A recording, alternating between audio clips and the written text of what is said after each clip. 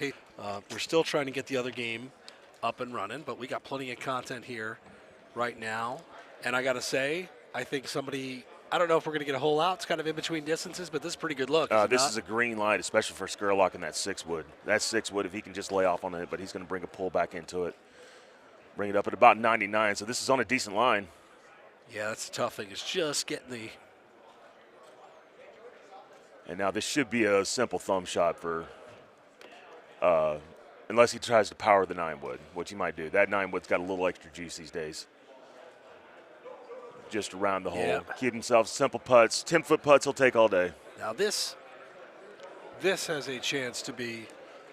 Now look, he's got the backspin out, and he's going to play a power thumb, 97 miles an hour. We'll see what happens. Oh, just around the hole. Expect a lot of that from him today. Yeah. It's we've seen it already a couple of different times, and you see him shaking his head. Chris, I was looking at that with the mobile championship last night. Body language, It matters in this. Oh right, yeah, right. You could see it at mobile too. Now they're sitting down, so you're in like a box. Here you can walk it off. You can, We were joking last night about Lance Harris being perched up like he was, Yeah. and having sitting with his legs crossed as he was, and we joked that he might have a pillow that he sits on at home while he plays Golden T-Mobile. Yeah, have a little yoga right beforehand. He did. He looked very calm, very, very calm in his. Before he goes to his job as a librarian. Oh yeah, hipster librarian. Not sure he cared for that, but I did. I thought it was funny. Yeah, no, it was fun, and watching him play, my goodness. And Lance, by the way, that dude's game is not limited to mobile, right? I mean, that guy's what a player. Yeah, and I mean he'll play for his world championship. I think this will be his 5th world championship he's playing for today. And he was the 2019 Top Gun Player of the Year. Deep in arcade roots. He's been playing since the late 90s. And could be a factor today, too. So Great player. You've seen half of a setup, right, so far. Yeah. So what do you think of the winning score? I'm asking you a question without seeing half the course. But what do you think the winning score might be on this? So the top qualifying score of everybody, Yeah. They're definitely a 30 under in this, 100%. Somebody's going to get themselves a 30, most likely by way of hole outs. We'll see what this back 9 looks like. Nothing more drivable than it would normally be. So this should be, right around a 29-30 for Mark Gomez if he can keep it together. All right, so back 9 it is. Hole 10. We're still waiting on the second machine to get up and running. Kevin Lindsay looks a little befuddled. He's getting a little frustrated. I think it's a card reader issue on that. Which we should have extras of. All right, but we're here. We got to get that group's got to get a little antsy right now. I know they're ready to play. They're all warmed up, ready to go, but they're keeping it cool right now. Yeah, it's hopefully we'll get them started, but in any event, here we are with hole 10. All right, so now kind of an interesting pin, Chris. We got to bring this one in left to right. A little tucked, but can be made. Joe Massera will definitely try to show you. Oh yeah, a little swervy swerve. Mm-hmm. And that's, like I said, for Danny and maybe a little bit of Mark right now, safety is of utmost importance right now. Yes. Not giving yourself some kind of chip, but look at Gomez, and that's a mark of a good player ready to go play. You can see his confidence is high today. That is not a fun shot to have to bring that in, especially in this early. I imagine we'll see something similar here from JoJo. And jeez. Seems like every time, right, Adam? Every time he's just a guy that's in it to win it, right there. All right, there we go. So it looks like, at least on our feed, player camera just catching up, like all of us warming up in Vegas. Mm-hmm.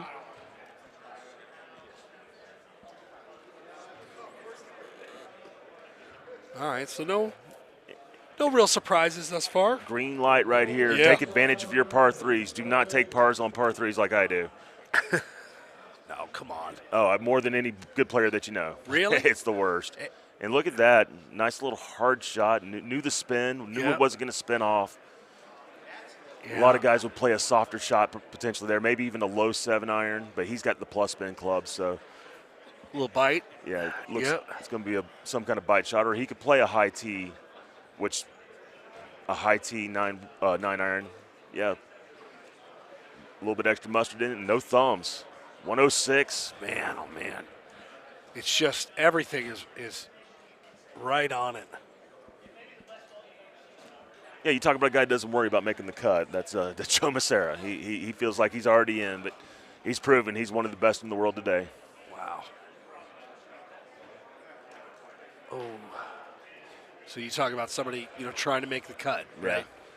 And I know that is a shot that I've hit in a qualifier a lot, and it's just a very discouraging feeling.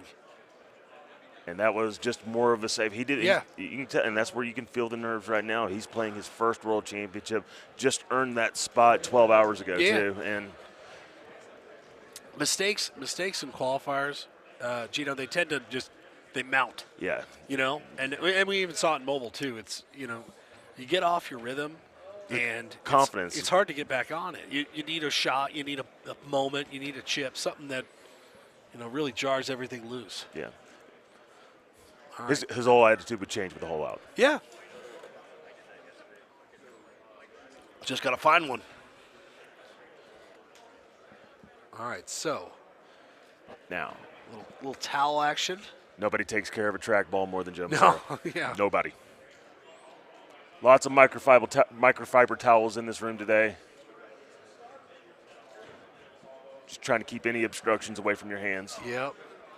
It's nice and cool in here, which helps, I'm sure, in terms of keeping the track balls, nice and clean. But, as many games will be played, those things will get sweaty. Oh, yeah. And also depends on who you play with. If somebody's operating on a little bit more nerves, or you're playing maybe with Danny Bell. Yep. I had sweaty hands. I mean, Yeah. I still do. I'm just not operating in track balls much these days. After last night, you're going to be flicking the iPad screen for a little bit. Yeah, I think seriously. we all are for a little bit. Yeah, no kidding. Oh, this is a good-looking shot. Oh, man, that thing bit. Now, this is a pretty good look, too, right? It's just a matter of getting into the hole. Yeah, this is good. This will be a good shot for Skurlock, though. And you can tell Skurlock plays all his shots with a pullback. There are no thumbs happening with him. And just a little bit off to the left. Yep. And that's kind of what you talk about, right? Yeah, when it's just not. He's not feeling it right now, but also he's also not a typical player that's going to shoot a lot of 28s and 29s. Sure. He is in here. What and about there's that? Joe Massera. Wow. All right. You knock on the door, it's going to come open. He's been close, and he's in. You got to believe Gomez has got to like this qualifying group too with him. I mean, yeah. Skurlock's going to play, and he's going to enjoy the experience today. But being able to play with a guy like Joe Massera, who's just to himself, not a whole lot of talking, it allows you to focus just a little bit more. Got the old headphones in. You know what's playing in there? No, what is playing in there? A little electronic dance music. Really? Yeah, it keeps him in the trance, keeps him in the zone. He loves it. Man. What are you a cans guy? When you play these days? These days, I'm a little bit more of it, especially when I'm invested into it and wanting to play. Like the Carolina Clash, where I'm more of a host than a player. I may not play with headphones, but those big time tournaments and those big time tournament moments, headphones are in these days. A lot of distractions. What are you listening to? I'm a little bit more of a 90s alternative guy. I'm 7 Dave Matthews concerts in my life, so I'm a big Dave fan. Oh, me too. Oh, and Gomez, first mistake of the day. And you can tell he was a little thrown off by it. Not a lot of margin for error back there. Pin tucked to the left, wind moving to the right. So that's tough, man. The guy was absolutely rolling. And that'll again, put a stop to it. But what helped, that hole out earlier, that helps. Yeah, it's not a death blow by any means, but it's certainly, you'd love to have this, certainly, by the way. I think such an interesting factor of this is the recovery elements, although this is not exactly a... Making this chip would go a long way. Yeah. Not unmakeable.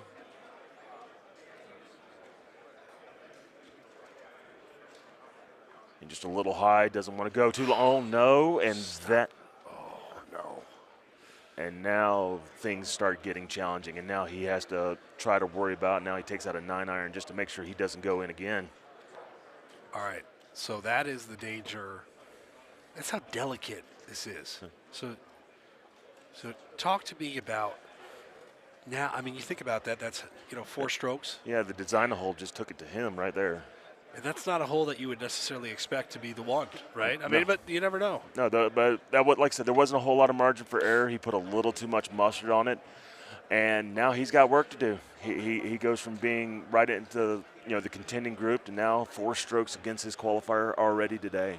That's tough. And again, from what we've seen already now, there's not been the score. The score is going to be big. Yeah. Right? This is.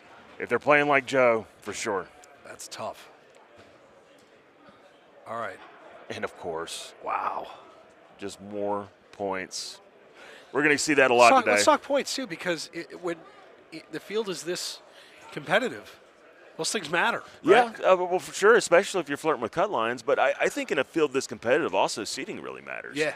I mean, for a guy like Joe Massera, who could probably wind up and be the top qualifier today, and to go play somebody that you could be comfortable playing with just because you have a reps advantage over him. He knows he has a reps advantage over a lot of guys that would finish 32nd.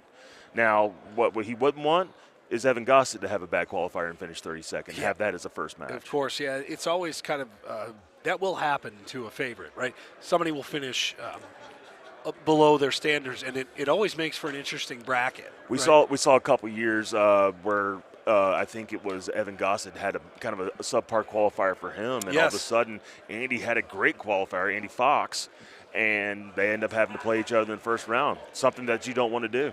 It's you just never quite know how the bracket's going to shake out. All right, so and we're looking at scores 24 under through 15 flash there. And this you'll see a lot of guys on this particular hole, the 15th hole right now. Some guys will lay in the fairway. This is try to get yourself maybe a chip, and you see JoJo doing that. 156 way out to the left. All right, good win for it too. Yeah, absolutely. Helping you win, he'll be able to attack that hole quite well. Line that thing up. And now Skurlock, I don't know how much power he plays with, so he may play back into the fairway here. I can't imagine Gomez doing anything other than what just Joe Massera just did, unless he just doesn't feel comfortable hitting out of the sand. What's the risk in that? I mean, you have a pin where you can float it up there too, right? If you have a pin that's up near the front, I would imagine you'd have to reconsider that. Yeah, you want something that is in your chipping range, in that 25 to 30-yard range where you can make a chip. Anything that goes over that, you're kind of in chush range for a lot of these guys. That's a really good look there. Yeah, and almost took on a little bit of, brushes to the side there. And now Gomez just can't wait to get out of Baja. You can tell right after that shot. Yeah, that's a lonely place, man. Again, I know that place. Yeah, and right now it's just he's going to walk outside. He'll shake it off for a little bit. Not a drinker. He is not a drinker, so he'll rely on just some good vibes from himself. Would go a long way if he can make this, though. Yeah, that's where it starts to turn in a rough stretch into something good. Yeah. Gomez can get a little aggressive here, not water in play right now.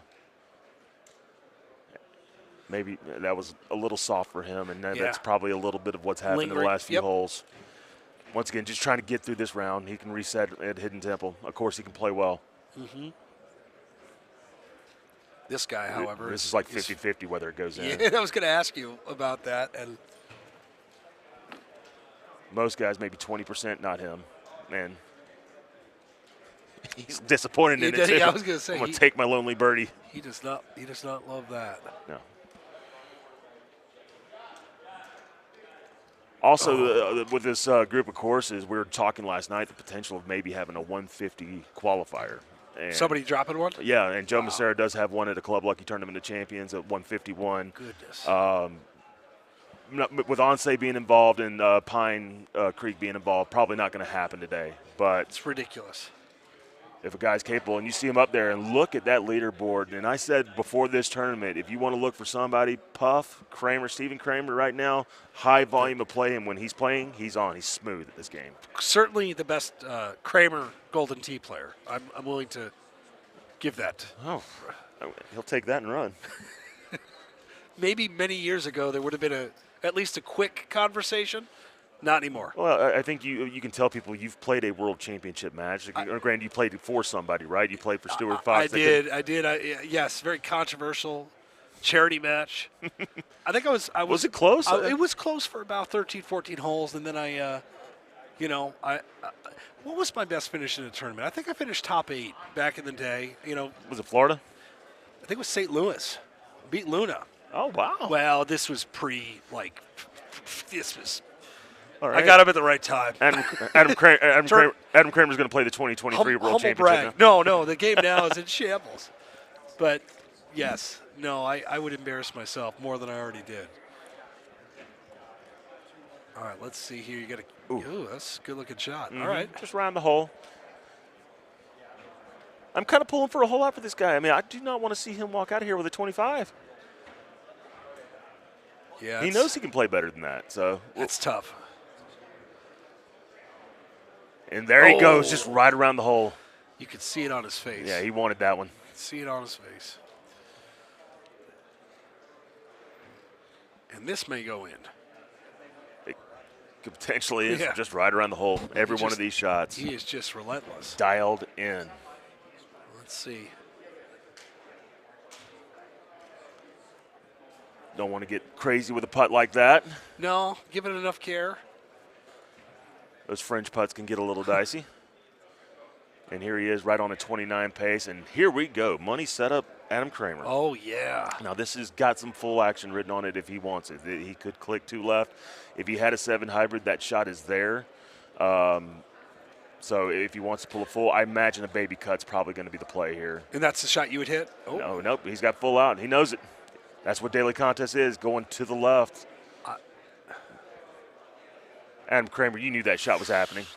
So if people are watching at home that don't understand what the hell they just saw, because that's not normal, even for a high-level golden tee, but to try and describe a full, it's a pretty known term in the community now, Yeah. but maybe people that are catching on, how would you describe it? When you're playing a cut shot in golden tee, typically when people play cut shots, all right, there's a wide range you can play. You can play all the way to the left, and that's the maximum amount of cut that you can play, or you can play a smaller cut between what you would bring it back, say an A or a B or C, just somewhere in between to make a smaller cut. Well, what these guys do is to take that margin of error out, they'll click 1 or 2 right depending on the club, and they'll hit a full shot in, and it will end up like that, just like that. And playing as many times as Joe Massera has, shots like that are right in the bank. So 5 hybrid, 2 clicks to the left, very common shot. He played a little bit more to the left. If he'd have played it straight, that was probably hitting rock. So I was surprised when we started to see them in Worlds because it used to be a tool for repetition. And then, Mark Stenmark and obviously JoJo brought that to prime time. Yeah. And I would imagine, how many people are going to hit that shot? They're going to give it a try for sure. It takes a lot of reps to really have it in your bank of knowledge to know what you're doing. It's just only because he's played as much as he has, he knows that shot. And look at that. Nobody will be closer than that today. Yeah, nobody will be closer than that. So that is a ridiculous in the shot. midst of all that shot, Mark Gomez gets wet again. And so this is going to be a kind of a tough day. He needs to not give up on it yet. But it's tough with this field. You said it. You could lose it with a round. You need some Greg Kinsler heart of a champion stuff like we saw in 2019. And there is just right around the hole, dialed in, just what you would expect from Joe Massera. No, it's not a bad look. All right, so it looks like, by the way, the other streaming game, we are doing a little swap-a-rooney. It's an IT party up there. Yeah, a lot of people working at that as we're taking in the last hole here for Danny Skurlock from Indiana, playing his first World Championship ever. And you could tell by his energy last night, he was really happy to be a part of it. He was, funny story, as we finish up 18, we're going to watch Gomez before we hit this. Gomez needs eagle in the worst way possible. A hole-in-one would be nice. And that's a good shot. That's a good shot. Finish it off today with 23 under and just try to get back. Danny Skurlock's here by last night's, but he was very close to getting in from the Game Time Amusement Last Gasp tournament. Jason Kendrick, one of the nation's largest vendors that we have, and ran a tournament for the World Championship spot. He made it King of the Hill, got double dipped by Frank Knowles, including an ace on 18 to lose it. Be able to come here and win his World Championship spot, that's a hell of a consolation. That is a hell of a consolation. And you can see Joe Massera 29 under. Ho-hum, I guess, right? A ho-hum 29 under, nothing doing. Ho-hum, and I don't know. There was a couple shots in there that looked like it could have dropped. He had the one hole out, Could have had another or two. Yeah. I mean, everything was around the hole there, and I would expect a lot more of that today. So JoJo walking around, looking the part, right, as one of the favorites. Looking at Gomez here, who now has to kind of lick his wounds a little bit. Yeah, he's going to probably go take a walk for a little bit and just get himself, as Andy Haas gets himself reared up to play his 10th World Championship, by far the most in the field today. All right, so Andy Haas, one of the favorites. I was talking to Andy a little bit heading into this. He's confident. He's always confident, right? 2021, you ask him about 2021, it's like, yeah, we're disappointed we didn't win. 7 tournaments played, including the Player of the Year tournament, 6 of them in the top 3. Still at the top of his game right now. 2 world championships just in this building alone. It's good. I've got good feelings for Andy Haas today. He knows his place. He feels good. So if you're out there and you're wondering who are these people on leaderboards, if you're not a regular of these things, you're going to see it. You're going to see how they play. I think one of the cool things, too, for me, Gino, is the unique playing styles, right? Everybody's a little bit different. Mm-hmm. JoJo has his style. Andy, like you mentioned, is like warp speed, like 2X. It's a hard thing to watch. It really is. It's a hard thing just to take in and just don't blink. Yeah, just try not to follow what he's doing, because honestly, you may mess yourself up before you do better. As we're getting a look here in the room, 20 machines here at the Las Vegas Hilton in beautiful Las Vegas, Nevada. Oh man, it's wonderful here. Now, who next up? As we're kind of changing the guard here and moving some people around, so you're gonna get a glimpse of a whole different bunch of groups, and we're now getting ready to get the lock conditions cards lined up and get more golden tea. As we're taking a look, see who's over there. We're getting a little switch machine out. Andy Haas looking to play his machine right now. He hadn't touched a trackball in a while. We're getting over here to word of mouth time. It is about time to see word of mouth. If anybody catches 3 times a week on his YouTube channel, word of mouth, go check it out. One of the great ambassadors, but a great teacher of golden tea. Fighting the element, fighting his back too. Yeah. So we'll see how he goes on the shelf. His tournament season won't start probably until Missouri. He goes into surgery just a few days after this tournament. So that's tough. Playing hurt. Yeah, and then he plays with one of the all-time greats, Ryan Mccook, just coming off a great Dallas Holiday Classic. He was the champion of that tournament, first tournament win in 10 years. But he also took some time off the game. Expectations there, whole outs, one of the best. And when we watch him, I'll show you some of the stuff he does. But he's with guys with thumbs, one of the best in the game. And then I do want to mention Evan Scanlan, who's here by way of his victory at the purple bracket at the Carolina Clash. Boy, I wish we had some footage of what was going on that night, because the room got really emotional, and he was really emotional about it. You could tell he really cared about this. That's awesome. And he'll play on a streaming machine for his first world championship. All right, so these guys are warming up. We're giving hugs. We're giving all sorts of getting it going here. And there's Evan on the right with the big beard. You see Mark McClevich. Now,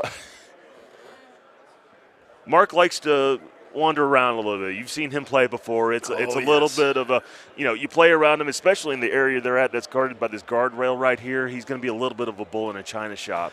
But he's going to be that stage I see shaking around a little bit. I wonder how that's going to I think he might have to stand still for a little bit for some of these guys. I don't know. We'll see what happens. Yes, he is it's different, right? He is not one that stays within the confines of the game. His range today of finish would be the winning of the World Championship or 0-2 in the silver bracket. It's very that broad for Mark McClevich. It's unbelievable. But another guy, though, that when he gets confidence and he gets going, the momentum goes, he is on. But he also is owner of 2 of the greatest rounds that's ever been played in Golden Tee. The 36 on Lake Powell, I think, is or 35. Yeah. 35, a 6.5 better on Lake Powell, one of the greatest blind rounds ever shot in Golden Tee. That's unbelievable. As these guys, I think, are just getting a little warm up right now on some money shot before they have to start playing. Yes. The other game getting booted up. We got Andy Haas. Looking at some other scores. I see a 26 under from Lance Harris, and that's on machine 5. He gets to play with Justin Clark, solid player, and Robert Kennedy.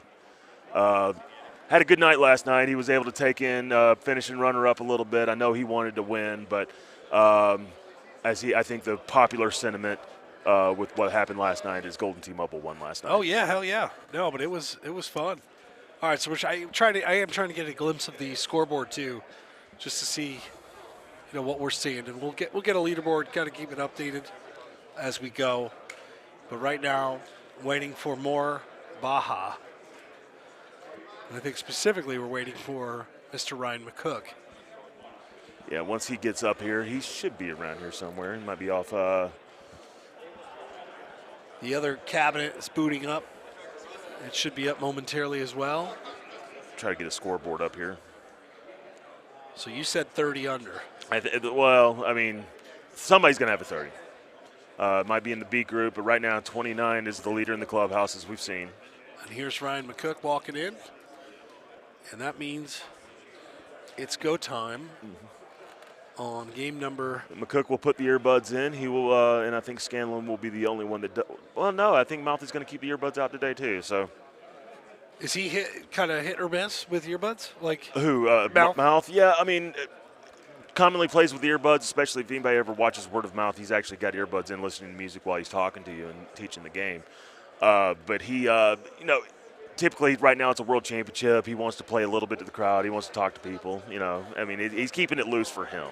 All right, so he's off and running here. They're all swiped in. They're ready to go. They are in Baja Ria. He adjusts the cap. And now we're going to get into the gameplay. So you mentioned the playing styles. Mark is a lot of range of shots. He plays a lot, and that's part of what you see on word of mouth is a lot of his teaching. He can play full shots. He can play small cut shots. It'll seem a little jittery. The machine has got a little wobble to it, and he's going to try to fix that to where he can be comfortable with it. But he plays with a lot of force. He plays with a lot of energy, and he plays with a lot of power. Ryan Mccook.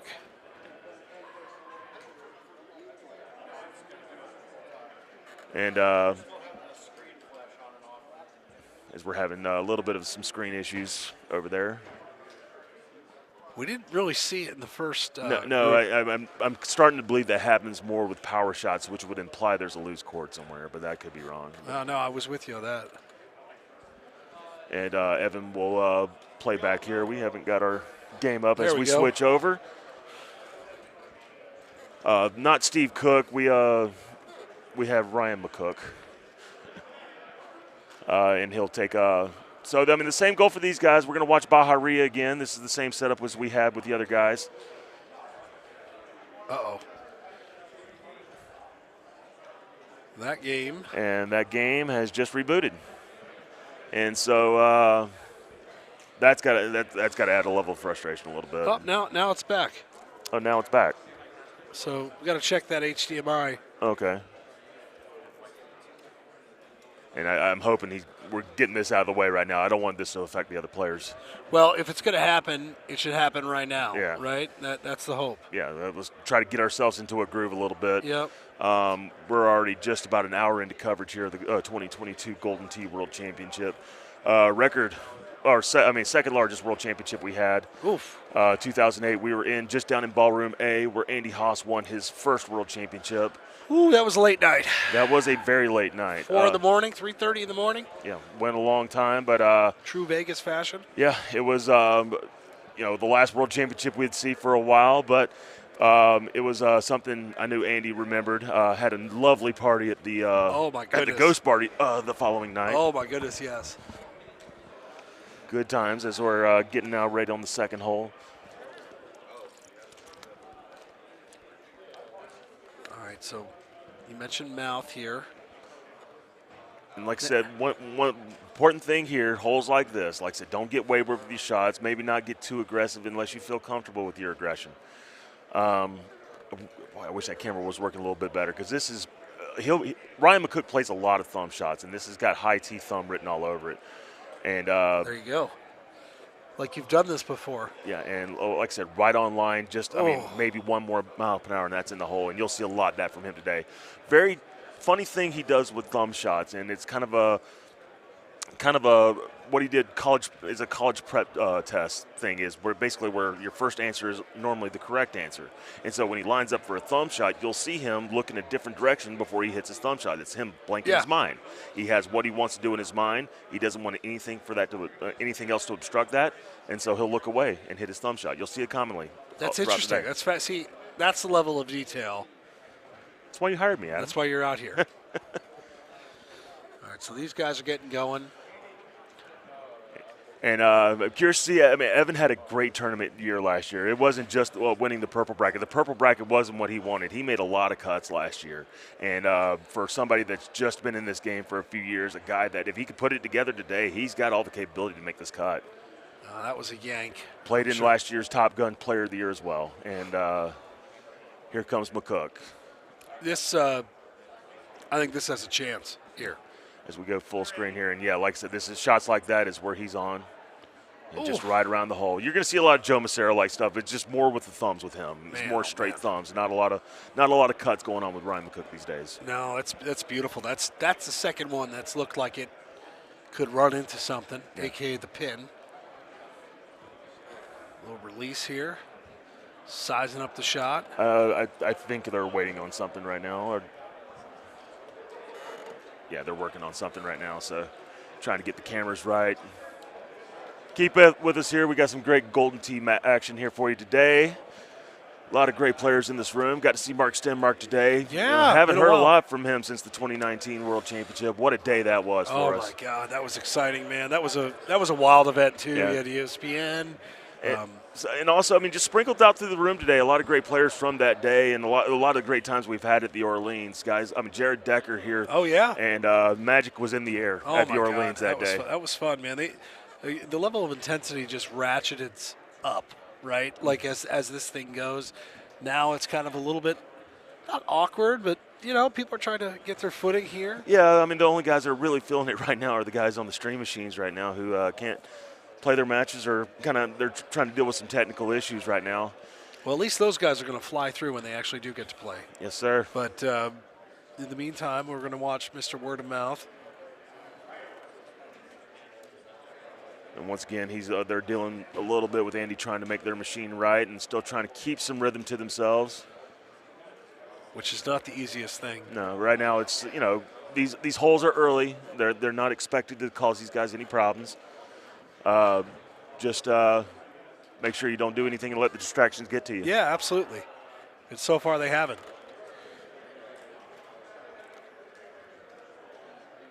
Again, we've seen this setup already. Other than 17, which was a little. That was dicey. Yeah. That's going to challenge these guys today. And you saw Joe Massaro with that wonderful 5 hybrid. Yeah, that was beautiful. I don't know if anybody's playing that shot today, Adam. Just to let you know. That was beautiful. So, looking around the room, see some guys signing in here. Got some good qualifying groups here, and I mean, with the field like this, there's not a whole lot of bad players. Yeah. Right up there, we see the 2019 or the 2020 Texas State champion Steve Beatty, and there's Evan Scanlan just around the hole. Yeah, he's hit some good shots. Not already. Being phased by the moment. Good for him. And you mentioned, Mr. Mccook hitting a lot of straight shots. That's interesting because fulls and all the other things that we've talked about. There's still a way to just play your own game with this. And we're going to try to keep the Stout talk to a minimum today. But when Stouts came to him, he first learned, and this is how the movement really started, was with Chris Brewer. And Chris Brewer, who had moved to Stouts by way of Paul Taylor, and he learned, and he went and met Chris Brewer in Myrtle Beach, looked at his game and said, "You're not good at Golden Tee, but you're good at the Stouts." and he played a different game at the time. I mean, he knows how to play those cut shots and stuff like that. But when it comes to thumbs, he doesn't need to play a lot of cut shots because he's so accurate with them. That's a good shot there. So this is an interesting hole. I think when we saw the first group too, what is the straight? You need a good bounce here, right? Yeah. So obviously you're hitting a full and you need to hit it hard. Mm-hmm. And then there is an element of hope. So that's not it. No, and it might be some taking of the medicine there, and Scanlan is going to lay up. That power is not in his game, so he's going to aim for the hole out. That's pretty impressive, actually, just to understand it. And, again, you get into these situations, you're on a stream. He wants to make this cut. He knows playing shots like that and ending up behind a bush can ruin his qualifier. So, man, oh, man. All right, so. And just a little bit of a cut to it, but he's going to take his birdie. Let's see here. And now the gambler. And he's going to look. Oh, boy, he is just tucked in there, isn't he? Yeah. So what? The medicine, I mean, he's going to go straight at it. and he's going to just take the consequences of where it ends, and it comes up somewhere clean. And also potentially makeable. Potentially. Yeah, this is kind of an awkward chip. And we'll have to take an unfortunate par for a guy like Ryan McCook's probably not that big of a deal. In terms of bouncing back for the qualify. Yeah, not that big of a deal for him. He knows this is a grind. This is about the day. But he definitely wants to be up there with a good seed, too. I think that's an interesting one, a guy that's played in a lot of tournaments that can shake it off, that will shake it off. In fact, watching the conversation, he's smiling. I'm sure internally he's screaming. Yeah. But right now he's, Yeah, he's keeping it light right now. And as you see, Mouth going with a little bit of a different strategy. He's going with basically what gives him the most amount of green to work with. Absolutely. If you hit it in that fairway, you're dealing with the elements to the left. He's going to play out into the bush here and play some kind of thumb shot. My guess is probably a 5-wood or 6-wood of some kind. Yeah, just let it kind of trickle down, huh? Yeah, and let the green do the work for you. What would you do here? I'm a fairway guy. I prefer to play with spin, and that's the thing with Mouth. He's going to play with minimal spin here, playing out of some rough stuff. But this is not a bad hole to go attack either. That's not nearly as dangerous. He just wants more green to work with. This is a shot he's not comfortable with. this is not bad a look at all, by the way. Yeah. Green light. And look at Evan Scanlan, just going to be a little left of the hole. It's a good shot.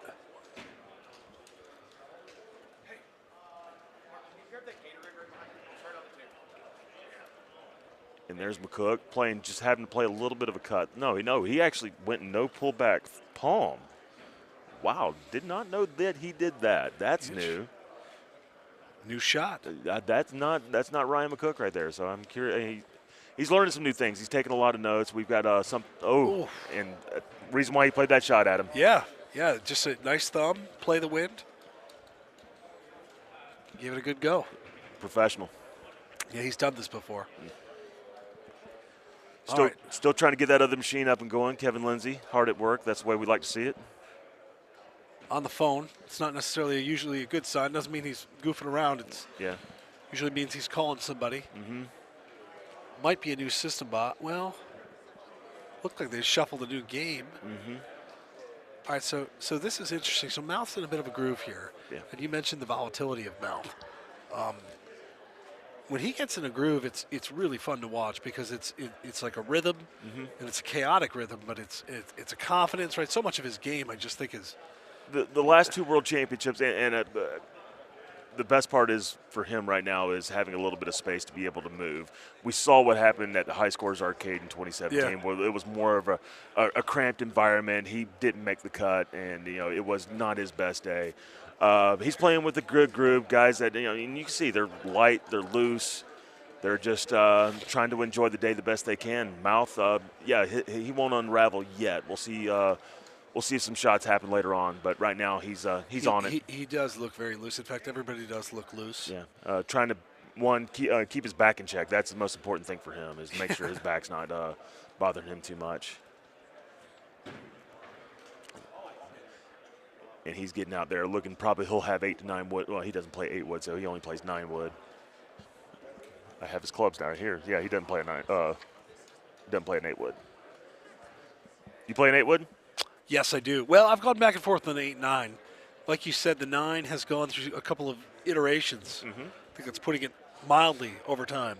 But the 8-wood is a powerful club, man. I mean, even for a schmo like me. To me, it's the outside of the 10.5, it's the greatest club ever created. Yeah, because you could hit that thing, within 45 yards, thumb or really sitting on it. So, yes, absolutely. The old 9 would played about 10 yards less than what it would based on your normal, soft shot. So, Mouth never played the 8 wood because that always bridged the gap. All right, he could play some kind of iron that's 6 and 7 iron and be able to take a 9 wood and manipulate those distances to be able to cover distances that you would need with 4 irons, 5 irons, and 6 irons. Oof, it's a good shot. Yeah, and Mouth is on it today, so he's been all over it. Yeah. And because him and Ryan have been competitors for years, they'll be able to talk to each other today and just talk about the game. Everything's going to be really comfortable for them. Yeah. I would imagine he likes that as a qualifying partner. Yeah. All right, so far clean from Mouth. And clean from Mouth. Just that one hiccup from from Mccook where he had to take par, and then Evan Scanlan, who just took birdie on that hole. That's fine. Yeah, everything's good here, and this is not the hardest shot that you're going to see on this par 4. Probably the most eagled par 4 in all of Golden Tee, or one of.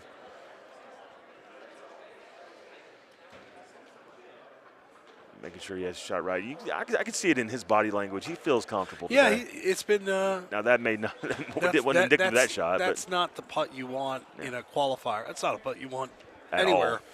but certainly not in the qualifier. Yeah. All right, so these guys got a little work. This will say a lot to his confidence if he can make this long distance right one. It's got to feel like 100 feet. Yeah.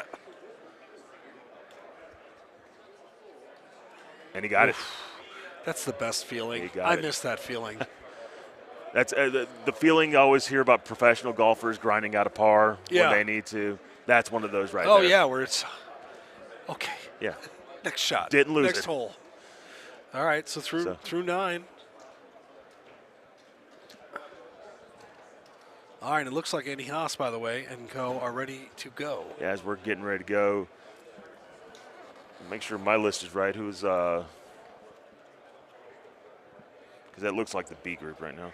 I bought the qualifier scores and some 29s just roll in. We've had 3 of them so far. Al Jazz. Nice. Coming off a great Dallas Holiday Classic as well with a 29 today.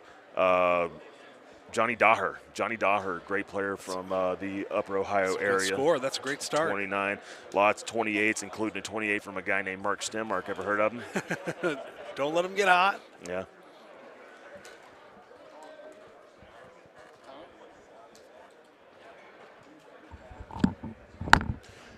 As we the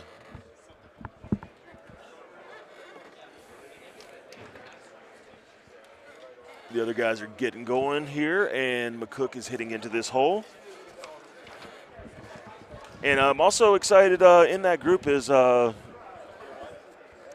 guy that, I mean, if we had a Hall of Fame, would be in the Hall of Fame, which is Tim Glenn, the runner-up of the 2003 and 2004 World Championship. Great seeing Timmy today. I haven't seen him in a while. Yeah, Tim Glenn back in the World Championship. A lot of history in this tournament alone. Runner-up to Greg Kensler, runner-up to Chris Eversole in both his World Championships. One of the top 3 Canadian players that's ever walked. Absolutely. And, great to see him back in this World Championship. Gloves on, ready to go. The original glove. Yeah, the original duct tape glove. I remember that thing quite well. The original glove. I just ordered some beers, by the way. I don't Just blame you. report from the grounds.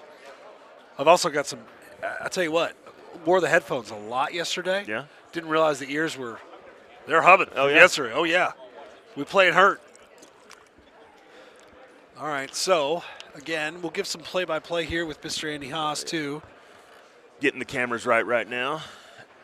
And but we're going to also watch Mr. Evan Scanlan try to. Now remember, you see the high tee. He's playing a little bit of a high tee, a little bit of power left, but that's a good shot. Boy, that is a sucker pin, man. That's a sign of a good player. People that can play great shots at different tee heights. That's the player. ideal shot, right? One of them, yeah. And a high tee here too. You minimize spin a little bit, right? So you could, just have it. Yeah, and he's going to kind of play the same shot, a little bit of cut, a little bit harder but more cut. Good shot. And curious what kind of shot Mouth's going to play. He can play a thumb shot, or he's going to move a little bit to the left. Interesting strategy. Play it here. into the wind. Not a whole lot of wind. This is a big cut. I mean, and I think he was getting a little cute there. That was an interesting shot. Oh, and now we have a problem. And that's the thing. He plays with that gap wedge. Harder to get up there with that gap wedge. And now he'll take an unwanted bogey. Beer delivery. Report. Let me know if you want one. I'm going to be tempted, but I'm going to be good for right now. Okay. You guys are going to have to ride me a little bit today. So and tomorrow I'm going to need to be on point, as we're going to have a lot of great matches. If it's anything close to what we saw in Golden Tee Mobile, we're in for a great day tomorrow. So many walk-offs. Unbelievable. All right, so. And still trying to get through where we at, the 12th hole, par 5, probably one of the most equaled par 5s in Golden Tee. This Baja scorer's delight. Oh, it is. Absolutely. Just park it out there.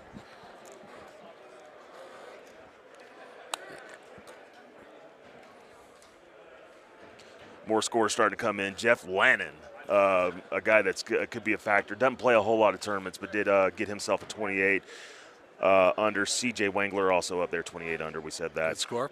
Yeah, Meow Chopper with a 27 today, so he dropped one somewhere.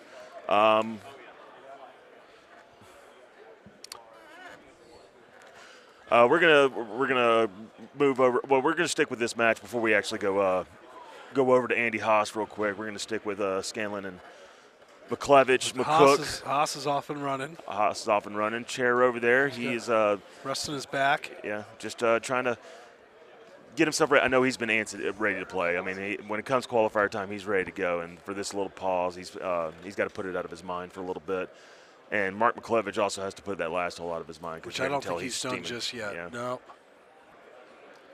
He expected more out of that shot. He was playing a little bit of an awkward, well, it wasn't awkward. It's just, a little cut shot in. We're trying to bring some momentum from the ball towards the hole and maybe got a little bit more cute than he needed. No, this was the hole we saw with Mr. Gomez.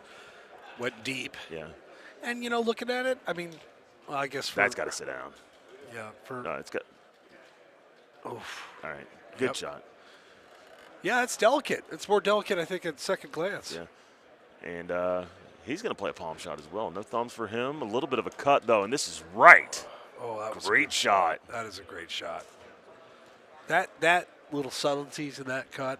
Mm-hmm. They call that a baby cut in the business. Yeah.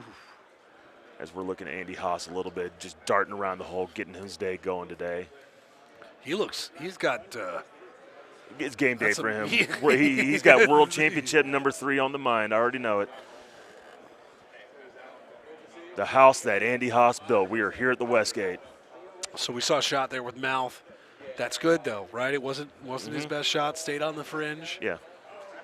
That's. And now Evan Scanlan, who you didn't think would have honors for the majority of this match, but he's had it for a little bit now. Yeah, he has. And this will be another confidence play right there. If he can keep honors all the way for the rest of this match, go a long way for him. It's a good shot. It's a great shot. Yeah, that's a good shot. That's a tough number to get with the outwind there too. A little bit of an offset look too as well. You'll see a lot of guys, and I think Mccook will do the same. We'll play a no pullback thumb, just angle it a little to the left. Let it trickle down.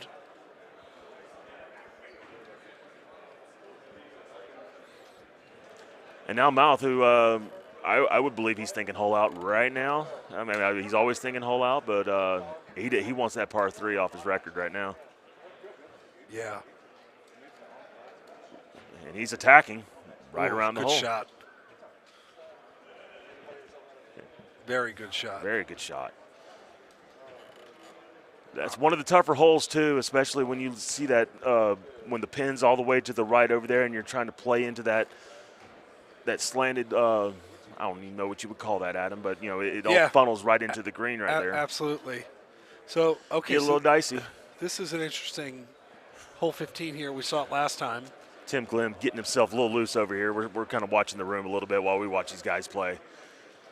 And here's another way. We didn't see this earlier. I mean, Joe tried to power it out there. Middle of the two outcomes we saw last time. And he's looking for the straight wind, Adam. That's what he's looking for, that wind to blow right straight in his face, and he can just play the angle of the green. Let the green do the work for him.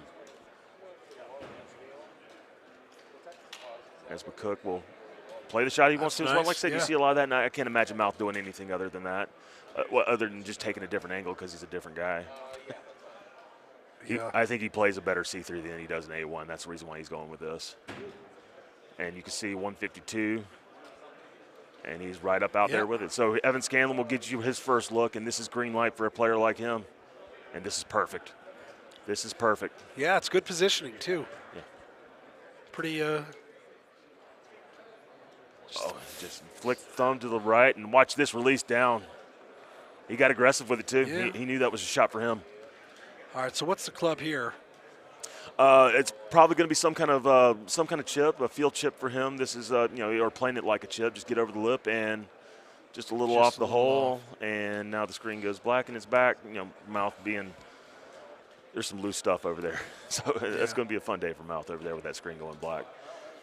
Mccook playing like another chip he would play, just a little off. They'll all take birdie, but you'll see a lot of eagles from that look. Yeah.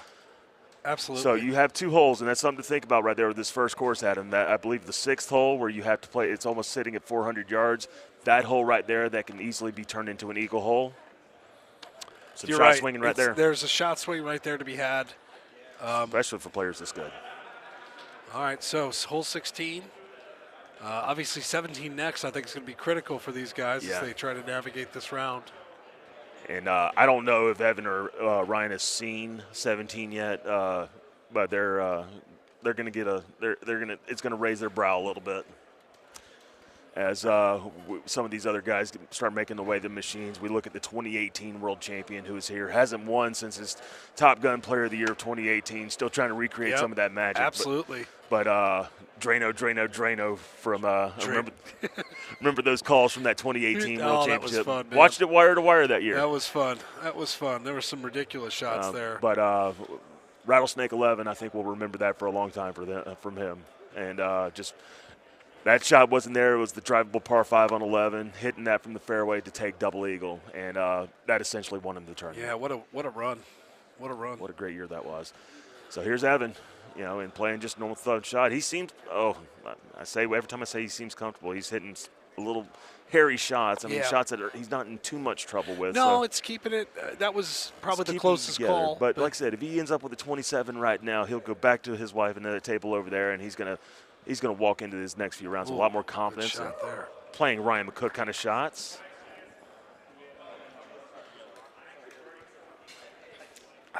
All right. Evan Scanlan, a former collegiate golfer at Columbus State, played for 2 national championships. Wow.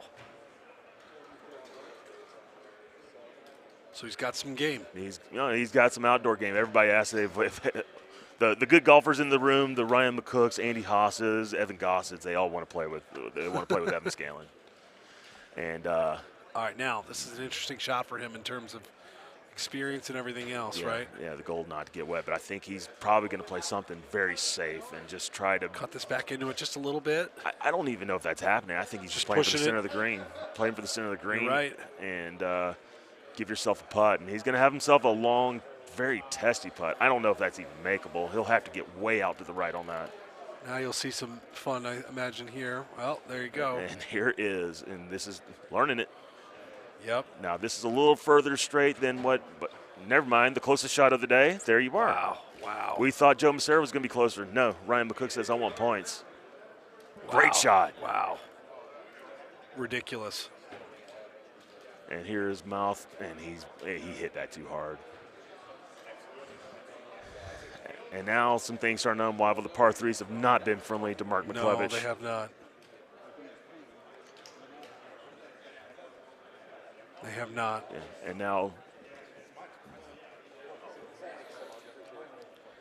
now Evan Scanlan, he's got to get this way out to the right if it's going to get there.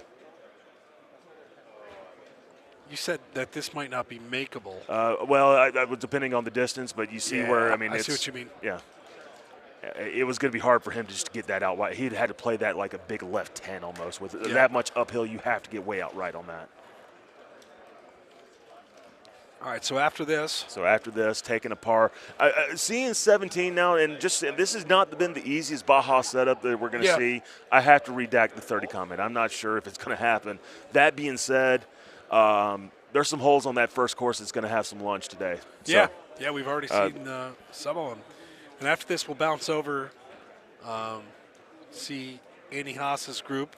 As some guys are starting to play Onse right now as well. Which is the next course on the list.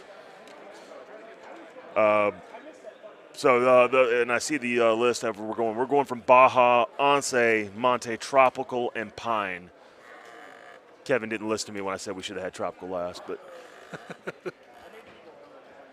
now we're finishing up this round here, and we're going to get ready to move over to Chisholm Woodson, the last commercial player that qualified in the field. He was the last of the commercial guys.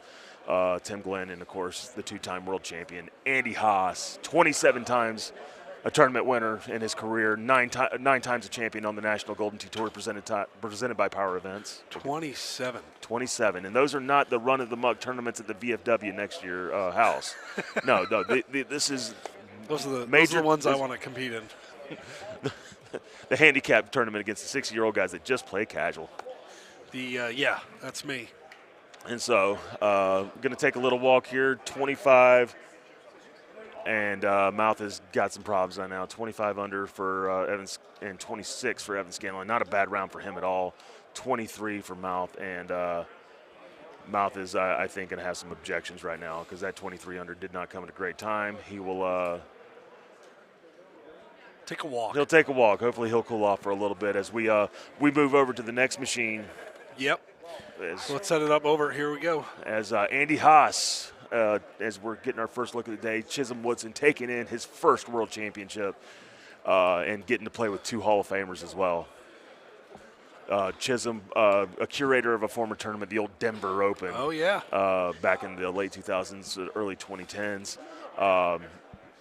It was a great tournament for a lot of people to go to. Not really accessible as far as drivable for a lot of people, so it didn't have a long future, but everything I ever heard about that Denver Open was fantastic. I went 1 year, and it was pretty awesome. Fun town, too. Yeah. And Tim Glenn, who's got a lot of runner-ups throughout the career, and I've mentioned earlier the 2003, 2004 World Championship runner-up. Credentials would be at Hall of Fame level. Oh, yeah. Credentials would be. And getting to play now just almost 20 years to the date that he played his first World Championship, played national championships over here too. A lot of history with Tim Glenn. Great to see him in this field. No, it's been a while, man, but Timmy's got some game. It's our 3rd time rolling through this course, by the way. Yeah. Yeah, well, now we get a different cabinet finally. We're off the wood. I guess that's the B group too. All right, so we'll see here. Again, checking in on Andy Haas. We need to get the final odds. I'd be curious to see. I think Andy probably ended up either the first or second choice. Yeah, he was right up there. I think he had gotten all the way to 7-1, almost 8-1.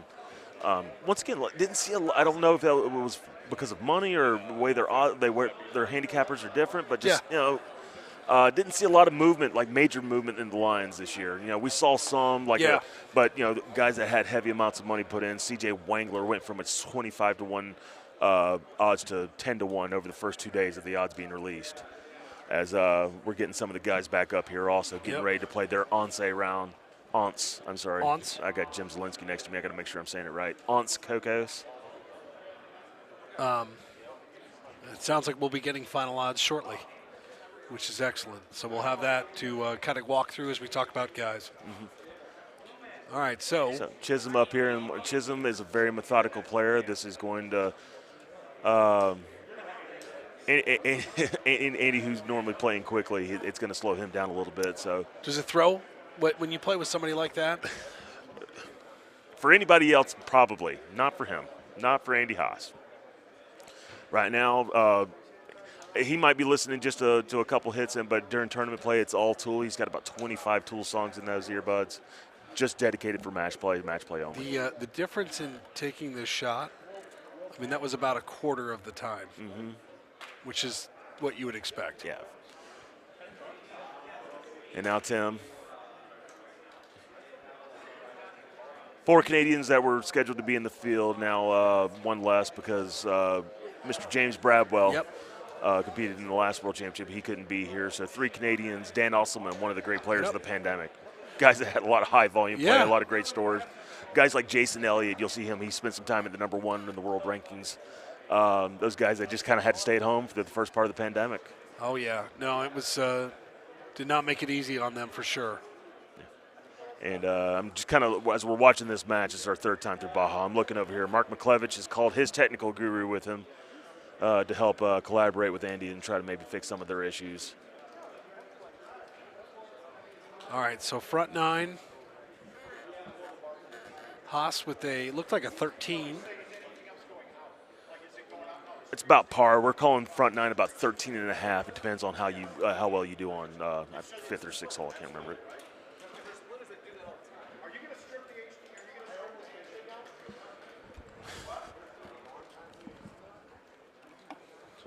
Sometimes playing like a par 4. Today plays like a par 5.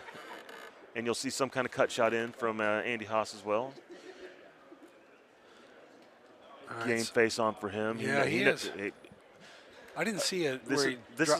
this is a legacy-defining weekend for him. I think. I mean, this past year was the first time he played all 6 tournaments in a consecutive year since 2011. He hasn't done that in a long time. So it was really a commitment to, one, trying to beat Paul Luna, and just 2, having a great tournament year. He's ready for this World Championship, and he knows. If he can pull off the win today, well, that whole GOAT conversation that I think we kind of packed away because we thought Stenmark is the guy. No, we have to unpack that. We ain't done yet. Yeah, And that's another guy. Who knows? Yeah, and like I said, he's in this tournament now. I mean, he'll tell you right now his game's not where it needs to be, but we've seen that excuse before, haven't we? Yes, we have. Not terribly long ago. And a guy that just, I think his sheer presence alone is probably good for a half stroke. Absolutely, and I'm curious to see what kind of how's he playing right now. That's the biggest question in this tournament. What kind of Mark Stenmark are we getting today? Yeah, he looked talking to him earlier. He sounded pretty locked in. So that's good. Good. I'll be happy to see it. All right, so and. Just, quality cut shots like that. Yeah. He plays that this baby cut, and then he'll send it way out to the right, creating so much English. The goal is to have the spin carry towards the hole.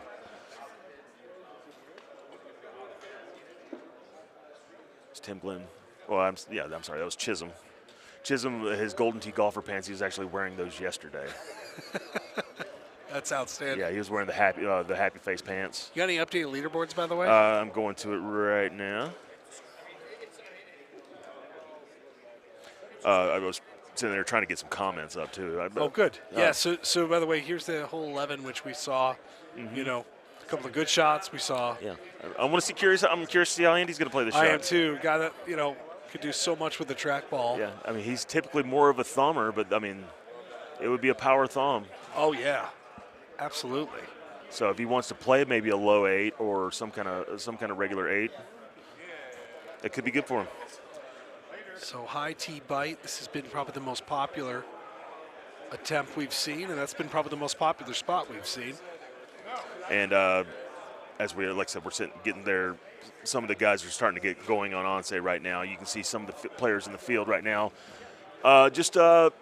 Getting their round started on the second one. We got guys like David Key, Andy Fox, who's already played. He's on another machine. I think he's on machine 3 today, and we haven't started talking about Andy Fox. And I mean, that's tournament monster, man. But of all the players in the pantheon of great players in Golden Tee, he's probably one of the more underrated. I agree. 9 times a champion on the National Golden Tee Tour, and comes in with a lot of confidence. 18-1 odds opened up. That sounded asinine to me. Asinine. I agree with you. I was looking at the odds board the other day. 20 to 1. Ryan Mccook. That was asinine to me too, for him to open up like that. He's moved to 10 to 1 cents. A lot of money flowing on him. And now we got the qualifying scores up. Just to round out some of the great scores, we did have some 29s. Nobody with a 30 on that one. I think. That's you know what? I'm a little surprised by that. Yeah, with 17 the way it was, with the 5th hole the way it was, kind of limit the scoring, and also brings that qualifying number down. All right, remember that, because we're seeing a lot of guys, and right now, 26 is a common score on that course. So yeah. I mean, 17 and that first hole had some lunch. Well, that's good news for guys like Mr. Gomez, Mouth. It seems like the field came back a little bit, and also the first qualifying round. Mm-hmm. World's always everybody's a little tight. Mm-hmm. Don't know why the Canadians are not showing up on the leaderboard, but they are. Not up there. We'll check that. Some 22s, not the best round for Daniel Kalashevsky, big home edition monster. Yeah. He had a 22. And then some of the 23s, you got Mark McClevich, Robert Washburn with a 23 as well, so not his best. And, of course, we saw Mark Gomez with a 23. Yep. So, guys, those are guys that have some work to do. And then some guys I think that can be okay with their 25 under. I mean, especially now that we've seen the setup. Absolutely. You're not out of it yet. But, Holding guys. serve. Yeah, guys like George von Koschenbar, best player in the world that probably hasn't won a tournament yet. Sean Gervais having a 25, playing in another world championship for him. 26 under for a guy like Will Sandstead coming in. He can play well in this tournament as well. And then we saw that 26 under from Mr. Cole Trickle himself, That was a good round, I Evan thought. Scanlan. So, and then, like I said, it's hard to rank these things right now. We have about 24 guys in the field that have already started their second rounds. So still a long way to go, Adam. There is. We're watching Andy Haas here, trying to join that 28-20. And this is this funny hole that we've It's been a little slippery here. seen some guys get wet. Can throw you off a little bit. The trees are in the way, so you don't know this is a downhill shot sometimes, but it is. It is. A little bit blind.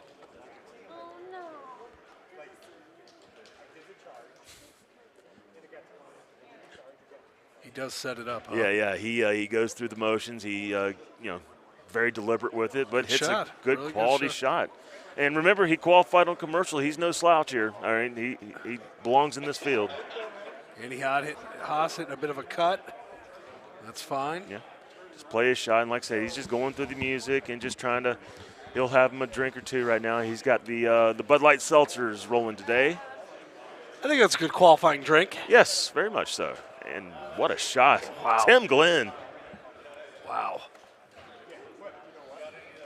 I got to see which one of those international shirts he's wearing today. That's 2003 He's or 2004. got one that's in my closet. Oh, you have one of those? Oh, yeah.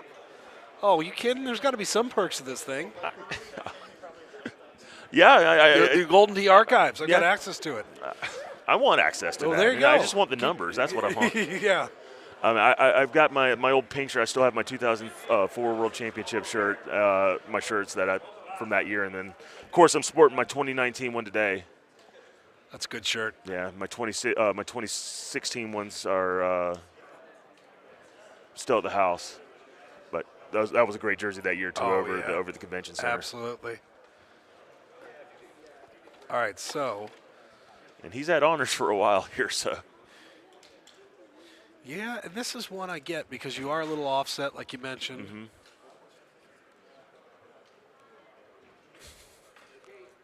I keep laughing, and I'm sorry. It's just because I know Andy as well as I do, and I just know that, I had a match with him one time, and I had it was Catadreas, and I had actually gone up one after a hole-in-one on a par 4, and it was the 16th hole, the two-tiered par 3. Yeah. Oh, yeah. And I'm taking my time with it. I was still playing with grabbers at the time.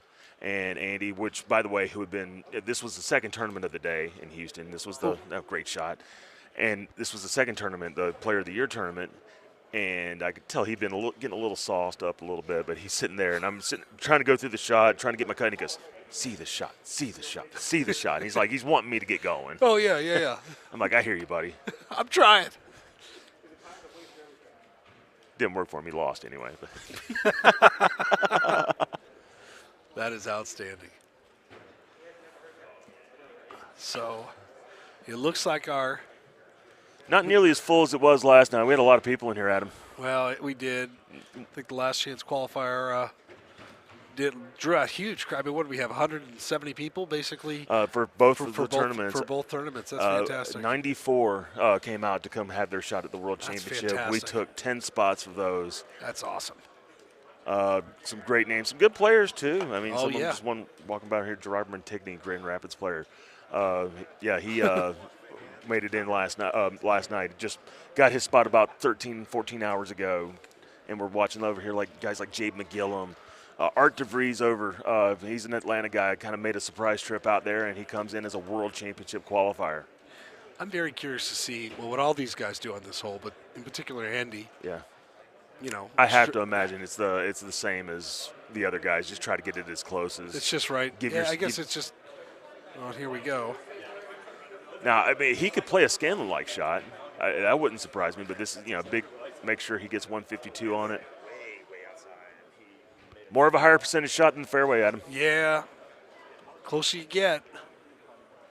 For him, it's just a math equation. My buddy Andrew over there giving me a tip at the half. He's feeling good about it today. I mean, this is game day for him too. Oh yeah.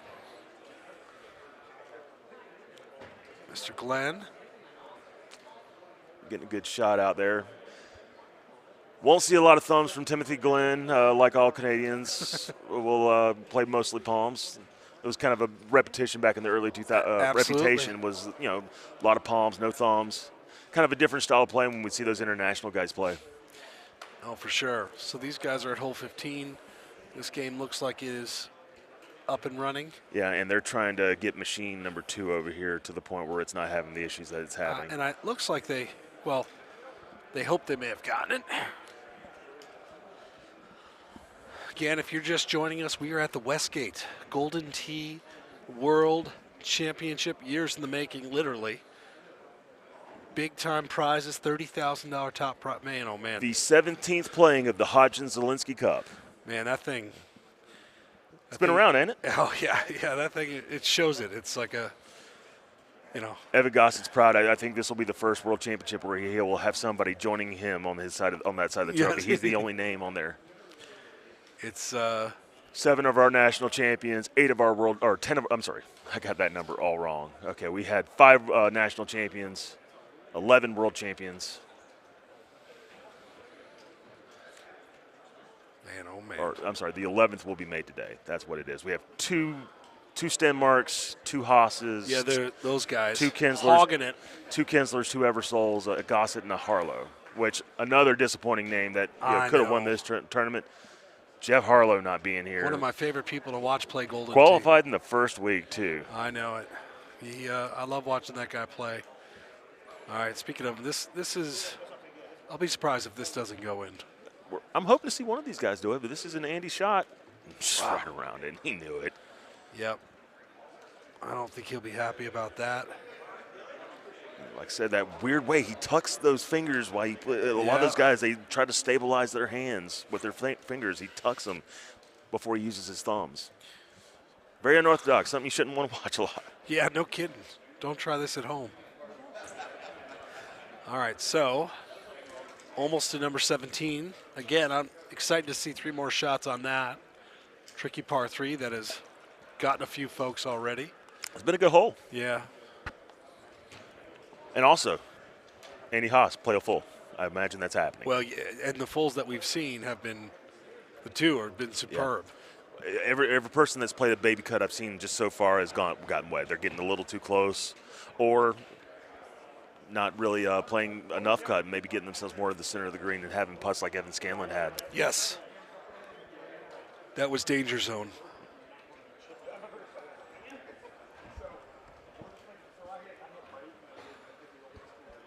'96 of the country's best in this field today. Guys that have qualified since 2019, all the way to guys that have just qualified a month ago or just last night. Yeah, it's true. Took us so long to get here, Adam. It did, man. It's been a grind just to get a facility. The setup is fantastic. Of course, I'm saying that in a completely biased opinion, but it's a good vibe for a Golden Tee tournament, quite honestly. No, it feels and really good. just hats off to Andy Coleman, who's put this team in this stage together. He's working hard today. He's had to deal with some technical issues, but this has every bit of a feel of a world championship. Yeah, it That's does. for damn sure. Andy Haas kicking that thing out. It's coming right back down. I don't think we've seen Andy hit his rhythm yet, quite honestly. No, I mean, he's just getting through this first round, and then he had to wait a little bit, too. Yeah, just I think he was over there maybe trying to just keep his hands on the trackball. He's a rhythm guy. He's at his best when he's playing with rhythm. And the person that throws him off that rhythm today will be Chisholm Woodson. But, not much you could do. It is what it is. Yeah, right? yeah. No, he's a professional. He's done this for a long time. This is not the first slow player he's ever played with. All right, so on the other machine, which we'll go to after this. As they're getting ready to tee off their onset round, we're going to have another look at Joe Massera, Mark Gomez, and Danny Skurlock.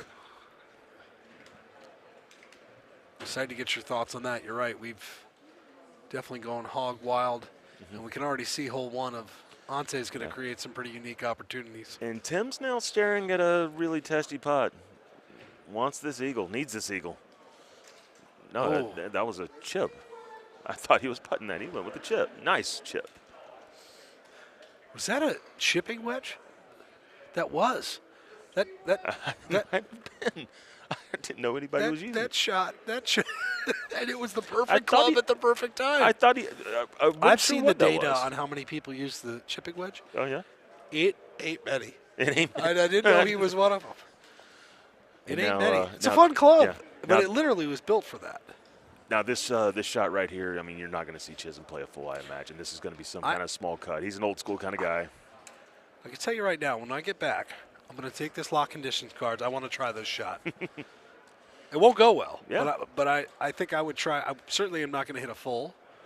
As we're watching JoJo, by the way, trying to chip in on one here on the other game. Could I pull a lock conditions card up on my home edition, just swipe it and play around? Could I do that? Should be able to do that. I want to go home with one too as well. Can I do that? Yeah. You got to have perks being up here. Awesome. All right, so we got And just a small cut. That's and JoJo, by the way, just chipped in on one. yeah. Of course. It's a good start. Good chip. Wow. All right, so we'll get over there in a few minutes. He could potentially be the top qualifier. And you were right here. It's full set. He knows this shot. Plays a lot similar, maybe a little bit harder than what Mccook did, but good shot. You know, in the air, that's a little yee. At least for me, I don't see that. I don't see that line very often. And like playing that shot right there also, I mean, with that 5 hybrid, playing more power into it is also going to take away from some of it, because once you go across that track ball, it starts immediately going to the right. Yes. And you don't want to bring that big wall into play, which I haven't seen any of the great players done yet outside of McClevich. All right. So, this is a tough putt. We've seen this, and this is not nearly as hard as Evan Scanlan's, just because his was a severe uphill and had potential of not getting there. This will be fine, but he's got to get way to the right, way out. Would you turn one here, or would you stick here? If you're not used to it, I wouldn't do it. These guys have made left 10s before. It's not often. I mean, you don't see much more than left 10 typically in Golden Tee. Jim Zielinski, if you want to do that, though, we wouldn't hate you for it. Go tell him he's like 20 feet away. And he went high. By the way, JoJo, hole out. Hole out on number 2. Chisholm Woodson went high, or left 10, and the ball was high. Incredible. That is. Wow. You don't see that often. I'm sorry. I know I sound a little shocked there, but. All right. By the way, so stay tuned, because after this, we're going to go right over to our second streaming machine, and JoJo, already putting on the clinic. Through 2. Wow. What's par? Well, it ranges a lot between 26 and 29. There's a lot of different ways it can go. We'll see if some of the holes are there. Oh, look at this. You got fireworks on this game. 2 hole outs on the second non-streaming machine. That was a hole out. And that's what Gomez needs. Yeah. In the worst way. All we right, saw that first one. We're watching Tim Glenn take on this last hole. Timmy's had an okay round so far. Yeah, it looks like if he puts it all together, 26, kind of the average in the field, I think, a little bit. Not going to hurt anybody at all. Mr. Chisholm, he's taking his time, but it's so far working out for him. Worked out. Eagle here with 27. On one of the harder looks you'll see on Baja. Well, maybe not the harder looks overall. Tim line it up. He's sitting there doing this number right here.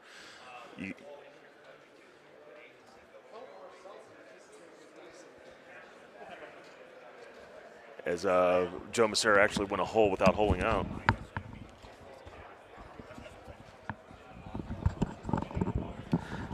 Looking at scores, 27 looks like the one right now. Number 32 is 27? Yes. All right. Okay.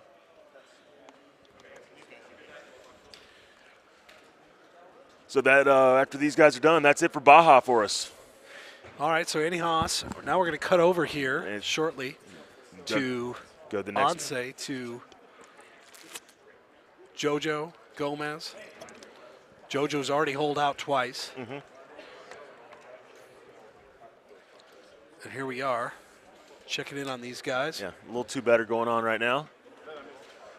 A little 1 better going on for Mark Gomez, and the shot that is playing relatively well today can get a little hairy when that tee box is over to the left behind those trees. Yes. I've got a very important question for you. Yes, sir. Would you like one of these beers yet? I'm not there yet. We're going to get there, though. I'm going to get you to have one. Oh, yeah. You have to understand that I will not.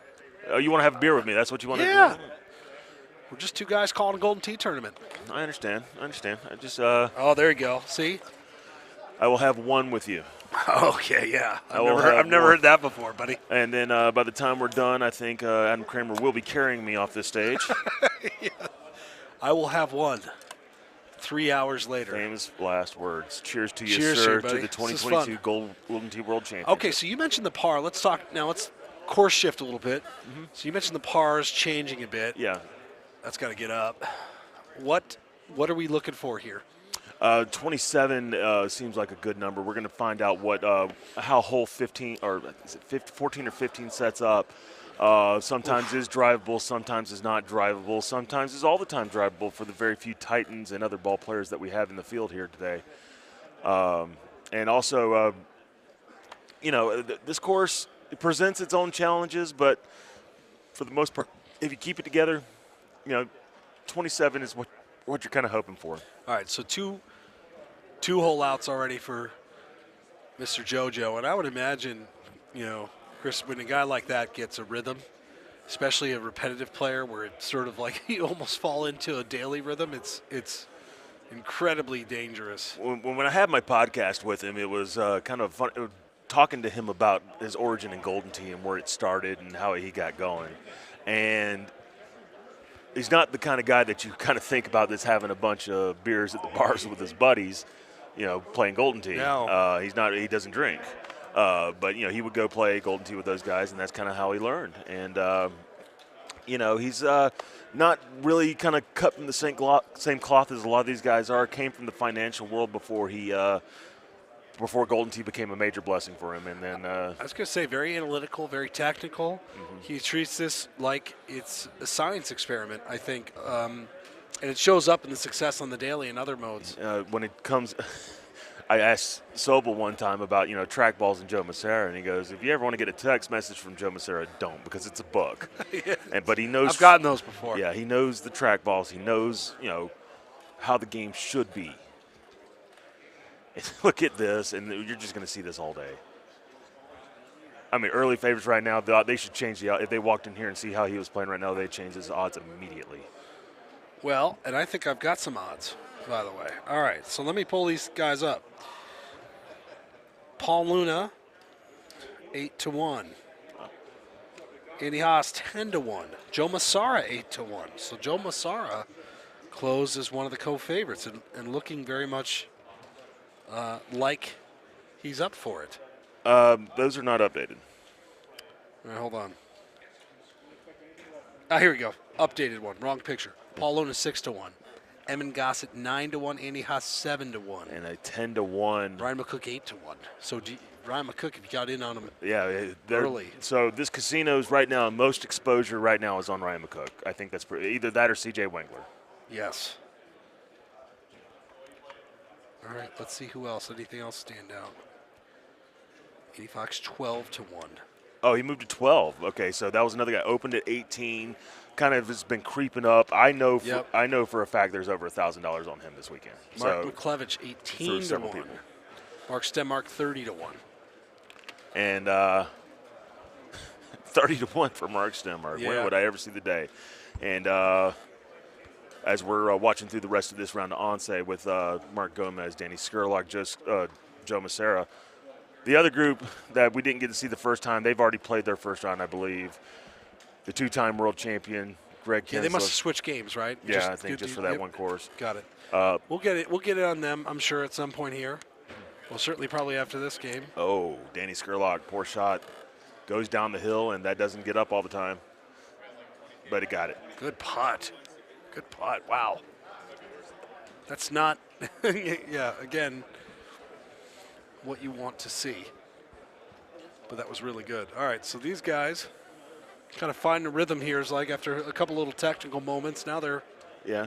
And I mean, I'm looking at the style of these two guys compared to the style of the other three guys. And I guess it's maybe just be Mouth, but Mouth also operates with a lot more force, a lot more power, and that machine can move. Yep. I've never been to his basement in Iowa, but I imagine there's some things bolted down. There has to be.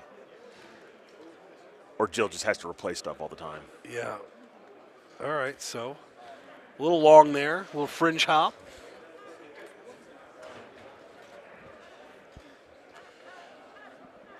As this is also, I mean, good setup for this hole, by the way. This hole can get testy, especially when it's tucked. This is a good setup for this hole. You just push this thing out.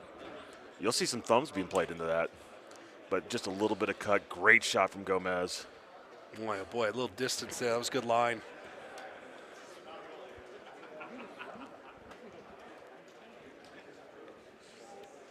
And now Skurlock just, once again, just enjoying the day. He knows he's probably not going to make the cut today. He's going to go play tomorrow's silver bracket. And that's one thing we should touch on because this is different that we have played tomorrow. A double elimination, 64-man silver bracket. Yeah, we did the single elim in the past just to, especially with like the ESPN production and everything else. We didn't know exactly what it would look like. And I know him talking to Steve Sobel and everybody else. They're saying, no, let's do it. Hey, man, we're all for it. I know players love it, too. They want to compete. They want to compete, and I think it's honestly a fairer way to crown a champion, too. Mm-hmm. Not that the other way was unfair, but I think you give a little room for error. It's also familiar for folks with the Golden Tee tournament. It's we're all about that. By the way, I'm all about this. Mm-hmm. This got a chance to go in the hole. Yeah, this is green light for Joe Massera. Yeah, this is. And maybe a little bit off for him. I mean, it worked out all right. I guess that's kind of what he's playing, just a little to the left. That's a good look, though. Yeah. You'll see that hole be attacked a lot today. Yeah, I was going to say, I would go at this with no bite, but I'm not a good thermometer for this. And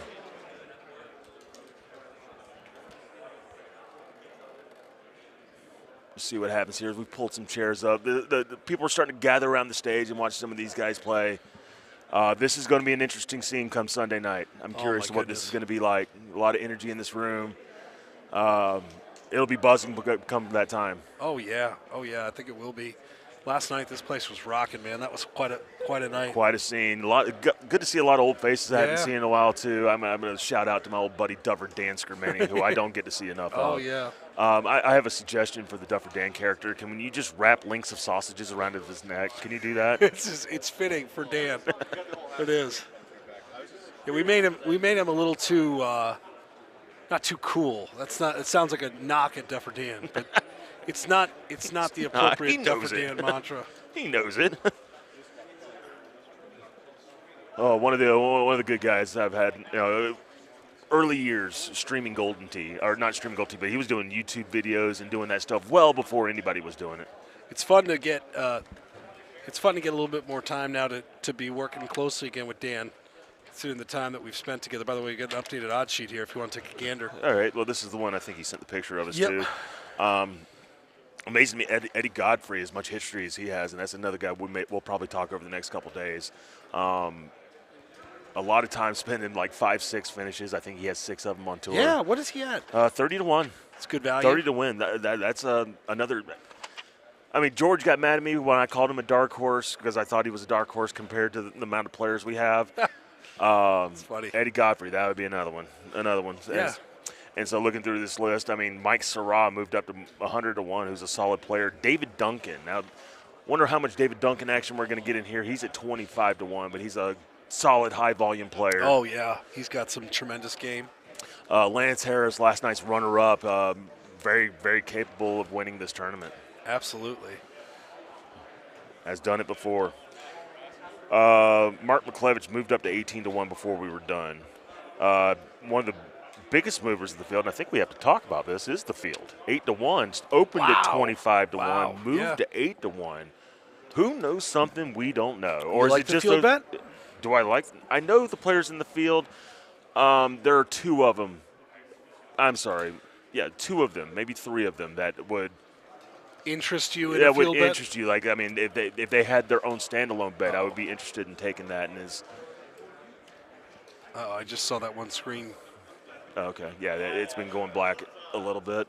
But Joe Massera, right now 15 under after 9. So he'll be aiming right around 20. This looks like it's going to be a 27. We'll see what that one hole does. Wow. All right, so these guys are waiting. The three names I was thinking of, by the way, Robert Washburn, Gary Sheldon. Those are two names that, I would maybe sprinkle a couple dollars on if they had their own bet. Absolutely. All right, so average age in the field today is probably about 40. I was trying to get the age of a lot of these guys in here. We've got some maybe one or two 20-year-old players in here, but most guys in their 30s, in their 40s here, and a lot of guys that have been playing this game for a long time. Some of the great players in this game. But it's also good to see young blood come through here. C.J. Wangler playing in his first World Championship, and we'll get to talk a lot about him over the weekend. Absolutely, odds drop there. Yeah, he's a guy that everybody is pegging as, hey, he could really do some damage, and has quickly turned into one of the best, if not the best player in Minnesota. So if you're wondering what's going on, by the way, they're still working on kind of the staging here. You got a lot of people up on the game. I think it's just jostling some of the cordage around. They're trying to get a thing tied down tight. Looked like they had it. Yeah, and just Evan Gossett finishing up his round with a 28 under on Onse. That's Good solid. round. Yeah, you'll see a lot of guys attack that first hole, and still having more screen issues over there with them. I think they're trying to take care of this. JoJo not trying to. I hope you guys turned the timers off on these before you got them. Oh, yeah. Okay. It's probably first thing, right? Yes. 28 unders from Evan Gossett, and then Andrew Fox. Andy Fox with another 28. Very solid. Guys that have gotten their days off good. Lance Harris with a 28. We were just talking about Eddie Godfrey, 27. By way of Fort Worth, Texas, Bobby Boucher, Bobby Kennedy. Been playing for a while. You wouldn't know it. Yeah. But a solid player in and of himself, and he's around. He had a 27 on and right now C.J. Wangler looks like he's going to have a putt for 27 under. Wow. All right, so we're flying here. Yeah, we're getting through this. And that's what you get from the best players. And it's also, I think most of them also play that quick shot button. Well, maybe we could switch games, actually, if possible. If that game's wired up to head over. And we haven't seen much of Kins and Luna anyway. So they're getting ready. Oh, looks like we're back. Yeah, it looks like we're back. I think they're trying to switch some things. There's some collaboration going on. I know they don't want some issues, especially Mouth getting back up there. He's been vocal about them. Yeah, and it's tough. You know, when you do these events, you know there's something always, technically, as many games, all the people, everything else that's going to have to go. It's electronics, man. Yep. It's electronics. All right, so now you said 28. If you had to guess, you think JoJo's going to beat that? Well, he's two better right now, so there's a very good chance of that happening. Also, those 28s would imply to me that 17, or that one hole I was thinking of. He's almost three better. Yeah, that one 14 or 15 on the backside. It would imply to me that it's drivable. Guy had to wait a little bit for his shot, right? Maybe thrown off a bit. Yeah, almost drains it. In his zone, in his element, in his bubble. And Mark Gomez trying to capitalize. He's in there. Wow. Hole in one. Mark Gomez. Shot. Yes. Wow. Great shot. Trying to rebound from that qualifier, and that's the way you do it right there. So a couple of two betters. Yes, sir. A couple of two betters. Kind of feeding off that energy. That was perfect. Oh. And now Skurlock with his try. That's going to be a little left. Not bad. I mean, after a hole in one, That's a confidence thing right there. For sure. Good shot. Two right. betters. Two best rounds in this room could be shot on this course right now, right on now. that machine. Right now. All right, so a couple of two betters. Still got a ways to go here with this round. Yeah, and some very attackable shots. Yeah, this is. Everybody wearing the blue or the black. We got the Power Events Power Team. Yep. All here today with their signatures on the back. It's pretty cool, actually, that shirt.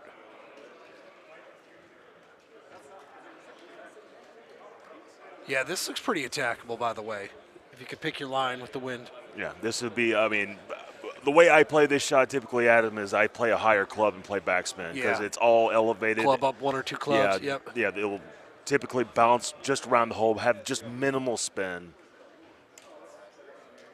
And just excellent shot from Mark Gomez. He's feeling it now. You know, when Rebounding. when you can rebound, you took a little break. Mark of a great player right there, Adam. Yeah, you know that's big. And Danny Skurlock just trying to get up there. All right, so I think this is going to be really close. But I am curious to see what club he goes here. Well, that's the thing. It's going to have to be a powered 9 if he does this. He's going to have to get some into it, but there's just some cut on it. Okay. Interesting way to play. I think that was a little bit off for him. He knew it. He didn't quite care for that, but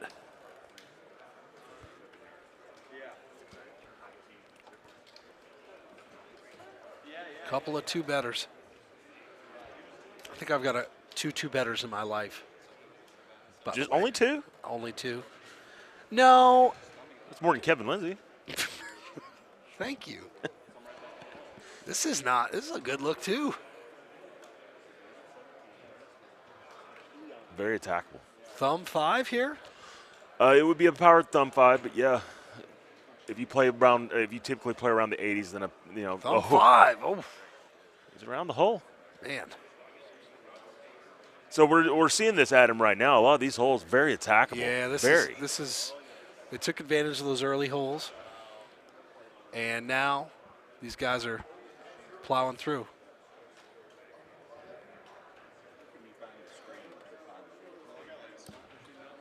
All right, so Giuseppe here. There's a website.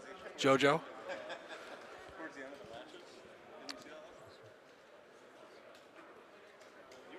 Couple of good looks at this so far. It seems like everything's just been a smidge left, by the way. Just a smidge left.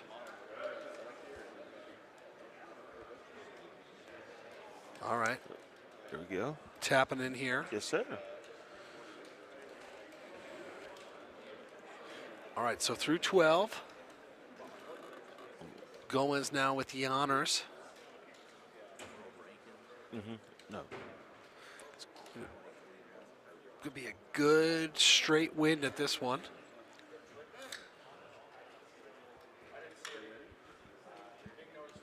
And this is going to be this is tucked with wind helping, so hole outs are probably not going to happen unless you see the world of ultra shot. Possibly if somebody maybe were to try to power a 6-wood up there, or maybe get out there for far enough to get an 8-wood. But you're not going to see hole outs on this hole.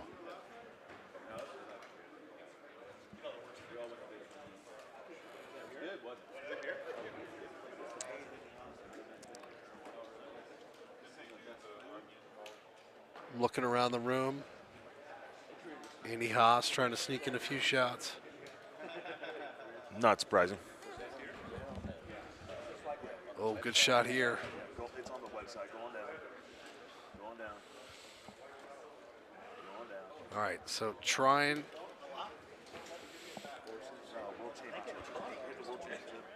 Find the right distance here. Maybe bounce it up. Got just the fringe bounce up a little bit.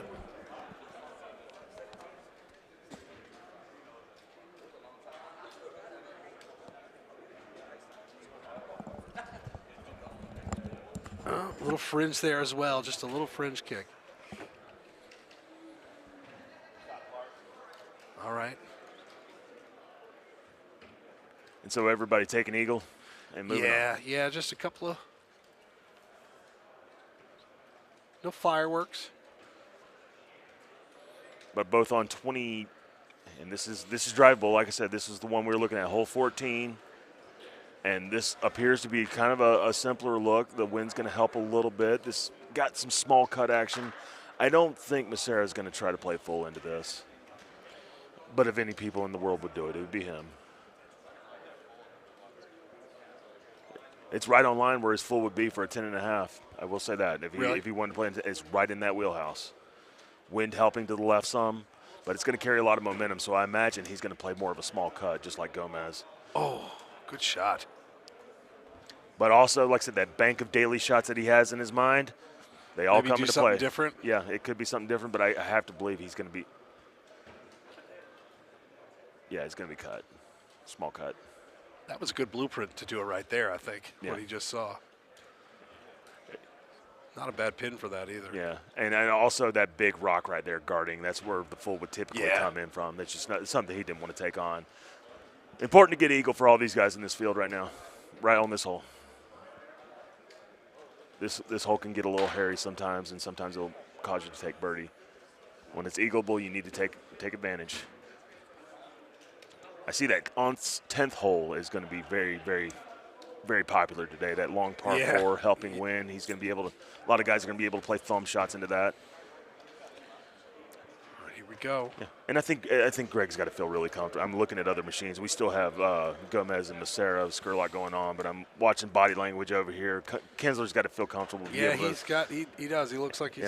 Yeah. Luna doesn't have headphones in right now. Those will be here tomorrow for sure.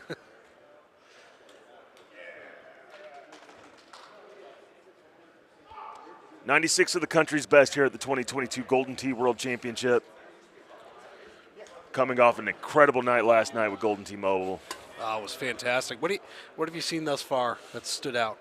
For this tournament, it's right now it's everybody's playing solid shots, everybody's smooth. Couple things getting hairy with this right machine over here. I'm hoping they have their issues pretty much shored up, and I know Mark McClevich right now is working the ear of Andy Coleman right now, and understandably so a little bit. This is the World Championship, and you want to be able to play on the same platform as everybody else and not have to deal with the same electronic issues. Well, so far it looks good now, or it has been good.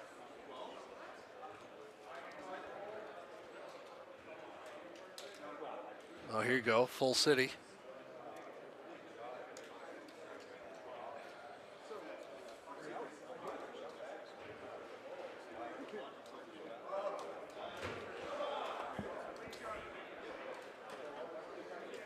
Simple par 4 here, a little bit of downhill look. I was kind of curious if you guys would have played with the tees on this hole. I really wanted you to. When I first saw this,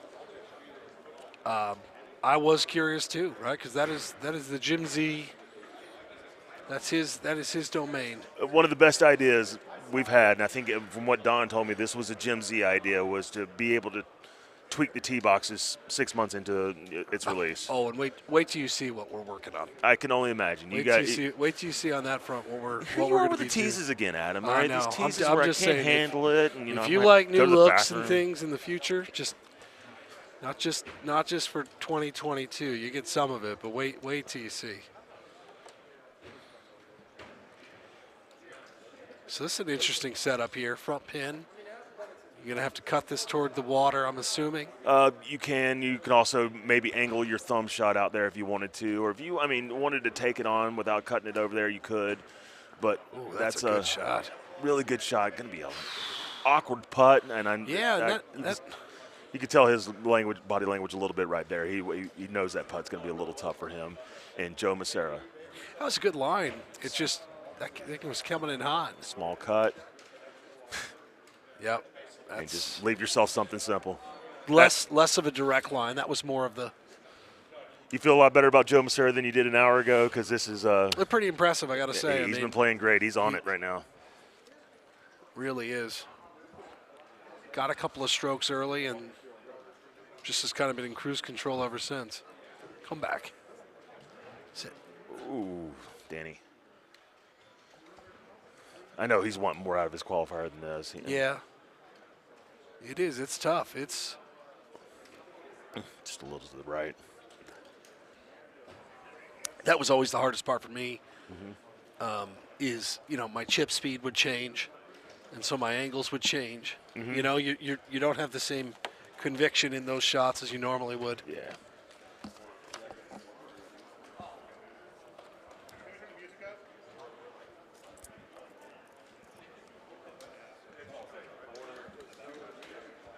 Excited to get to look over here at some of the Paul Luna game. I hadn't seen him play in a little bit. Yeah. Ooh, this is an interesting look Interesting here. shot. Okay, and some guys don't carry a gap wedge, which would be really hard for them, and that's gotta. Ooh. Wow. I think Gomez got away with one there. It's gonna be a straight up putt. It looks like. Yeah. Trying to keep his two better alive. Yeah, this is an interesting shot here. Yeah, and now look at this full, and this will have some spin to it. Yep. It will have about a spin to it with that super spin. Watch this. Oh, what a shot. Wow. You only know that shot by playing it 100 times, Yeah, hundreds of times. That's the only way you know that shot. And this is the club. This is the distance you speak of, right? Mm-hmm. The gap between clubs. Yeah. And Now he has the plus spin, so this is going to be he's going to be able to take a lot of spin into this. The shot itself is going to come off green side sloping. Whew. that thing was Hairy flying. chip, yeah. Low tee with plus spin, super spin. Greens that have a lot of water around it probably don't need to play all that much. Good putt. And a great putt from Mark Gomez, keeping his 2 better alive.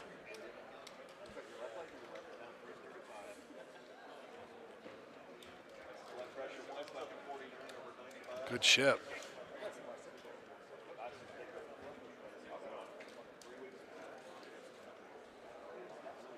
'27's going into the last hole, Adam. Gomez will have honors.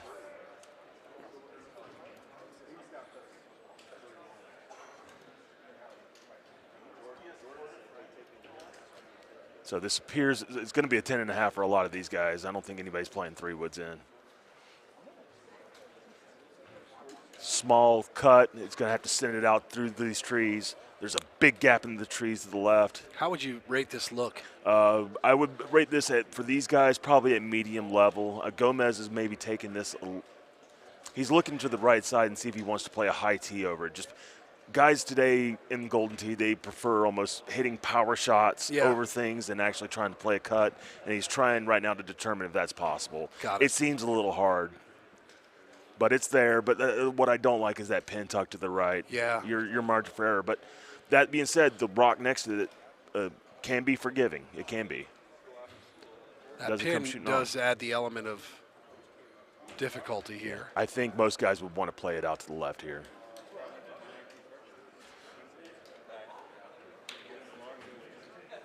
Gomez give it, and he knows how important this shot is. That's why he's taking his time. All right, this almost completely erases Baja. Yeah, it does. You're absolutely right. The difference here, and get those 2 strokes. Certainly get 1, right? I mean, that's. Well, you can stomach a birdie here. Well, the problem is taking on this hole. Probably the penalty will not give you birdie unless you're just leaving yourself a long putt. Oh, exactly, and that's it. You're no question. Don't get wet. Yeah, and right now that's the thing. He's looking at the hole. He's not looking at the green. He's looking at the hole. He wants to be close to the hole. He doesn't want a long putt. So you say this is a medium look. Yeah. I hate to see the hard looks. We've seen them. I mean, they can happen. But this one right here, I mean, this is at where their distance is right. They're not close up to where they're having to play maybe a different height of tee to avoid trees clipping. And there is just a little bit of green to work with to the right there too, Adam. I mean, if you see that, it is not completely tucked up there. Yeah.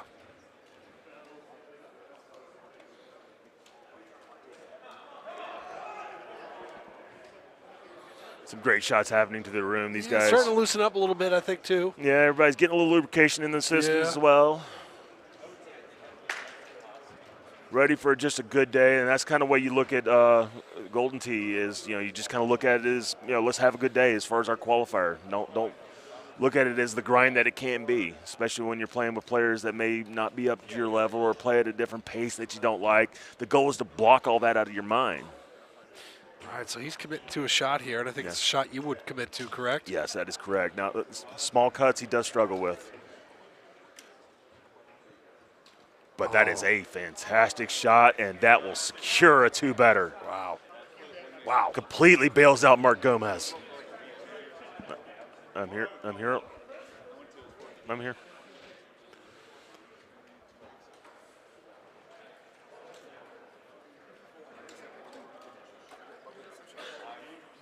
And Joe Massera falls out, 3-wood up. Oh, yeah. And you. Oh, jeez Louise. That's ridiculous. I wish people could see your body language on that. It's just all day.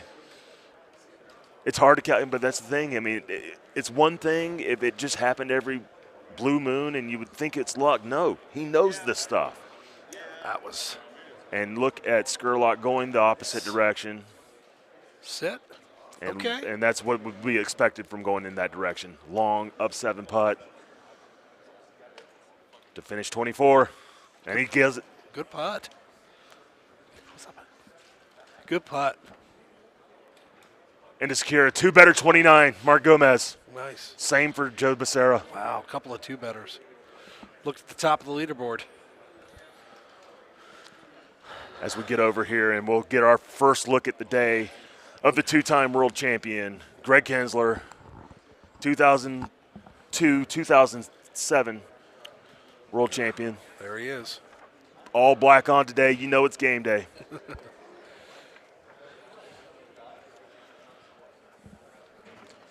And we get to see more hole 18 too, which is fantastic because Yeah, that is a 17-2. 17 Yep. got some interest to it. I think we can, we spoke at the previous prior to the broadcast about Greg, that 2019 at the Orleans, where it's fantastic. walked into the Orleans that year with an idea of just my family and my kids are going to be my inspiration, and that's what we're going with today. And as I said before the broadcast, 22 under on agave. Probably for the guys in this field, a lot of their tournaments would have been over. Not for him. He gained a stroke and a half per course, everyone, to get himself about the 25th seed. Rode it all the way into a 4th place finish. Oh, and then he was off and running. Yeah, would surprise you that he's never won a tour tournament. Never has. Yeah, I think it was in terms of where he was powering through it a little beforehand, but also just has the ability just to. But he's a gamer. He's a competitor. Oh, yeah. And he's always in. He wants to win. And for him to another one of those guys where if he happens to win today, we have to unpack that whole GOAT conversation and start talking about it again. Absolutely.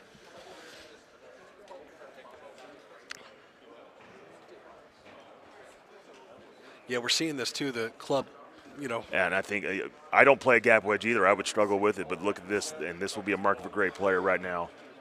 Small cut. That's a good looking shot. Yeah.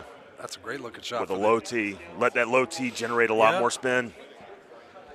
That was very clean. And you're right, body language looks pretty good. This is his 8th world championship today. And what's potentially his last world championship. Some things are about to get a little different for him in life. And then we look, as I said prior to the broadcast, the best player in the industry today, Paul Anthony Luna, with a 1-better right now, looking at 18. Paul is 235 and 99 in his career in the main bracket on the tour. Wow. I don't think people realize how crazy that is. Mm-hmm. That's a lot of matches being played. One of those 99? Right here, buddy. Oh, that's right. One. We should make a T-shirt with all 99 losses, all the names of the all 99. Like 10 of them probably belong to Haas or something, but.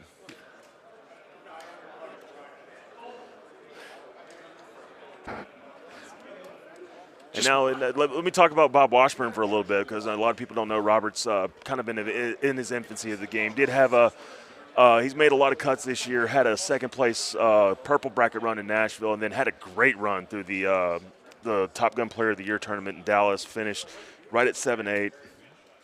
The goal for him today is make the cut. I mean, really, you go play your first world championship at the level that he is, the goal is to make the cut, no matter what. And I think there's a lot of people in here that are.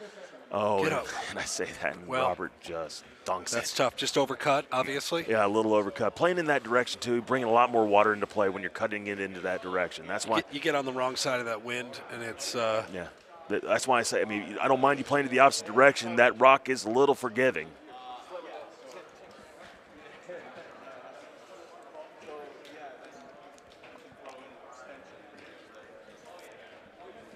All right, so here's Mr. Kins. That should kick over nicely. Good shot. Now, you see this. A lot of guys putt this. He should putt this. Now, he put that towards the sea. He should never have done that. Yeah, bring it back. Do not slow that putt down. Yeah, that's when you got to hammer, right?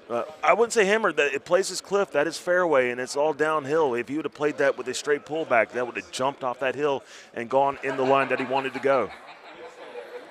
And that takes par. And a 1-better 28 under for Paul Anthony Luna.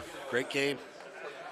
All right, well, as we get back over to the other machine, the word of mouth is here, and they're just starting their on-say round. Looked like Ryan Mccook got an extra stroke on one.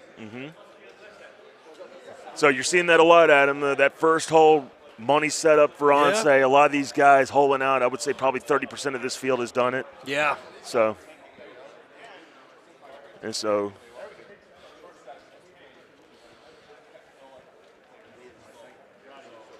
I didn't see what Greg shot that round. Did you? No, I didn't. It was 26 under.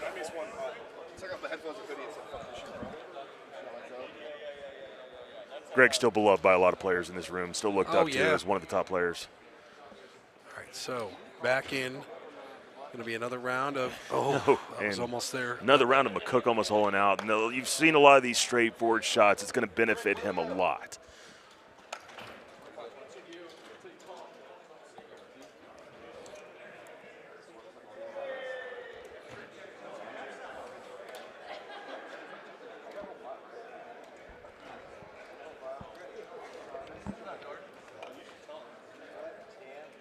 We're trying to get this leaderboard back up here. See if Mouth can get going. Yeah, Mouth needs to put everything of Baja out of his mind right now. Yeah, we saw, Mr. Gomez do that quite well.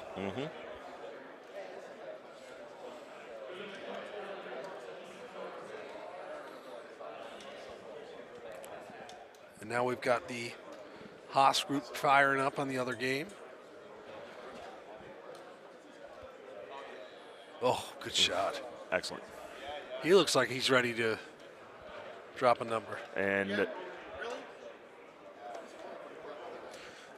this is going to be a problem for them today. We're having some technical issues over there. And I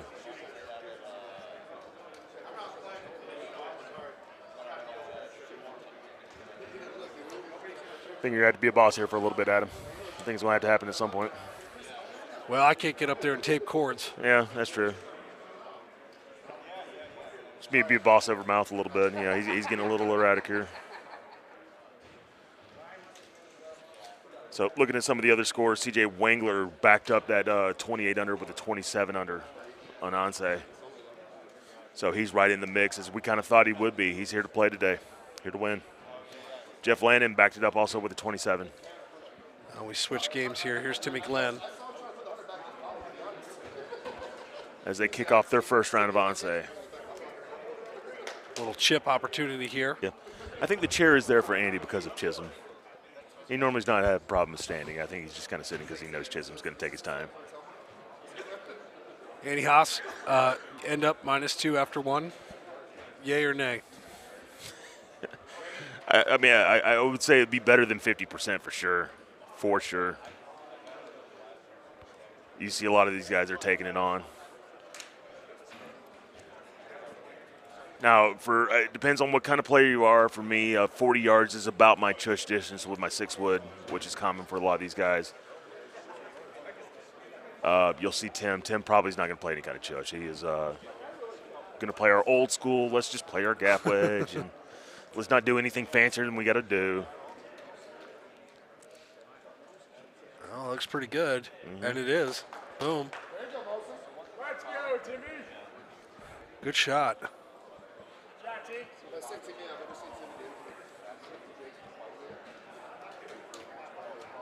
I'll holler at Russ Layton here in a little bit, see if he knows any of this stuff.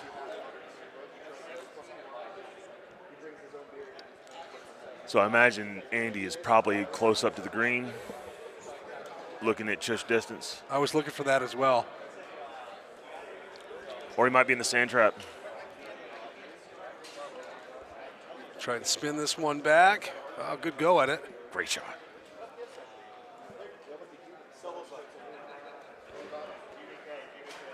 .54. Yeah, he's just not in his right distance, so he's going to go out to the right, and so he'll have to take birdie. Yeah, he did not hit that first shot well. Did not end up at his right distance, and he ended up having to take sand wedge. No choice in the matter for him.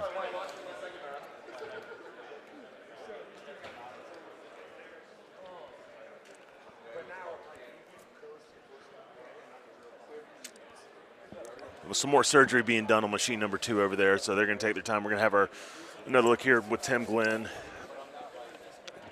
Had a lot of great finishes in the late 90s, early 2000s. That's good to see him still stick with it. Oh, yeah. I mean, the guy, saw in that hole 1, still has the finesse game.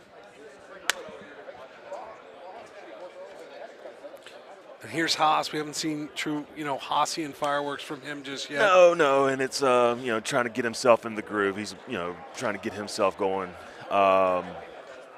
It's not going to be a matter of time. And even if he doesn't hold out today, he's going to be in the cut.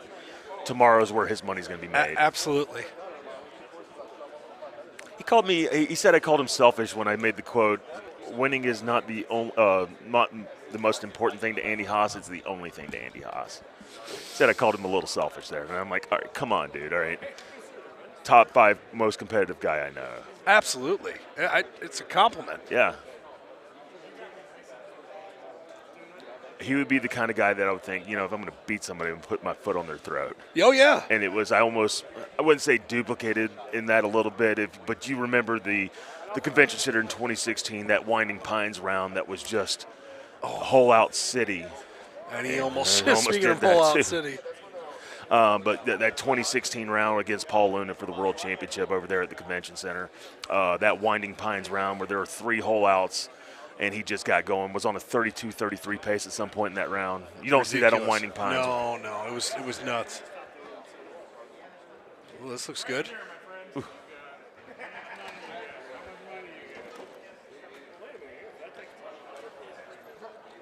Bringing in our inventory here.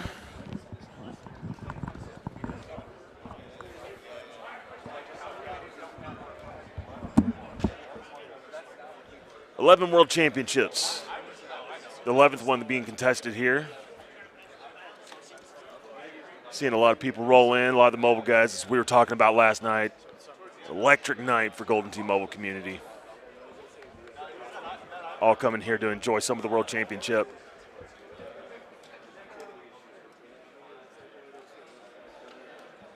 As Adam has had to step away for just a second as we're dealing with some of the issues on machine 2.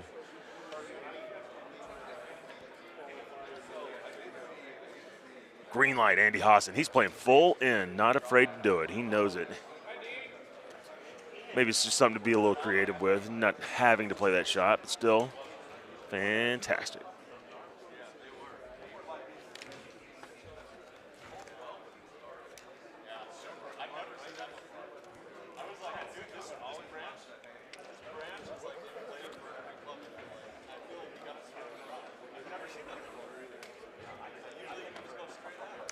Some of these guys getting their 3rd round started, and we're at 225 right now. So, right now, there's a great pace for some of these guys. We've had to kind of slow some things up because Mouth will be the last to finish today.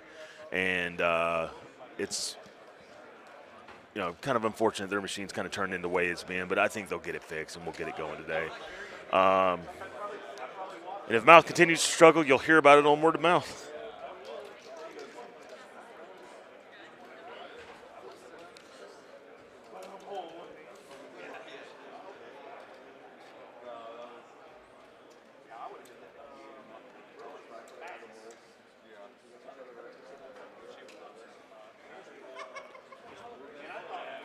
Tim Glenn looking for the angle, playing a high T5 wood. Not a whole lot of power behind that, and just ends up a little short.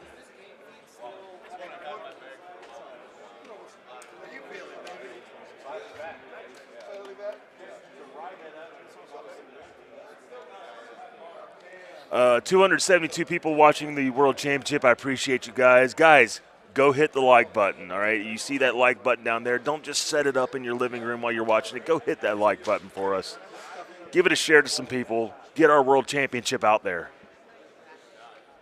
Hit that like button, please.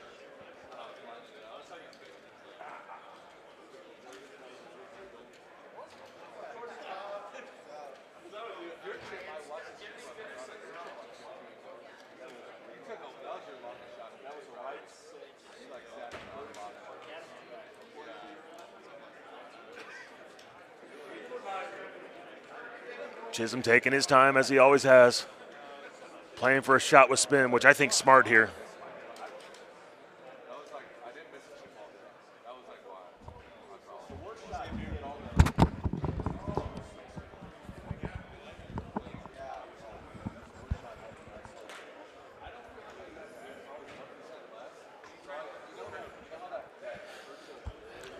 Looking back at some of the old comments, I hear you, Rodney. Enzo was the runner-up to one of the 2 Eversole wins. Yes, he was, but Tim Glenn was runner-up to Kinsler and Eversole. Oh, yeah, you tell Rodney. Yeah, I'm sorry. Rodney's trying to fact-check me right now, and I'm not into it. I got some and I'm glad to see some love from my guys here. They're Carolina guys supporting Evan Scanlan right now. It's kind of our group down there. Atlanta, Georgia, South Carolina, North Carolina. We're Clash people, and we will be for a while. And that's a lot of their communities out here following Evan Scanlan. Got to see him on the stream machine today. How are we looking over here on this machine, Adam? I was just checking in with some of the people down there, too. You don't need me to try to figure out a technical thing. I'm here to. Oh, okay. Well, I was maybe more asking, is there a level of confidence that they're going to be able to get this fixed? Well, I was told it's not the HDMI. Okay. So there's a little, we're trying to figure out if it's, is it the TV? Yeah. Andy, the stream feed has not dropped whatsoever. No, it just the screen So itself the screen blacks is out. black. So that. Which for rhythm is a problem. Oh yeah, no, absolutely. And we want these guys playing on good equipment here. We want these guys playing out on an even playing field.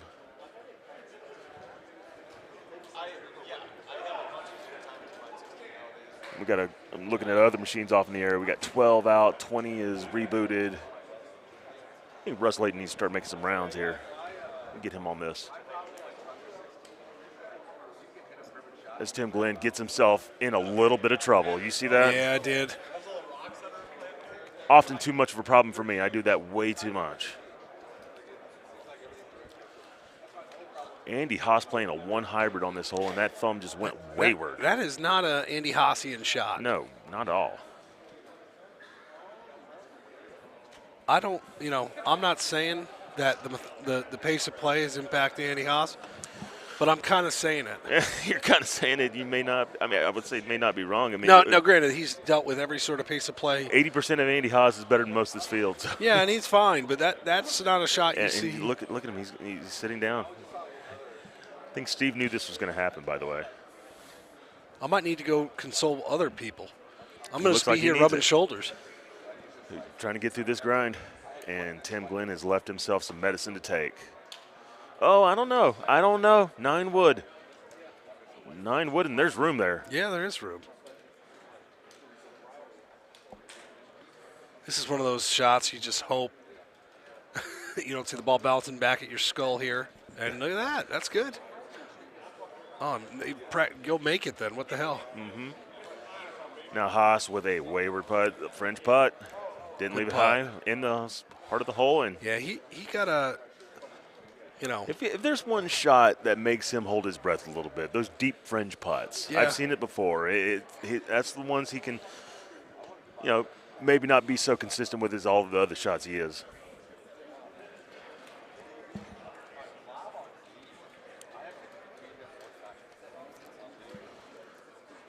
And now we get back to this very simple par 3. And just around the hole. Even somebody like Haas, though, needs a jolt every once in a while. And a whole lot would do it. Now, granted, even the non-jolt moments, are pretty good. Mm-hmm. He can, screw around and qualify top 5 without having a jolt. Mm-hmm. But you can see the body language as he's sitting down here. Yeah, no, he's a lot of rolling of the eyes. He doesn't look particularly thrilled with Steve Sobel. Yeah. Well, no, I mean, Steve's trying to talk to him for a little bit, and he's just, he's annoyed. I can see Andy being just a little annoyed because Chisholm, very, very methodical player, wants to make sure he hits every shot right.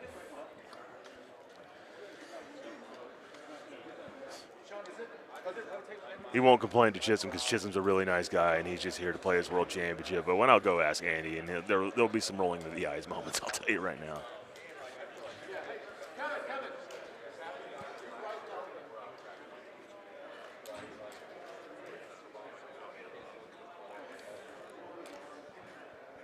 Always get a little antsy when I see these. They're working on the machines and they don't have the pause button on. I can't look. I'm with you. Now you have the deck up at least open, which helps a little bit. But Yeah. Glad they're not changing the trackball or anything. agreed. And here comes Andy Haas with just a solid shot in. I mean, like I said, he's not in his rhythm. You can see it a little bit, and you've called it a little bit better. I thought he would be able to overcome this a little bit better. Chisholm maybe a little bit slower for him, but the goal for him just get some par rounds together. I'm sorry. I see Paul Luna looking at Andy Haas right now and just laughing because he knows he's annoyed. I can see it all the way from across the room. Chisholm with the shot in. Remember, had a really good Baja round, so he's in this to make this cut right now. Very early in the day, though. Probably will be one of the last groups to finish, we believe, today. Yeah. That is a B group, right? Well, they had some technical issues as well. Yeah. But yeah.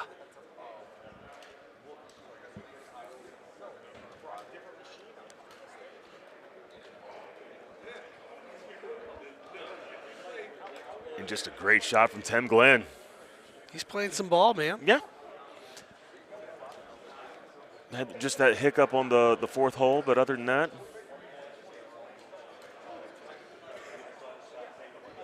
Even that putt from Andy was a little off when he's looking at his hands and shaking his head. Yeah, Roll the eyes, the body language. I might have to. Yeah, again, I'm going to be the Golden Tee therapist today. And then watch. He'll come out here and jar this, and then everything will just be fine. Just a little short. A little hip slap. And nobody could look more frustrated shooting a par round than Andy Haas. Nobody.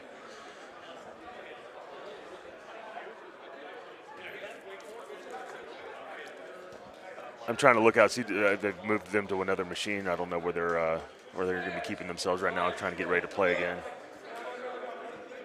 It's not a bad idea at this point. Yeah.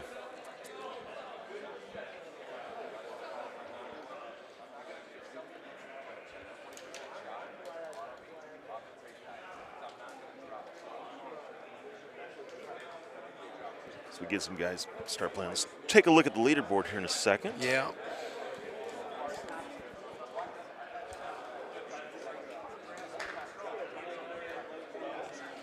Just Evan Goss is starting to fire up. He's already through 9 on his round of Monte Ceballos. Oh boy.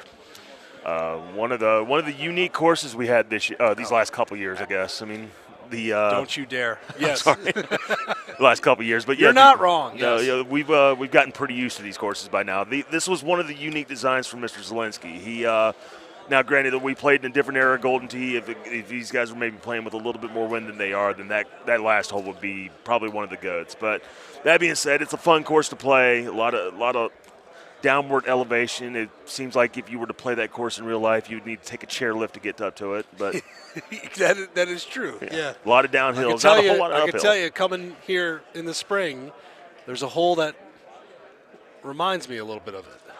Just saying. Of Monte 18? A little bit. Okay. Interesting. A little bit. Yeah, there's some Monte 18 vibes. By the way, Adam Kramer brought a suitcase full of teases over there. Just Yeah. right with him. Oh, yeah. We will start showcasing the new courses here over the next couple of weeks. That I cannot wait for.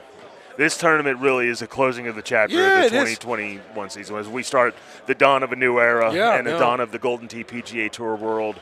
No, but this is fun, and again, the courses are going to be everywhere. I'm just excited for people to get a glimpse of them because there's some gems out there. Baby's got to get a little left. Appreciate you guys listening to me. 285 people watching. Remember, hit that like button. All those social media metrics that matter, we hit those like buttons. Subscribe. Let's be a part of your life as you're a part of ours. Please. Very nice.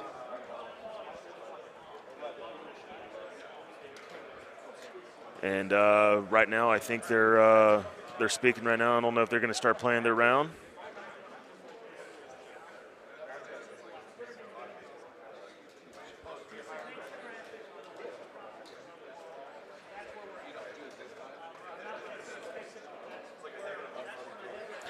Oh, No. I've seen Timmy miss a couple of those today. Ooh. Putts that looked like they could have fallen, but Just one thing you don't want to do at qualifiers, missing putts. Those are the unforced errors. But we've seen him hole out. We've seen him, Mm-hmm. hit some great shots as well.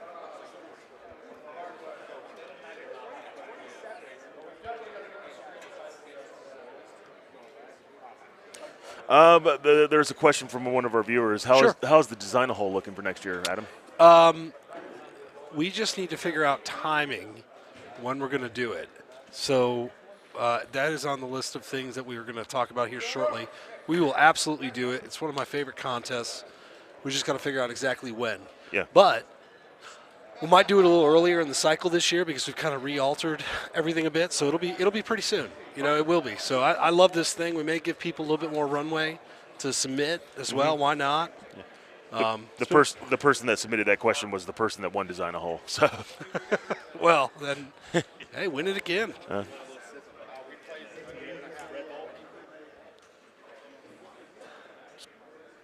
Quality shot there from Chisholm, and you got to believe Andy Haas is staring this one up and down.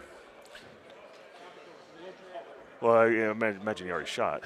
He did. Yeah, I didn't he was see staring it up and down. I didn't see the result either. A lot of people also interacting with us. We're going through here. Stimulation overload here.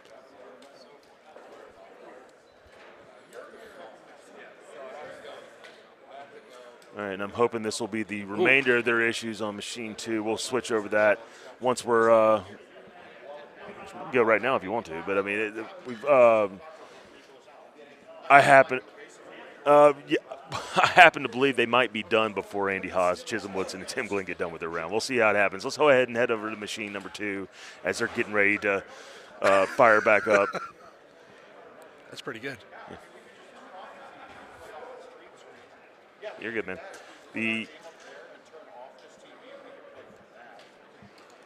Looking at Andy Haas right now, he'll have a simple shot into this par 4.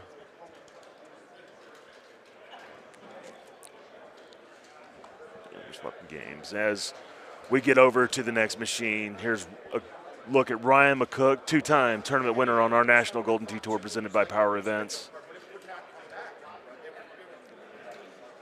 One of the most invested guys in this field today, per our odds. He opened at a 20-1, kind of a medium shot there compared to the other players. Yeah, and now greased it up to 8-1. You can tell some people have some confidence in him, and why not?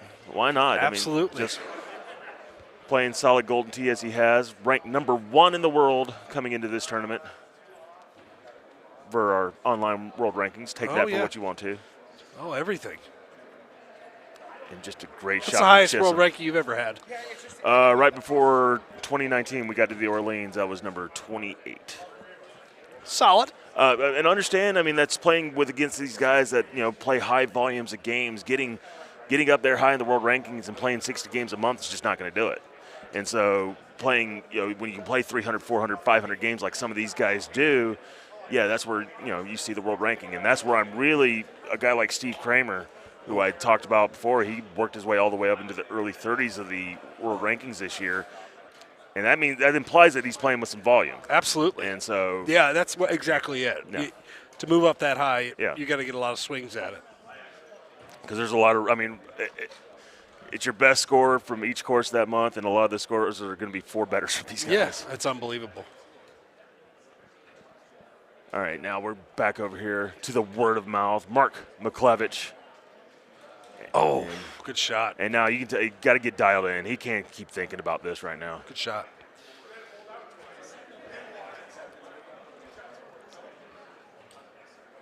Good putt. Excellent putt.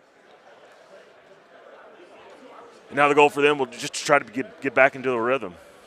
Yeah, I think once you get a few holes in, and they're clean, and Mccook is 1 better, so it's.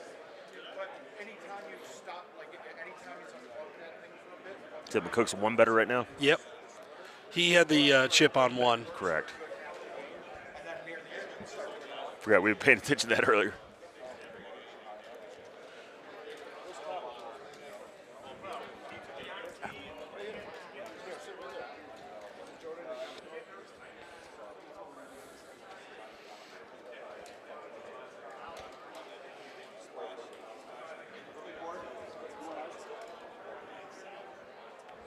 Oh, I'm sorry. There was a clarification on your design of the hole. Have you seen the hole? Do you see what it looks like and what it's going to be? Yes, I have, and it's fantastic. All right, that satisfies you, Brad. That's fantastic. I can't wait Yes. to see I'm it. sorry, so you meant this year's design hole Yeah, versus yeah. future design hole. Got Yeah. it. Well, yeah, I answered both. But no, we have seen it, and it is splendid. Yeah. Starting to get hands on with the course a little bit more now. We're actually going to show them off at our trade show here in a couple weeks. Now, you're going to be in Sawgrass here soon, right? Yeah, I'm going Great shot from Mccook. 2 weeks to the players to hang out. Yeah. I'd asked you this on the podcast. Can you talk a little early response on how PGA is being received by your vending and operating playing community? Pretty, very, very I mean, we were just looking at earnings today, and it was pretty wild. Most games played over the past week since COVID started by an overwhelming number.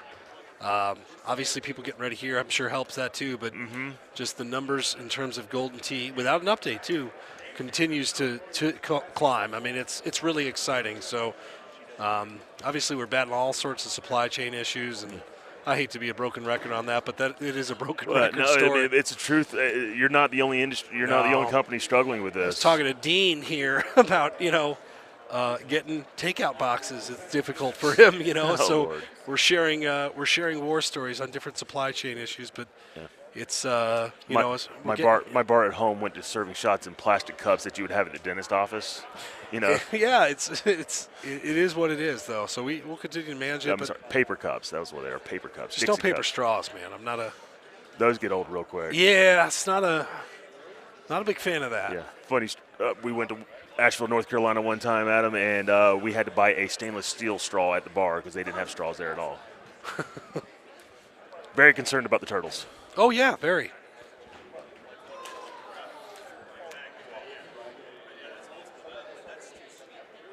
And now Evan Scanlan lining him up a shot. Now, I haven't seen anybody get real close on this yet as far as in the hole. He's worked into some thumbs. He used to be more of a palm player, but now he's worked in some thumbs into his game. Great Evolution, his first ever tournament was the inaugural Carolina Clash. Now a well-respected member of this Golden Team community. And Mouth is hitting some wayward shots. He's got to block some of that out. 10 under after 8.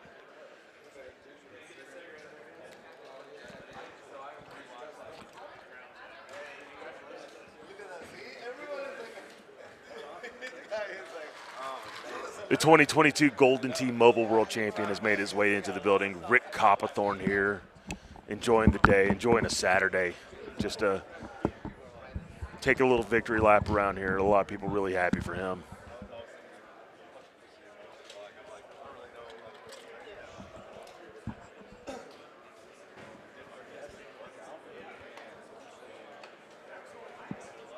And now Haas at 19 under. After 13, as long as Chisholm Woodson right now, 20 under. Wow. After 13, on a 28 pace right now. So that would be a really good round for him. And had a good opening round, too. Yeah, that puts him right into the mix to make this cut. Absolutely. As I'm looking across the room, we got Evan Scanlan getting ready to hit his shot on 10. Across the room, Machine 4, I'm watching the guys finish up their Monte Ceballos rounds. They appear, Machine 3, 4, and 5 will be some of the first machines to finish. Yep. Machines 1 and 2 will be some of the last. Yep. But we're moving through this qualifier good. We are. Absolutely.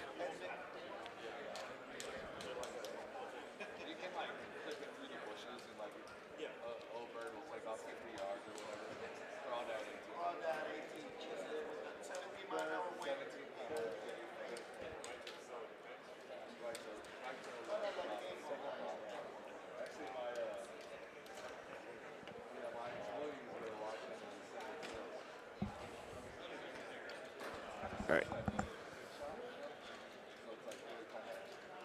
As we get them, remember we saw this earlier, green light for this hole. Oh, yeah. Yeah, depending on what driver, depending on how aggressive.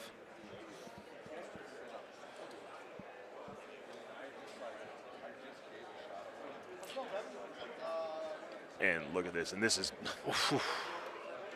Ryan It's a good Mccook like run at shot. it. Remember Saw Gomez hold yeah, that out. Drained it. Perfect line. Evan Scanlan will probably look for a similar shot right there unless he wants to play some power into it. He may not be comfortable.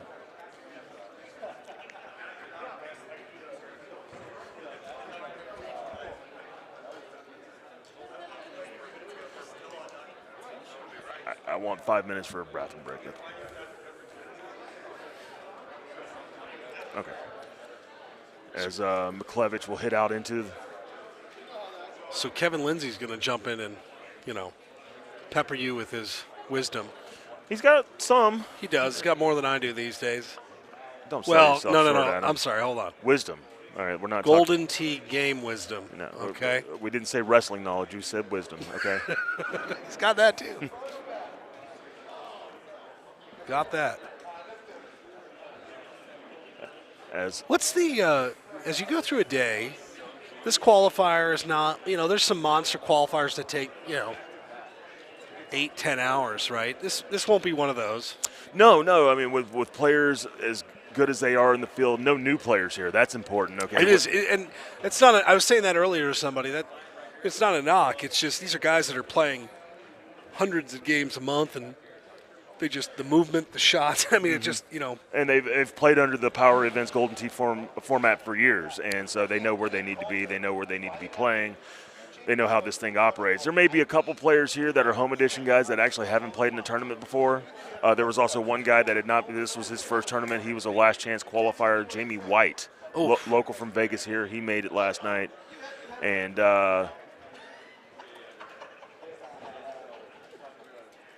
this was his first tournament. So, but you're not going to see a lot of that. So, like I said, this is moving really well. it is. Hopefully our technical issues have kind of resolved themselves. I think we haven't seen the issue yet from Machine 2 yet as McClevich knocks all those putts in. And by the way, 17, 16, 15. Yep. They're playing an okay round here. Yes, sir. Still on that one better pace, Ryan Mccook. And for a great thumber like this, he is dialing it in. You see him. Oh, right around the hole. And you didn't see it. His hat's covering it right now, but his eyes are not looking at the screen or anything close to it. He's looking away. What that first idea he has, that's what he wants to hit. It's a good-looking line, too. Great shot from Evan Scanlan. Here by way of his victory of the purple bracket and from the Carolina Clash.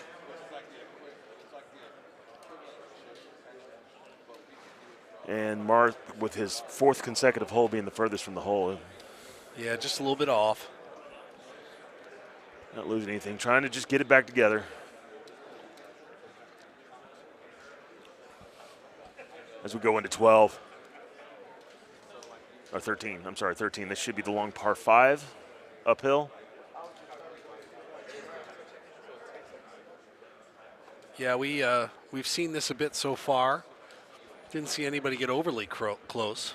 No, and like I said, with all the wind at your back, you're playing a wood into the hole.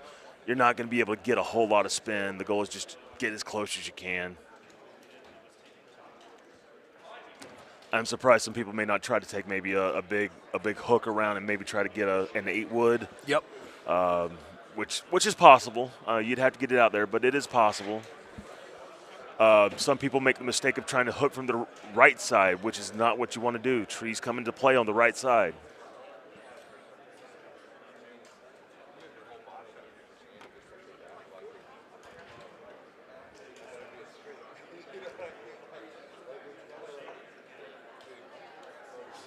Solid shot. Yeah, just all solid. You need. A little bit of a tester. Those right putts at distance. I don't know if you struggle with them like I do. I do. Right two, right three. Right two, right three. If it's 45 feet or longer, it's it might be 50-50 if it goes in for me. Yeah, I'm with you. The right two has always been kind of an enigma for me. Yeah, 6 wood, and now there's some green to work with. So, but like I said, all that wind going to your back, it's hard to bring a lot of spinning back.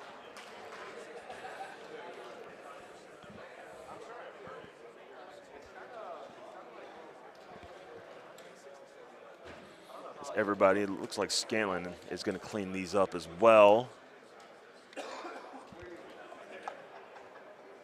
Looking over at our other machine, Andy Haas. They're on 16. Yeah, they're finishing up 16. All right. And the other machine is starting 14. Andy Haas, 24 under. He's on that one better pace as well. No, I'm sorry. No, he's on a par pace. Excellent shot. Playing the 9-iron. You'll see that a lot today, the low T 9-iron as we're getting ready to close the book on Ons Kokos for this World Championship. At least for today, anyway. Yep.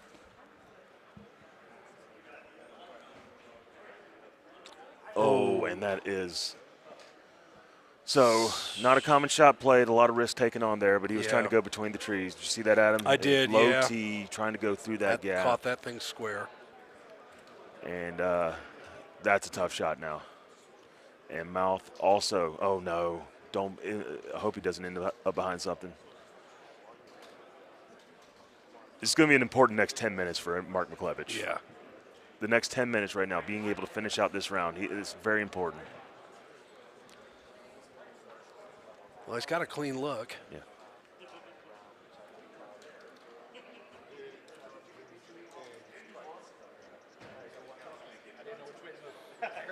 Just a little bit to the right. For Eagle. And if I have my math correctly, I believe he is on a 2-better pace, so I'm not sure what I missed, but he's on that 28. No, 28, that's right. Yeah. 28 is 1 better. Gino, get it together.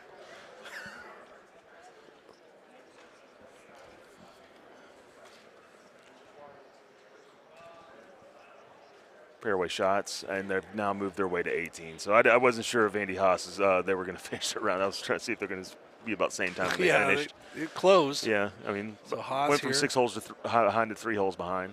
Haas looking at, and he's looking at the full with a 3-wood. Similar shot to Joe Massera. I think he was getting a little hairy with the tree. That's why he kind of gave me a look there, because he knew that was close to hitting something. Yeah. Would have made his qualifier a little bit more interesting. He's laughing now. Ooh. Well, that worked out. A little bit more mustard than he wanted. Yep. Sorry, I was calling a match that wasn't on the TV, so I got to remember that. McClevich knocking in all the birdies.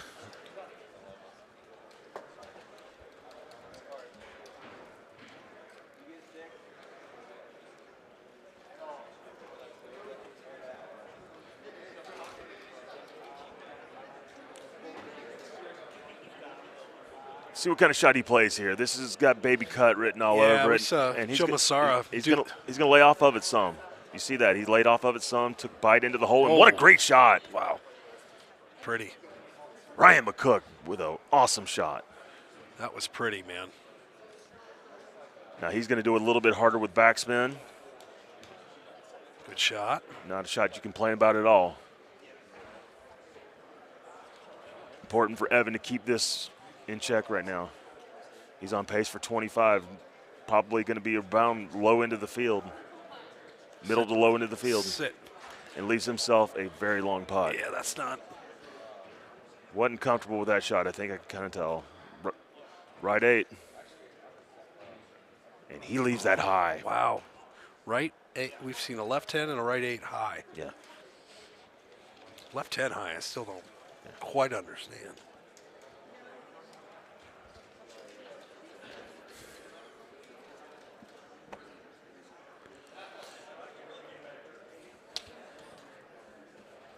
All right, so now the shorty par 3. Playing with a pitching wedge, which, by the way, is in my notes. I did have that down. He does have a pitching wedge. He plays with a pitching wedge more than anybody.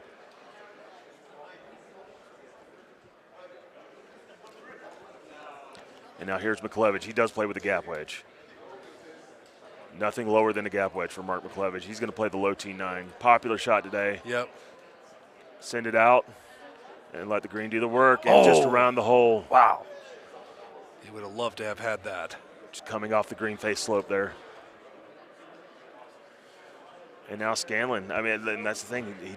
I don't know if Evans got that baby cut in his bag, and he's having to play straight at it like this. Perhaps a shot he needs to work on a little bit more when he gets home. But, I mean, that's very important to be able to play a shot where It you can is. Take off distance like that, yeah. low tee. You can't. I've done that for years. You can't just completely rely on the wind in Golden Tee. No, you can't do it. You can't. And the tees allow you actually the flexibility to do it a little bit better, quite honestly. You used to have to do that without them. Mm-hmm. Feather it in Sobe style, you know. A low tee is a perfect crutch for a shot like that. So watch this 3-wood full. Should be something similar to what Massera got. Oh, almost in the hole. Good shot. Good round. He'll knock that in for a one better 28. Ryan Mccook in He's it cooking, to man. win it.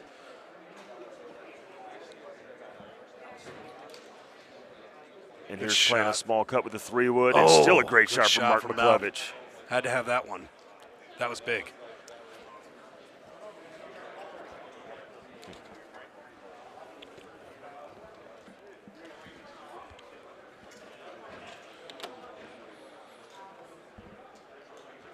As Andy Haas and them finished their round just now, they caught up. They caught up. Everybody's on the same page now. Evan Scanlan to knock this in for a probably not wanted 24 under. Tournament not over, but he'll have some work to do. Good recovery. Mark McClovich 25, kind of Good. that would be the lower end of the field. But good recovery, considering. Ryan Mccook in it to win it. In it you to can win tell it. He is in it to win it today. Yes, we got our odds sheet here, too. As we bring it back into the booth, looking over the great pavilion number 9 here at the not the Las Vegas Hilton. It is the Westgate here in beautiful Las Vegas, Nevada. Getting into the meat of this now. So we're done with Ans. We get to Monte. Let's talk a little Monte. It's probably one of the more unique courses that we've ever done, I would say. It's the most, I think. It's a lot of elevation. Like I said, playing downhill a lot towards, and knowing it brings a little bit of extra wind. But if you've had enough reps on it, shouldn't be a problem. Kids play for very high scoreability, especially with that last hole. Going to be a drivable par 5, one of the few that we have in Golden Tee today. Expect some fireworks. I mean, the 30 and 31 unders typically is the normal score that you would see on Monte. All right, so we were talking qualifier real quick before we jump out.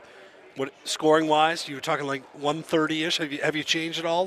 No, I think we're right there on it. I mean, you saw what Baja was, which had a little bit more teeth than what we were expecting. Course average 26. Yep. So we saw that there. This was a very easy look at Onse, 26 right there.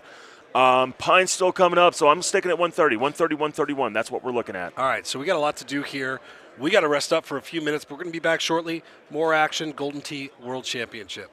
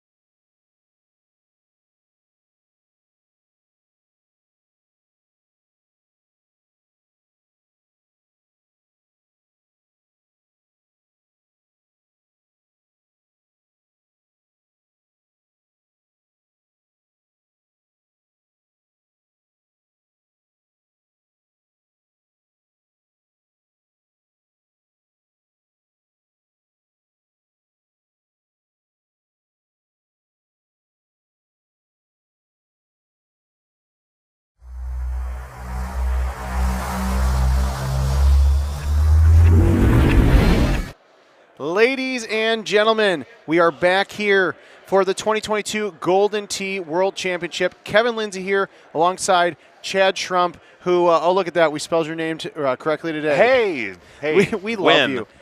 But it is the arcade qualifying rounds. Shout out to Chris Longino and Adam Kramer for holding the fort down and kicking us off earlier. Yeah. As you guys can see behind us, lots of action going on the stage. We got about 13 other machines. I'm not good at math, but we've got other machines, other qualifying games going on right now. These guys are starting to get into the third course, and so let's take a look and see where we're at.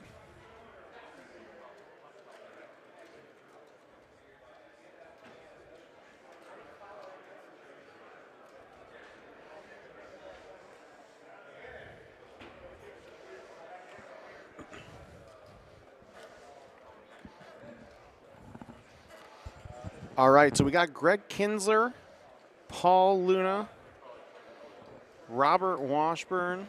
These guys teeing things off here. Monte Zeballos. And I'm sure it's been said, Kevin, but what an absolute trio, especially Luna and Greg. I mean, my goodness. Talk about two of the greatest Golden Tee players that have ever walked the planet Earth, playing on the same stage, on the same machine for us to watch here at a World Championship. It's craziness. It's almost like we planned it that way. Right, exactly. Some, shout out to Steve Sobel and Russ Layton for helping us out here. Of course, cannot not shout out the rest of the IT team for being here, setting up games. Westgate's, these guys have been helping us out with the drinks and food all weekend, honestly. But let's talk about Monte Zeballos because this is probably Jim Z's most favorite course in the last couple of years because he just went hog wild with the elevation. The elevation changes are just out of this world, and if you're not good with that kind of play, you're going to struggle on a course like this. You almost feel like if this was real life, you're talking about 5,000 feet elevation changes, 3,000 feet here and there, and these guys have mastered it and know their shots, and you're going to see really solid gameplay very soon from these three. The cart paths on here have to be pretty amazing. I mean, to be traveling from hole Can you to imagine? hole. Yes. Helicopter rides and all. Yes, this would probably be the most expensive course to play in the history of the Earth.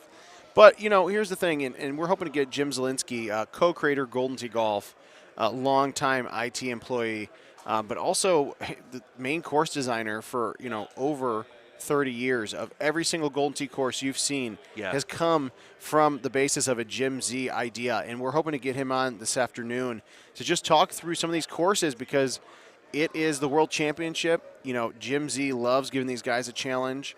A few weeks ago, we got the mixed tees out finally. So what you guys are seeing is a mixture of the the September 2020 launch tees and also the summer of 21, what we call the mixed tees, the new tees. And so some of these holes are drivable. Some of these holes are going to be really tough par fives, even tough drivable par fours.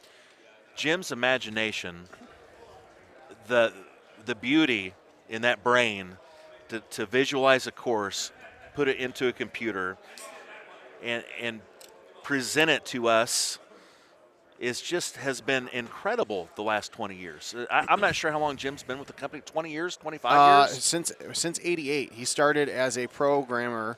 Actually started in QA and then kind of worked his way, and then him and Larry Hodgson started Golden Tee. It was supposed to be an actual real simulator, but we're talking about 88, 89.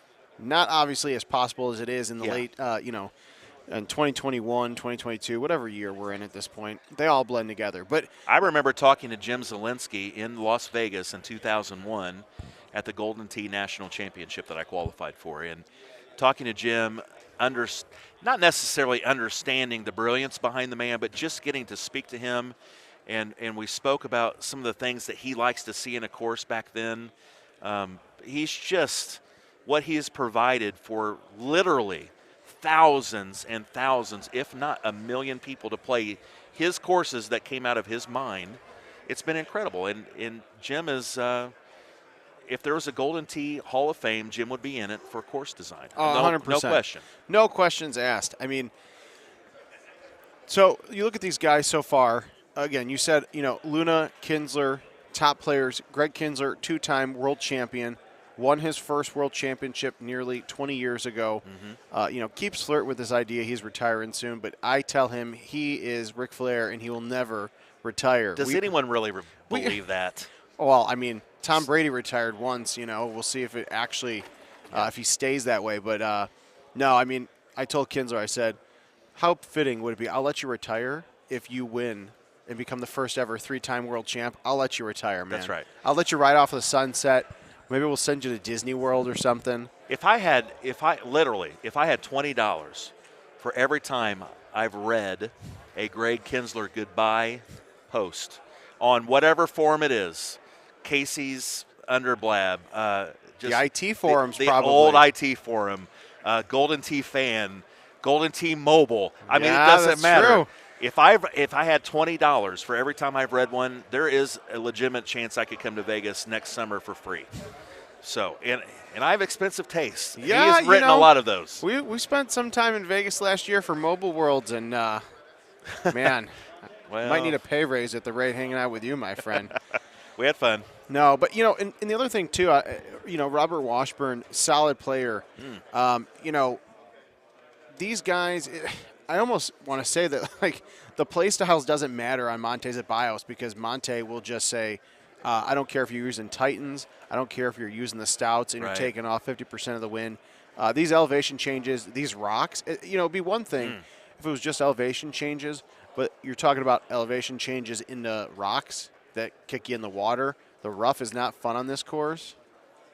Ken's just missed that putt. Yeah, they both just went. Yeah, Washburn missed by a lot, and Greg just skirted past Luna dead center.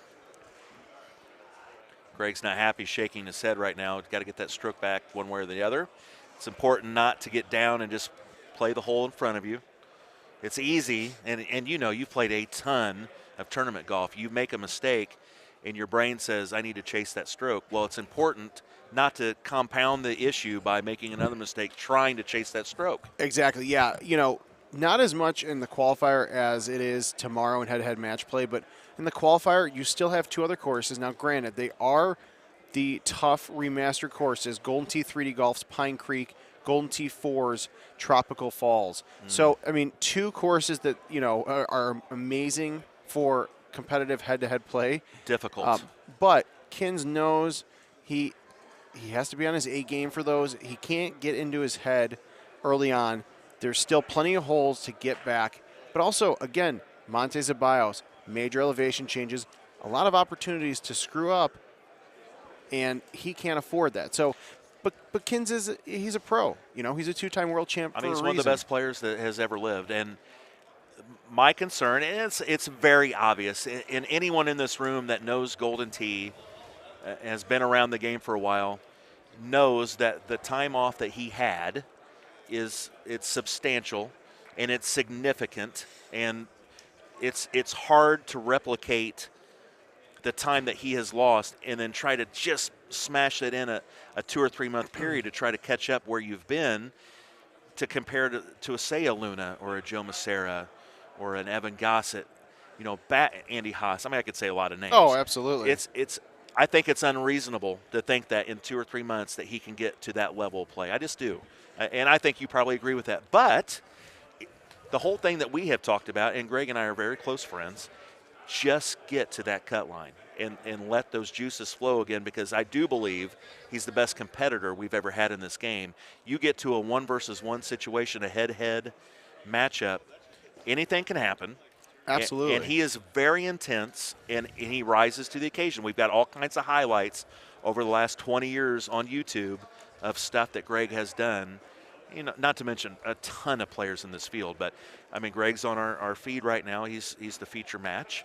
So we're talking about Greg. But talk about Greg Kinsler. He did not play as much in 2019 going into the World Championship and had a top 4 run. It's You know what I crazy, mean? right? It's in in Stenmark, the 2019 World Champion. He did not play for a while, and then everyone said, "Oh, what is he going to do? Is he going to be the old Stenmark?" Well, guess what? Sunday afternoon, he was running through everybody like he was the Stenmark old did. Stenmark. That's right. And it's interesting when you talk about, Kinsler and his mentality, but Kinsler's not an intimidating figure to play against in the way he presents himself.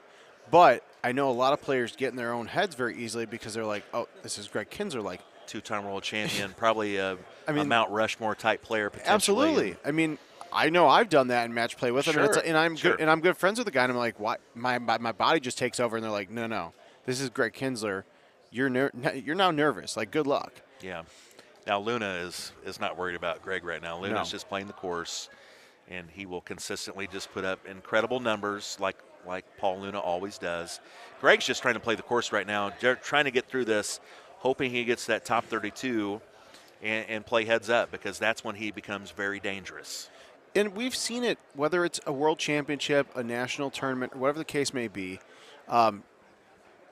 As long as you get in that top 32, we've seen plenty of people on the lower side of those brackets make runs Absolutely. into the top, 8, top 12, whatever the case may be. And so I We've agree seen with that you. for 20 years. Exactly. I agree with you 100%. Just get those scores in. Know that Pine is not, Pine Creek could be one of those courses where it could be somewhat easy or it could be really difficult. Tropical, I think even for the pros, they may get a little nervous about that course because you have to be very, very precise with Tropical. Big chip for Greg right here. Should make this no issue, but you've got to get that in. Yes, he does. So back-to-back chips, Washburn and Greg. Luna with a putt. Where's that Greg? Did Greg putt Luna's in? Yes. he Yep. did. So this And is what a beautiful course, man. Yeah. You look at this course and just look at the backdrop. Then these elevation changes just all come together. It's a gorgeous example of what Golden Tee is. And this is a really interesting hole. I mean, of course, all these courses and holes are fun, but this one you have a couple of different options. Most guys, especially in the World Championship qualifier, are going to do what Luna did, what Kinsler's probably about to do here, and just go to the patch of rough on the top of the mountain here. But if somebody wanted to, they could hit a big C3, use the rocks, and get all the way out there and still have a good opportunity at eagle. But again, a lot of these players are using stouts, so you don't have to worry about the wind as much. We're just going to be honest here when it comes to what these guys are playing with. What do you think about stouts? I mean, I understand. I understand the pros and cons. And there's a few players in the field that, I'm regurgitating, but I know Clint Grover doesn't play the stouts. But most do. Most of your top players do. What's your feelings on the stouts? It's tough. I've had these conversations, with Adam Kramer and Jim Zielinski and other people on the dev team, and the stout ball was made for the new player. The player that was playing a handful of casual games, but we just couldn't get them to, want to play online, whether they're playing against their friends or playing for prizes. And so, I don't even remember when the stouts came out, but the stouts have been around for 7 or 8 years. So it's one of those situations where it's so odd. And Paul Taylor, of all people, was using stouts, I think, back in some of the old NIV tournaments years ago when they first came out, and nobody paid attention to it. Now, Paul's an absolute great player. Right. But you only got one or two guys, really good, solid tournament competitors that are using them. And there's just something 2 or 3 years ago that I don't know if it was social media or, the Golden Tee fan or what. I really don't remember. But everybody started using it, and then it wasn't a tool for the new player. It was now a tool for the top guys and the bangers, the pros. Yeah. And, my stance has changed on them a little bit over time because – we're like, okay, is this something that's going to be viable moving on? I'll tell you what, looking at the numbers, it's nowhere near as bad as it was with, I think, the hurdles from way back in the day. I remember that. Because that was right around the time that I started playing with Brian Bernhardt when I was in college out in Western Illinois at Monmouth. Leathernecks? And you went to Monmouth. Yes, okay, yeah. But not too far from Western. Okay. But when I really started to take it serious and started playing prize play consistently and not just every once in a while, that was a golf ball I used, and then it changed because so many people were using it. We have plenty. It was nerfed essentially. Yes, right? we have plenty more players these days, and the numbers with stouts are not that as significant. I think the real difference is almost everybody's using it. Whereas at least back in the day, like there was a lot of people using hurdles, but it wasn't dominated by the pros. Yeah. So we've talked about it. Do we change it? Do we not? With all due respect to the qualifiers that are here, there's a lot of players that made a big significant jump when it comes to tournament play, when it comes to stouts. Yeah. And it's not right or wrong. There's nothing wrong about it. It's wrong in Indianapolis, I'll tell you that. When I do play, I play with Matt Cavanaugh, Mike Johnston, Mike Kinney. You know that whole group. Oh, yeah. There's a whole lot more EB and whatnot. I don't really play with those guys, but MJ and Cavanaugh, and I'm not kidding. It is forbidden to play with stouts. If you're going to play Golden Tee in Broad Ripple, Indiana, or in a location similar with Matt or MJ, stouts are not going to be involved with me, Matt, or Mike. So I have never played with the stouts. I've never gotten to enjoy the benefits of cutting 50% of the wind out. And when I start making my run again to play Golden Tee more on the arcade side, the cabinet side, whatever we want to call it, which I am very soon because I do miss it. Play a lot of mobile, obviously. I guess stouts aren't going to be part of my plan. Because if I want to get better, I definitely have to play with Matt and Mike, and to do so, I don't want to be, I don't want to ruffle the feathers, and they're two very good friends of mine. So we'll be playing whatever ball they tell me to play. Well, and it won't be stouts. Here's the thing too. It is not to discredit the stout players at all, because they are still talented players. Crazy crazy talented. I agree. The couple times I've gone from grabbers, because I'm still hard-headed and I will not leave the grabbers. I will not go to Titans. They bounce too much for me. I like the grabbers. When I've played stouts for some of the streams and some fun videos and whatnot, it takes a lot of games. It takes a lot of almost like mental refocusing of, for me, it's like 20-plus years of what I learned as a kid of like full wind.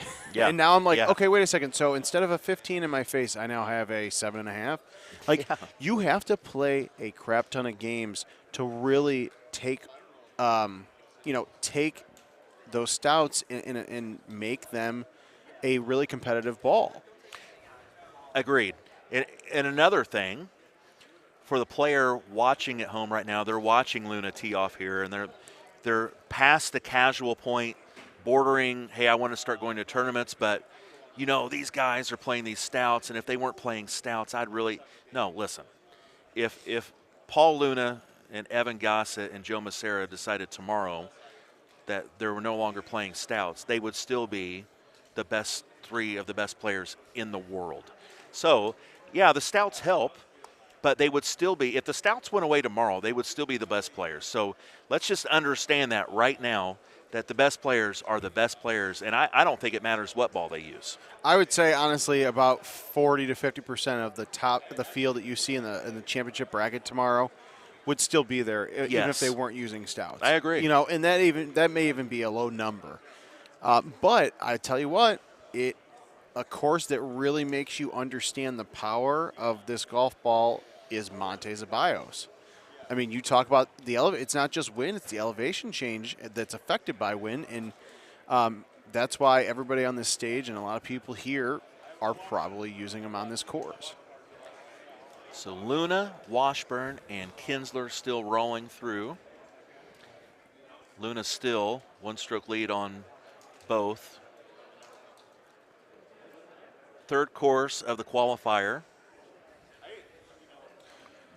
Now, what are the next two courses we're playing today? It's Pine and Tropical. Oh, okay. Yep. You've said that, yeah. And those are the remastered. Okay, sorry about that. No, that's all right. Now, this is an interesting hole because with the original tees, this is a make-or-break hole when it comes to qualifying and competition play.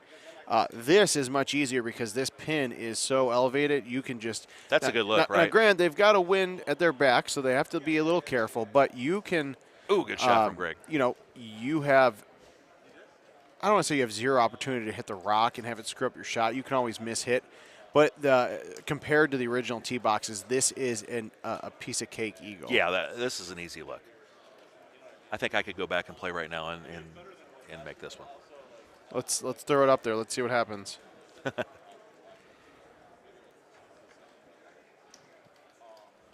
There's an eagle. Luna with an eagle. Washburn cleaning up for all three. It's been an awesome weekend of Golden Tee golf. Of course, the mobile had a great show last night. And the next 2 days, we've been dominated by players that that are all over the place. You see two of the best right now. Of course, Kinsler trying to get back. I'm not sure how anyone beats Paul Luna. Just so incredible. I mean, there's so many good players in this field. And not to keep talking about the Stout thing, but I do think the Stouts bring people together. I do think it allows players that are not quite on that level. Great shot from Paul. Well, and here's the thing with Just Luna. brings people together. I agree. Well, it's definitely a topic of conversation. It's a big one, right? That's a polarizing issue in the Golden Tee community right now. You know, it's all right though. Everyone has a voice, and it brings community together. All right. So Kinsler taking a second here. Do we think Kinsler gets GSPs or drops us in? I'm thinking Kinsler with the right amount of thumbs here may drop this in to get one of those strokes back. Are you calling it? I am. I'm going to call it. So Adam and I called a lot last night. We never hit one right. So here we go, Kevin. I can never call my own stuff right. Just missed. The line's there, not too far off. Now, Can Squeaky Bob make this? here's the thing. 18, the drivable par 5 to finish the course off. And I got to give Jim Z credit. Hole 18 of Monte that we're coming up here on was actually like hole 13 originally. And when Adam and I saw this internally, we were like, Jim, you make the final call, but please hear us out. This needs to be hole 18. And then he thought about it for about 5 seconds, and he was like, yeah, you know what? We're going to make it happen. I'm glad he did because it would not have as much I don't think it would have as much of an effect if it was a hole 13. You know what I mean? It's that hole 18, as a guy that doesn't play the volume that I used to play, and when I say not the volume, I mean really not the volume, like big time not the volume. When I see the 18th hole on this course, it puts a little fear in my heart. I mean, it literally looks like a postage stamp. How am I going to hit that? I feel like I am 10,000 feet. If I had to above that hole. I'm terrible when it comes to green. numbers and statistics and betting, but I'm probably like 2 for 10 on that green. Yeah. I mean, Yeah. But again, that is where having half the wind really can make a difference. I mean, I couldn't even take screenshots of that hole to show off how crazy it was until people actually played it because you couldn't see the golfer, you couldn't see where the tee box was. Right. It's like, why is this guy taking a picture of the rocks? Yeah. Hey, look deeper. It's not just rocks down there. Yeah. There is a tiny, tiny little green. I thought I was going to get a pump. I did too. A drop. This is a huge. Bounce This is up a there. huge chip for Kins. I mean, he's right along that cut line right now. This is. Yeah. And I know we've got a lot to go, but this is a big chip. Number one for the confidence. Number two to get him close to that cut line.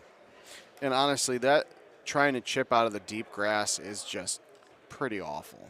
I mean, it's not as bad on 17, but I feel like on 18, it's very easy to flub that.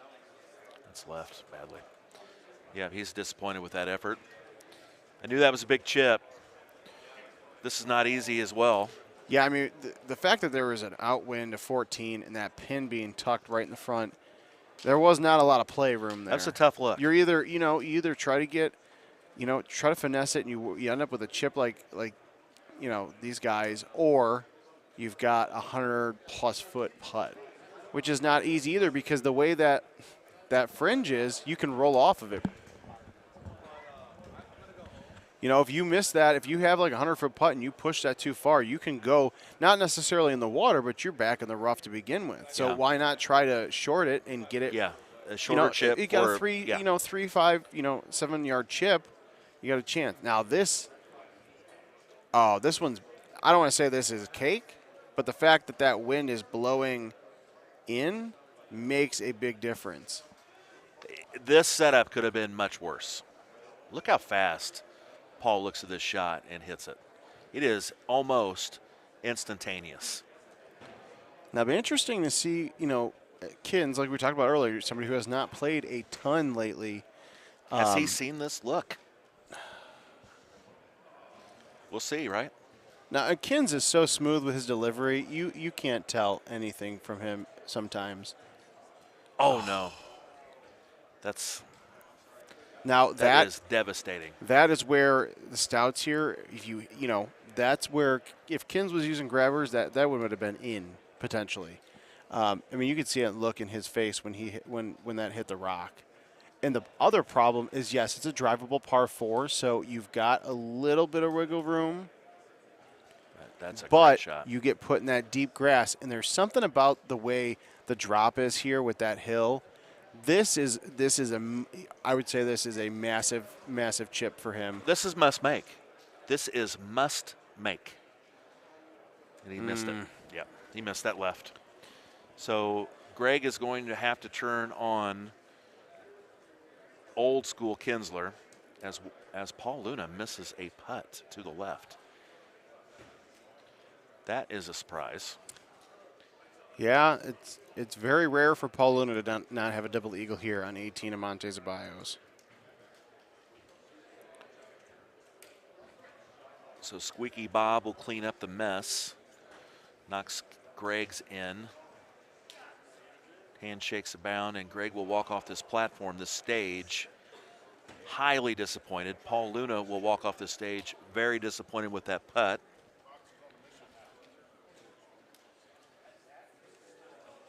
Very surprised, and we will move on to another featured match. So Joe Massara, Mark Gomez, Danny Skurlock, these guys. I know Joe had a 29 earlier on. I watched it.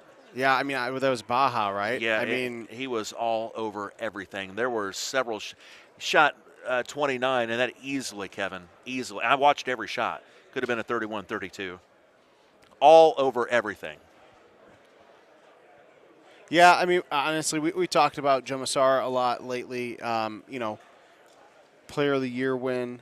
It was, this may be Joe Massara's tournament. For somebody who has taken the runner-up spot so many times, not just at national tournaments over the last few years, but at world championships, with the way he was kind of spot on a few months ago, and, to best, not just 200-plus players in the holiday tournament, but then to do what he did with Player of the Year, that's not an easy feat by any means. The full shots that he comes up with, that he visualizes in his head, it's just for people that don't play this game a lot, it is unbelievable watching the shots that Joe Massara hits. It's unbelievable. You don't even understand why. What the hell is he doing? I can't even explain what a full is half the time by the time he ends up hitting a ridiculous shot that 9 out of 10 times is probably within GSPs. It's crazy, man. It's great. Who in their right mind would just be like, okay, all right, so I've got a 13-mile-an-hour wind to the right, and instead of just hitting my shot to the left, I'm going to go 2 clicks to the right, and I'm going to hit a C 2.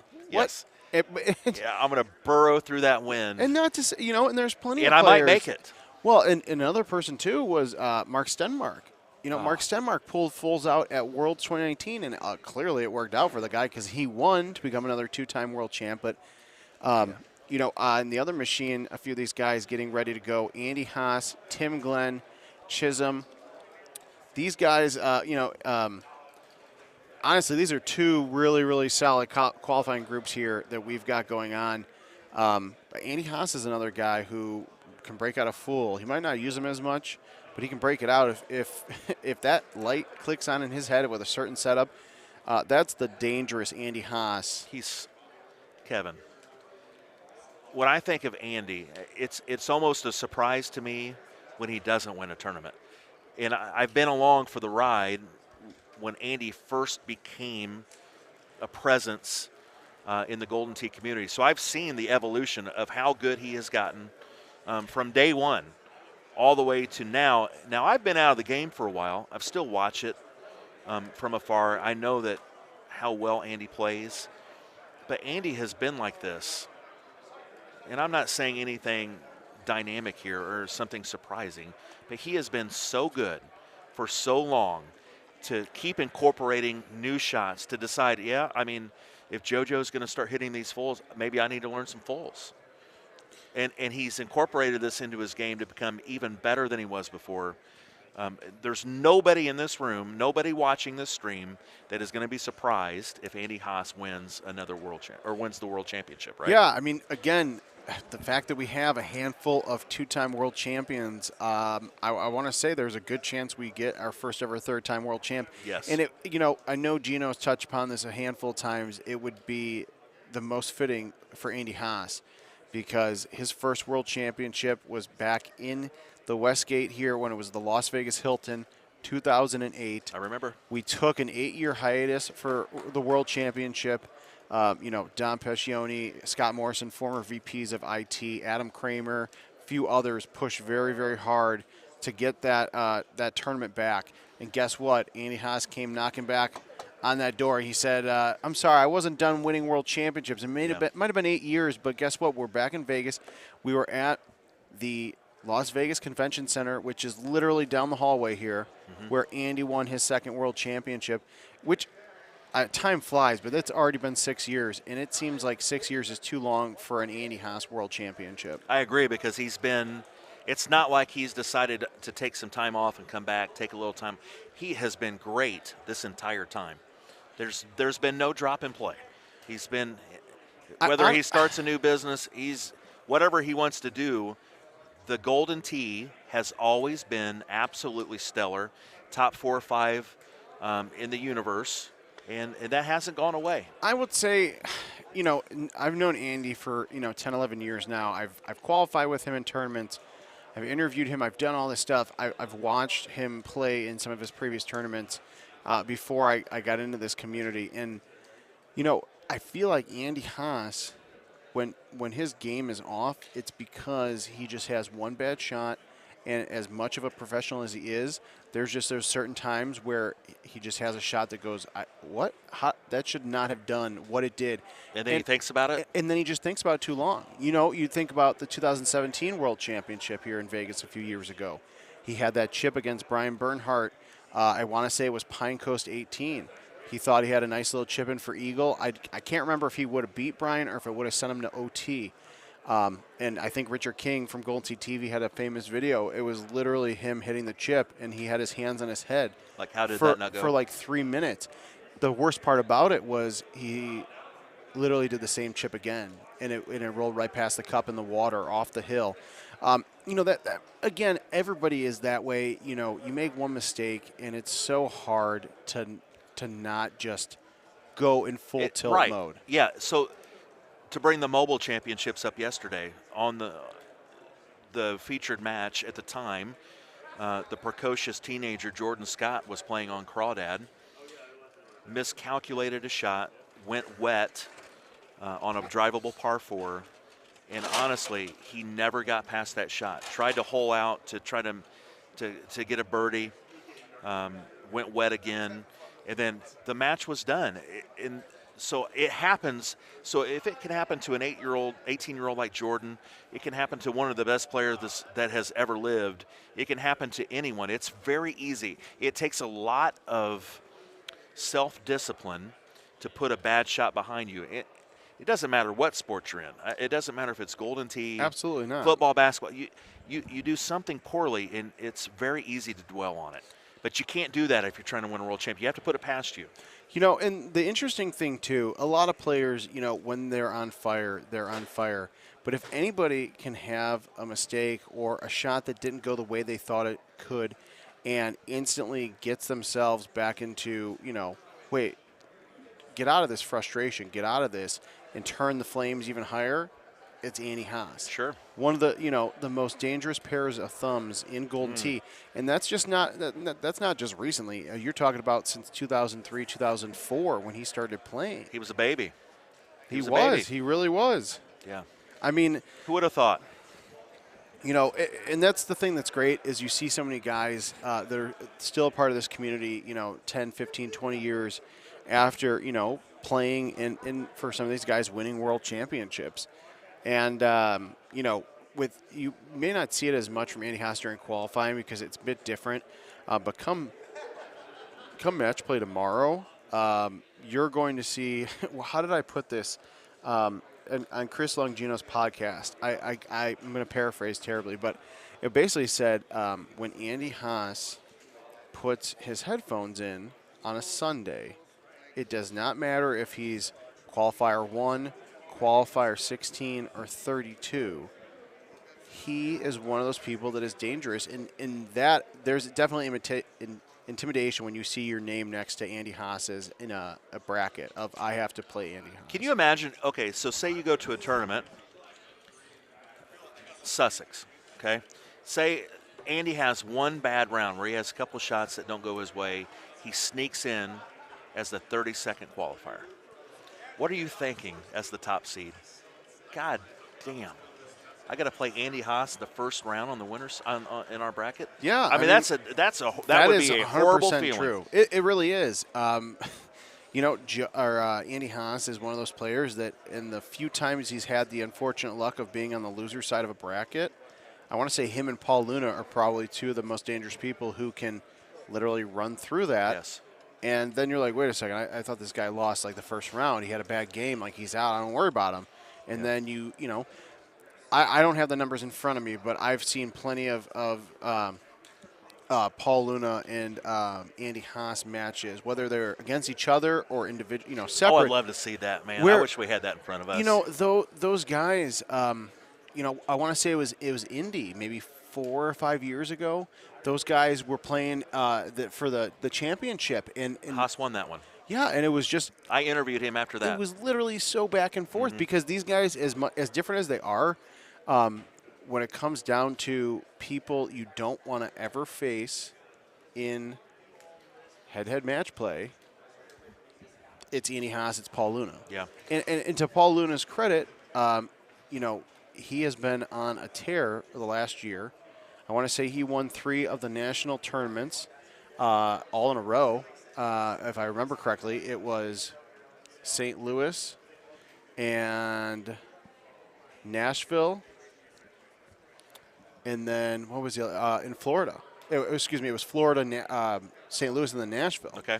And guess who was knocking on his door most of the time? It was Andy Haas. Yeah, of course. And Paul Luna, when it comes to World Championships, does not have the best track record against Andy Haas. Yeah. In 2016 when the World Championship came back, Luna was runner-up. And that was when Luna was just really starting to get into his rhythm as a match play competitive guy. And he just hasn't been able to capitalize on the skills he's developed over the last 5 to 10 years to really get past that Andy Haas barrier. It's one thing to have the skills, and we know Paul has literally every single shot you need to have to be incredible. Because I think it's safe to say right now, Paul Luna is the best player in the world. He is the best player in the world. Andy's right there. JoJo's right there. I mean, there's, Evan, there's a case to be made there. Others. I always feel like I've got to say those 4, 5, 6 players, but I feel like Paul Luna is the best player in the world right now. I just do. But with that being said, the strength Andy has is that he is, and this is not taking away from Paul Luna. So please don't take it that way. If Paul decides he's going to watch this back, don't take this wrong. But Andy Haas mentally is very strong, and it's besides the shots that he can hit, he mentally is so outstanding. It reminds me, and it always has, and I may have said something when I interviewed Andy after he won in Broad Ripple, Indiana 4, 5, 6 years ago. Said, I think it's safe to say that you have now ascended. You are literally on the Mount Rushmore of Golden Tee golf. I mean, it's safe to say that now, and he is very humble. Oh, You yeah. know Andy. And Andy's not going to say, "Oh, I'm a bad son of a gun. I'm this, Yeah. that." He stopped, and you can go back, and it's on YouTube right now because Richard King filmed it. Andy paused, and he put his hand on his I on his remember face, watching this. and he looked at me, and he paused. He goes, "You know what? I think I am." And I thought, this guy here, humble, has realized how good he has become. Mentally, he's a giant, has every shot in the bag, has world championships. He's never like lost anything. And just, he's a presence in a room. It's an honor to watch him play a game that we love. And, I mean, there's no doubt that he could win his 3rd championship. No doubt. Mentally as strong as they come. As strong as anybody in here, and that's Andy. Oh, absolutely. Looking here as we're watching Massara, Gomez, and Skurlock. Again, this was that par 4 I was telling you about. Much, much relief when players saw this versus the old tee box. And watching Andy Haas and Tim Glenn and Chisholm on the other streaming game. Couple of bad shots there, I think, by Tim and Chisholm. But Andy Haas, he's sitting down. He's got his earbuds in. How calm could a guy be right now? I mean, honestly, he might as well just grab a pillow and lay on the lay on the stage because he just seems like he's that calm and comfortable and relaxed. This is almost like, all right, guys, let's just get this qualifier over with. Show me if I'm in spot 1 through 8, 9. I don't care as long as I'm in top 32. Let me ask you something, and I'm actually refusing to look at the numbers right now for the qualifier. Let's say Andy Haas qualifies like 9 or 10. Where do you think he ends up tomorrow? Like if he's not in that top I don't think 4, it top 8, I do you don't think it matters. Okay. I don't think Andy don't, has to be a top 4. I don't. I don't think he even cares. I think if he's in that top, I'm sure Andy wants to be top 16, top 10. But do you think it matters? Because really, once you play your first 1 or 2 matches, and I always expect Andy to win. You're in that group of the same players you're going to have to beat anyway. So what does it matter whether you play them the first round or the second round? You're going to win a championship. His goal is not to finish 8th here.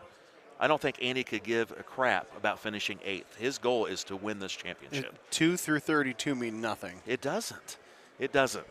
So I don't really think he cares too much. He would like to be, sure he'd like to be the number 1 qualifier. Who wouldn't want to be? But as long as he's in this field and he's got a decent spot, like you said, 9th or 10th, whatever, I think he's fine with that. And I could see him winning a championship tomorrow. I am excited for tomorrow. Yeah, tomorrow. I love qualifying. Okay, don't get me wrong, absolutely. but man, there's nothing that puts the chill in your bones, the hair standing up on your arms, the back of your neck, like seeing 2 guys playing incredible golden tee and just going back and forth. Especially for something massive on the line the 30,000. That's incredible. Absolutely. But just the prestige and the something that's going to go in the history books in a game that we love so much, to have your name etched forever. I'm the 2022 world champion. That is what it means to these guys are all about that. 30 grand's great, but history is that can is buy a something lot else. of shots on a Sunday afternoon. I hope I'm there for that. I wouldn't mind a shot. You wouldn't mind a shot now, Kevin, to be honest. Yeah, we may have to make that happen here soon. And here we're back on the 17th. This that shot by Gomez, not bad.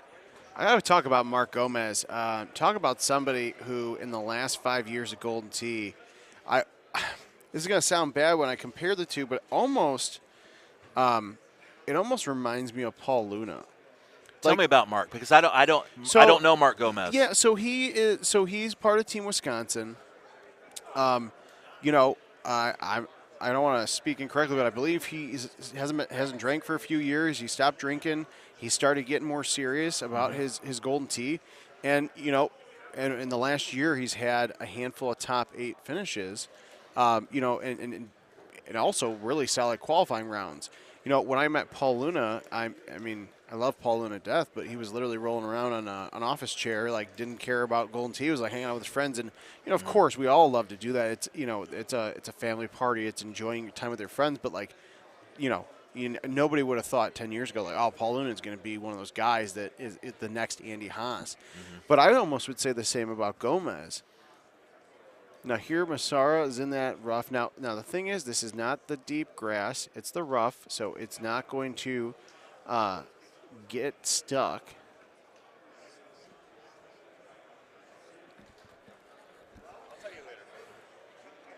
There he goes.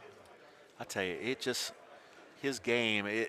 When he is on Golden Tee TV, if he's on one of Andy Coleman's streams, he is, to me, just because of the different way he plays the game, he is must watch. He's must watch. But he's must watch. But he's not. For the players out there watching, or they come to a tournament and watch, it's not something that's easily duplicated. You can't just watch Joe Massara and then play in the same contest and be like, do half or even like a fourth of what he does. No. Good luck with that. Good luck going and shooting some 2-click right full and trying to lay in a green into a 16-mile-an-hour wind. Good luck. Yeah, I mean, probably a 30-foot, maybe 20-foot, 25-foot putt for double eagle here for Joe. And he is so calm. The demeanor is so smooth. But the game is what speaks for Joe. That's what speaks, loud and clear. I don't think out of anybody, I don't think I've ever seen Joe Massara mad or upset. And for a man who has finished second place in so many tournaments, and that is not a knock on him at all, because I know a lot of people, myself included, who would love to have tons of second place finishes. But for a guy who who challenges himself every time he steps in front of a game, whether he's playing the daily contest by himself or he's qualifying at the Worlds, oh my gosh, that went from shot of the week to crap, almost disaster. This is the same chip that Greg Kinsler had that you saw on the stream that he missed well left. I got to be honest, this is probably Adam and I's fault when we convinced Jim, like I said earlier, to make this hole 18. I think he was like, all right, if they water this, I don't want them to have an easy eagle chip. We're going to make it change hard. Elevation. You're going to be hitting out of the deep grass. And he misses left as well. That was a closer one than we saw earlier. I thought it that is. had a That chance. was much. That had a chance. And Gomez will be thinking about that shot for the next 30 minutes. And you said it well. That went from looking like that has a chance to be unbelievable to that was devastating. So JoJo shoots a nice round as they clean up Gomez's chip. Mark the Mouth already walking up to his machine. He will be playing the next round up here on the main stage. As we switch over, there's Canada's Tim Glenn, Toronto, Ontario, Canada. If there was a Hall of Fame for Golden Tee, which there needs to be, Tim would absolutely be in it. Yeah, another, probably almost 20-year vet, if not more. And he's probably one of the nicest people I've ever met in this community. Tim was an absolute killer in 2000 to 2005-ish, 2006-ish, even further down the road. One of the members of the world team that you did not want to play. Tim, you just don't want to play Tim. Anthony Gertz, rest in peace, my brother. That was a guy you never wanted to play. Nick Fayo, you didn't want to play Nick. But Tim Glenn has been around a long time, decided in his head, I am going to make Worlds, and he sure did. Yeah. Tim used to drive down to New York. He would drive down to Buffalo. We used to have the national championships in the late 1990s, early 2000s, and Tim would drive into the United States and would qualify so he could play in the United States National Championship. And he used to play in them. Talk about dedication. I mean, that is somebody who, whether it was 20 years ago, in the beginning of Golden Tee Live, 15 years ago, or even now, dedication. That's the only way you're going to get here. You're not going to just, It's a passion. you can't just step up to the game, slap the trackball around and expect to make it to these 96 spots. And this is the biggest qualifier we've had in a that's a long good shot. time. That was a beautiful shot. Yep, I that's mean, a good one. and we had 10 people that qualified last night, and the closest to the pin, the last chance on Friday, and players of all skill levels, which is great. But Look at Andy. oh, Big points. just even talking to Tim over the last couple of weeks to get him ready for World, and you could just tell from even the messages he write, the text messages, you could tell how excited he was, and to get back and just to be able to say you competed on this stage. Tim has been married a long time. He's got 2 sons that they play golf, they play baseball. Both are very talented, a couple years apart. I like to keep up with Tim, and Tim's been a friend of mine since I was in my 20s. And he's a hell of a competitor, a great man. You're what, like 30-something now? Jeez, man, I wish. I am encroaching upon the big 5-0 that's coming up soon. I don't feel it. That's good. That's all that matters. But, Tim, Tim and I were sitting down watching the first round of the qualifiers. Oh, look at it. Hey! Yeah, there he goes. Andy Haas doing Andy Haas things we were just talking about. Andy And within Haas. 4.2 milliseconds, he hit the hole-in-one, and he was already sitting in his chair relaxed and like, all right, don't get too excited about it. Like, It's qualifier. Don't get overzealous about it. Just, let's watch the replay here. I mean, that is dead center cup. Andy Haas doing what he's done for the last 15 years. Laying the blueprints for Tim Glenn. Like, hey, man, that's all you got to do. I showed you the shot, Tim. Let's see it. Have we ever had all 3? And I know it varies when it comes to qualifying. It's not always 3. Sometimes it's 2 or 4. Have you ever had, like, the entire group hit that's going to be short. Way hit short. a hole-in-one? Like, I don't know if that's ever really happened. I think it's happened in tournaments before because I've heard about Maybe that in like a happening. group of 2, but not in like a group of 3 or 4. I don't necessarily remember. It's like that. those are the silly, like they're not even silly things, but like the small fun things that everyone's so excited they happen. It's just like, anybody gets a hole-in-one, that excites the group of the qualifier because like, okay, now that as we say internally, the chi is good. Yes. Yeah, and in the long run, Andy Haas is somebody that you're going to be competing against, one way or another tomorrow. But even when you're going these qualifying groups, whether you've known people for a while or you just met them, it's almost kind of like your own little group. And you guys are playing the same, machines for hours on end. Yeah. 4, 5, 6, 7 hours for the qualifier, whatever the case may be. You kind of develop like your own little bond, even if it's somebody you've been friends with forever. That's it's like that's very true. You want. Yes, you're my competitor, but you want them. You want to, that group to make it. Yeah. I mean, like, hey, let's all show each other shots. Let's all try to bang these in. No mistakes. Don't bring the group down. Let's get in this top 32. Because here's the flip side, and that's a great point, Kevin. That's always been the case. I don't know what Andy Haas had that classic like what the hell look. That was not a good shot for him. Now he's playing very much like me. Hit a hole-in-one, and then you just throw it right away. Like, that's classic Golden Tee Lounge, Kevin. But, on the flip side of that, too, as excited and as, good as it gets when a qualifying partner hits a hole-in-one or a great shot or whatever the case may be, the same – oh! Chisholm come Woodson, on. Colorado's own. The same thing goes, I think, if somebody hits a really bad shot. You know what I mean? It can really bring the group down because there's an energy in a group. Mm-hmm. There's an energy that goes, and as one player goes, the others sometimes go. You could have one guy get real hot, then all of a sudden the whole group decides, hey, we're getting hot. Yeah. And vice versa. And I've been a part of it. When you're in a qualifying group and somebody makes a mistake, and all of a sudden everyone just feels missing defeated. Putts, chips, bad shots here and there, and it's like the whole group gets down. It happens. Big chip. Oh, and he blows it to the right. So he gives away that one better status, and we'll give it immediately back. Now, all he's got to do, and I think he's doing the right thing here, if I had watching his mannerisms, he sat down, didn't slap his hands, didn't hit the railing, didn't do anything. He's got a look on his face. He's disgusted. Yeah, but But that is Andy Haas. Like, hey, you make a mistake, guess what? Okay, you know what? You're still on par pace or whatever the case may be. Like, yeah, you gave up that extra stroke from the hole in one, but it's not like you threw it in the water 2 times and now Right. you're. I mean, that's a you know what I mean?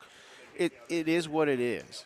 But with this group playing right now, I'm sure in his head he's thinking that stroke could potentially move me from maybe the 5th seed down to the 12th seed. I mean, Yeah. that's why that stroke's important to Andy. That's why he was so hyped.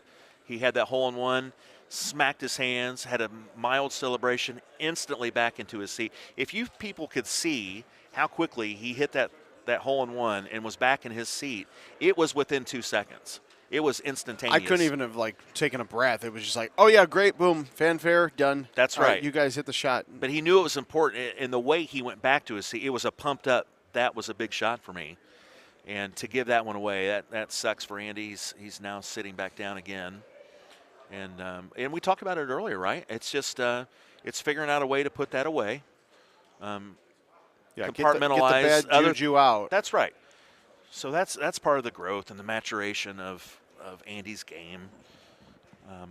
We haven't talked a whole lot about others here as they've grown, because we've only seen a few players on this stream right now. But there's a lot of players that have grown in the fact that, hey, I can put a stroke away, I can screw up, I can put that away. And there's others that they could play 20 years in Golden Tee and it can wreck their game.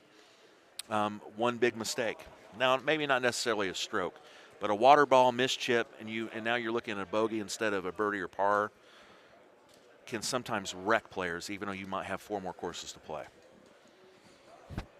All right, back to the nice drivable par 4. Like I said, I think I could actually hit this one as well, especially after watching this 3 or 4 times.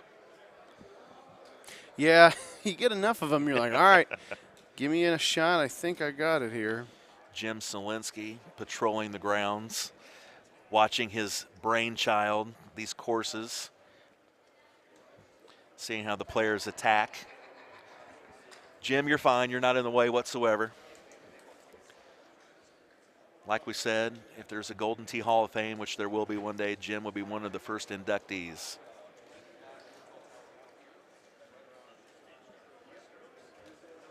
Here is Tim Glenn, Canada's finest. That is a very similar shot to Chisholm. Let's see if Andy can attack this hole. It is a good look. You know, Andy needs just to get back in the game here. I think this is a shot for him.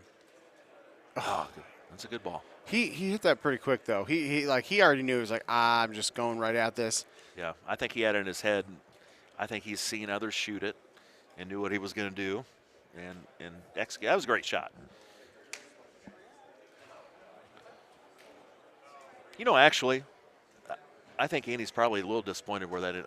Not necessarily did he think he was going to make that, but I think he had higher expectations. He maybe threw that out there in confidence. Yeah, he did. That was quick. You know, I got the eagle, but yeah, you were right when you said he hit that quickly. He hit that quickly because I think he had an idea in his head, like, I know what I'm hitting here, and I think it's going to be solid. It was a great shot. I mean, he hit it very well. Much closer than his competitors. Oh, to finish my story. So I sat down next to Tim Glenn, my old friend, and I said, man, are you 50 yet, you old man?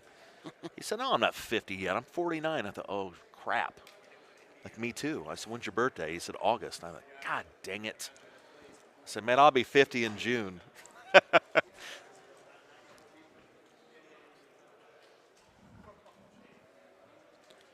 now I'm thinking here, looking at where we're at, we got a par 3, a drivable 4. That's not easy. Please, Tim, don't put your tee right in front of the trees. Probably not going to help you. If Andy Haas can get the double eagle on 18, even with the stroke he gave up, he may have a chance. Oh, Tim! Oh, Timmy. You could see like old school Tim in his eyes, like just watching it through the cam when he hit that shot.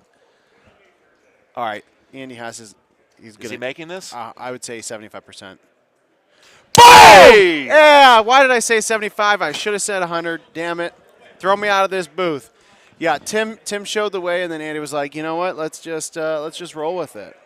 sorry for all those of you that are watching with headphones. We might have blown your eardrums You out, know, and I apologize and right now. Our poor audio team, but hey, I called a shot You finally. sure did. I can't call my own shots for hell, but You said 75%, and that and then I was like, pretty solid. and then I was like, oh, this man, how is he going to do it? Now he's going to nail this. Is he going to shoot 30 under? Now that's a smart play. He threw it out there, 31. used that rough. No, so I think he. Now the other problem, and this is probably where I psych myself out. He's gonna have he has the chance to have a really, really great Andy Haas round, but there's no chance in hell that he's not thinking that Miss par, putt. that Or par, that chip. that chip. Yeah, Like, that chip. he could have been one. You know what I mean? Yeah. It's so hard to not do that to yourself, even for the top guys. That's why I try to tell the players that are new, the guys and gals that I see at these national tournaments. It's like, hey, Oh, Chisholm's winding up. A little side action. ooh, Just that was skims close.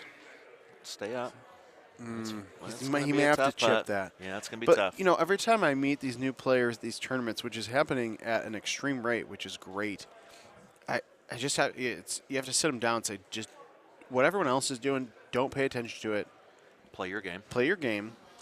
Learn, of course, from people, from the top players that are here. Take that back to But- where you play every day and try to incorporate that into your game. But know that it's not just going to be something that you're going to sit. You qualify with Andy Haas. You're not, and you're a new player. You're not going to just go start hitting these crazy shots. Like, it's going to take time, but over time, that one or two strokes you add from the shots that Andy teaches you, or whoever the case may be, those will eventually add up the more you play. And it's just trying to get people to make sure they don't psych themselves out. I think I agree with you. I think he needs to chip this. I don't know his chipping game. I would honestly, feel better. I would feel better with a chip. So I would say 5 hybrid here, but I would almost go with a lower iron, because if you chip that with a 5 hybrid, I don't know if he has a hybrid, but I like that. I'm in love with the 5 hybrid chip. The slope of this green, the up and the left, is just too much for Does me. he miss this left? He might, but honestly, it may not be bad. I mean, I always hated the fringe green, just that you're on that magic line of, does this just dive left on me, or do I throw it out anticipating that? Oh, that's a big one. Oh! How does that not go? How does that not go? He made that. You cannot hit that any better than Chisholm Woodson just hit that. Wow. The game giveth and the game taketh away. the gopher was not there on that one. It has for a long time. That was a great effort. All right, so Haas right here with a double eagle, 32 under. Oh, my. 32 under in 32 play under sounds so great. with but, a missed. But are you kidding me? Oh. So Andy has seen some shots not get there. Have seen some Oh, bad. that's a good. Boy, that's beauty. That's a beauty. I mean, it's not a gimme, but it's Andy Haas, so it's kind of a gimme. Yeah, he's not missing that. But man, 32 under, and if you guys are watching here on YouTube, post the link to the qualifying leaderboard, which is in real time. You will see whether it's the final score for a player or what hole they're on. So shout out to Greg Tharard, who is working on things back home, and Paul Kroll, some of our IT Net team, and of course John Noble, Andy Hansen, QA and MIS guys here hanging out with us in Vegas and helping rock and roll this tournament. But yeah, we'll get that link posted here shortly, and you can see all the scores as they're coming in real time. Now I would like this better if it had some roll on it. Now it's not bad. Like, it's still a really good shot, really That good double eagle opportunity there. But man, if that had some roll, that might have been. That might have been really close. All right. He's going to have a right breaker when he gets up to that putt. Tim's got a chance for 26, which is not ideal on Monte, but he needs it. With this being the third course, he needs to get. He needs a really good shot here. Do you like it? I think it's going to be short. That's going to hit, isn't it? This may bounce off the rock and go in the hole. All right, okay. That's fine. That was a much more gentle drop. from the sky than I thought it would be. Big putt for Timmy. Oh, boy. And he's on that rough now. Yeah. Andy makes this all day. He makes this in his sleep. He makes it twice on Sundays. All day long. Ooh. All day long. I can't wait to ask Andy how he feels about the 32 that could have been a 33. The first thing he will bring up is that chip. That's a monster. And he's at the top of the leaderboard, too. Talk about the fact that, and most people seem to be done with Monte.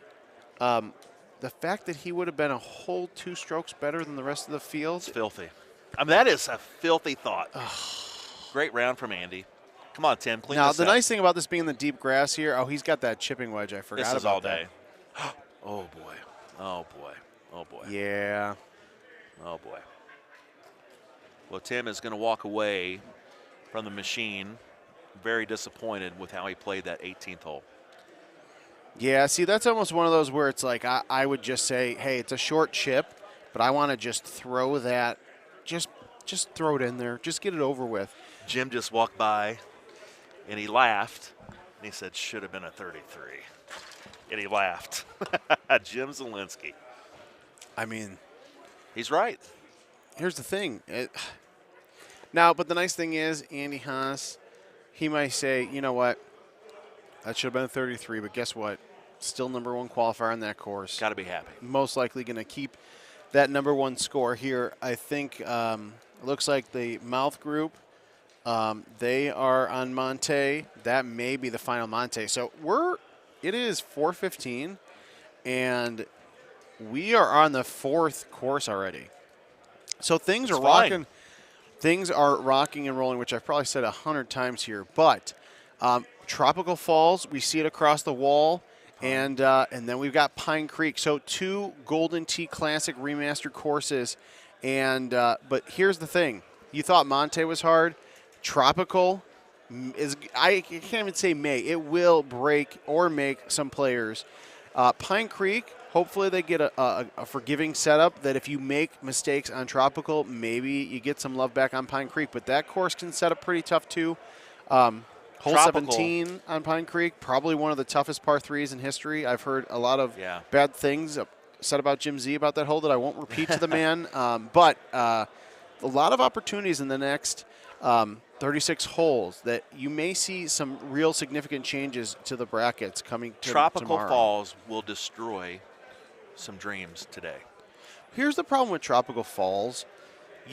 If you don't lay up on that course normally and you try to do it in qualifier or match play, it's going to screw you up worse It's the wrong than time to do throwing that. that shot that you're not 100% confident on. And I think Adam and I talked about that last night on the Mobile World Championship, laying up on holes that you feel like it's the right play. When you don't typically do that, it almost brings in more problems than you would have had if you would have just tried for the green. Yeah, you just have to it tell brings yourself. it brings a bigger number into play sometimes. No, I mean, well, especially Tropical Falls. I mean, it's called Tropical Falls. It's surrounded by water. Every That's right. hole, if you screw it up, I'd rather get wet near the green where I have a chip for birdie versus trying to lay it up and potentially, throwing your game off even more. So Agree. make sure you guys are going to goldentee.com. We've got the leaderboards linked up there. You can see scores coming in as they get completed. And that's hole by hole, by the way. Again, shout out to our ITNet team. And it is time to take a quick little break. Chris Longino is going to step back up here for a little bit. And at some point soon, we're going to probably have Jim Z probably in the next hour or two to talk. We talked to Jim Z as he was walking by to really see how his course creations, how does he feel when You see somebody tear his course apart? tear his course apart, or on Yeah. the opposite side where Jim Z's like, oh, yeah, that tree, that water on Tropical Falls, I did that I on did it for a purpose. reason. So for Chad Trump, I'm Kevin Lindsay. We'll be back here in a few minutes.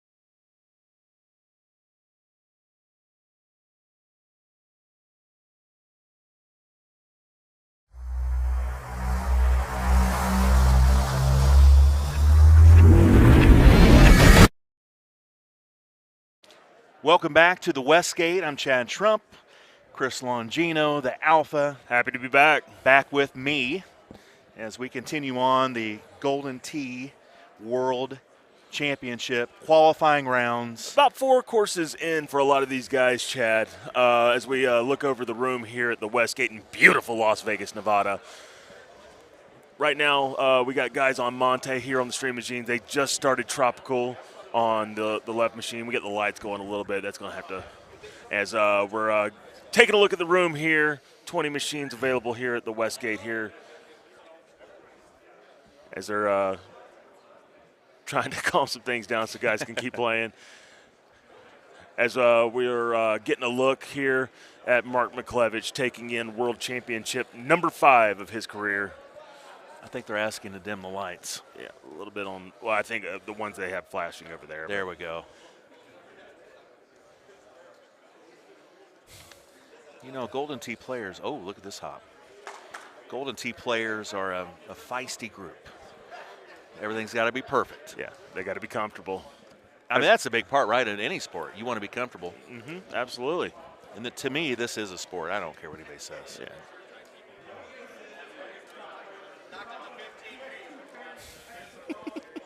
Ryan Mccook, If anybody wants to go Mark play the in a, Mouth, Evan Scanlan. if anybody wants to go play in a Halo tournament down the road, there's one at Burger King. Go ahead, man. We can have it. We're gonna bring it into quad view. All right. As we get look, Evan Scanlan playing hole number 18.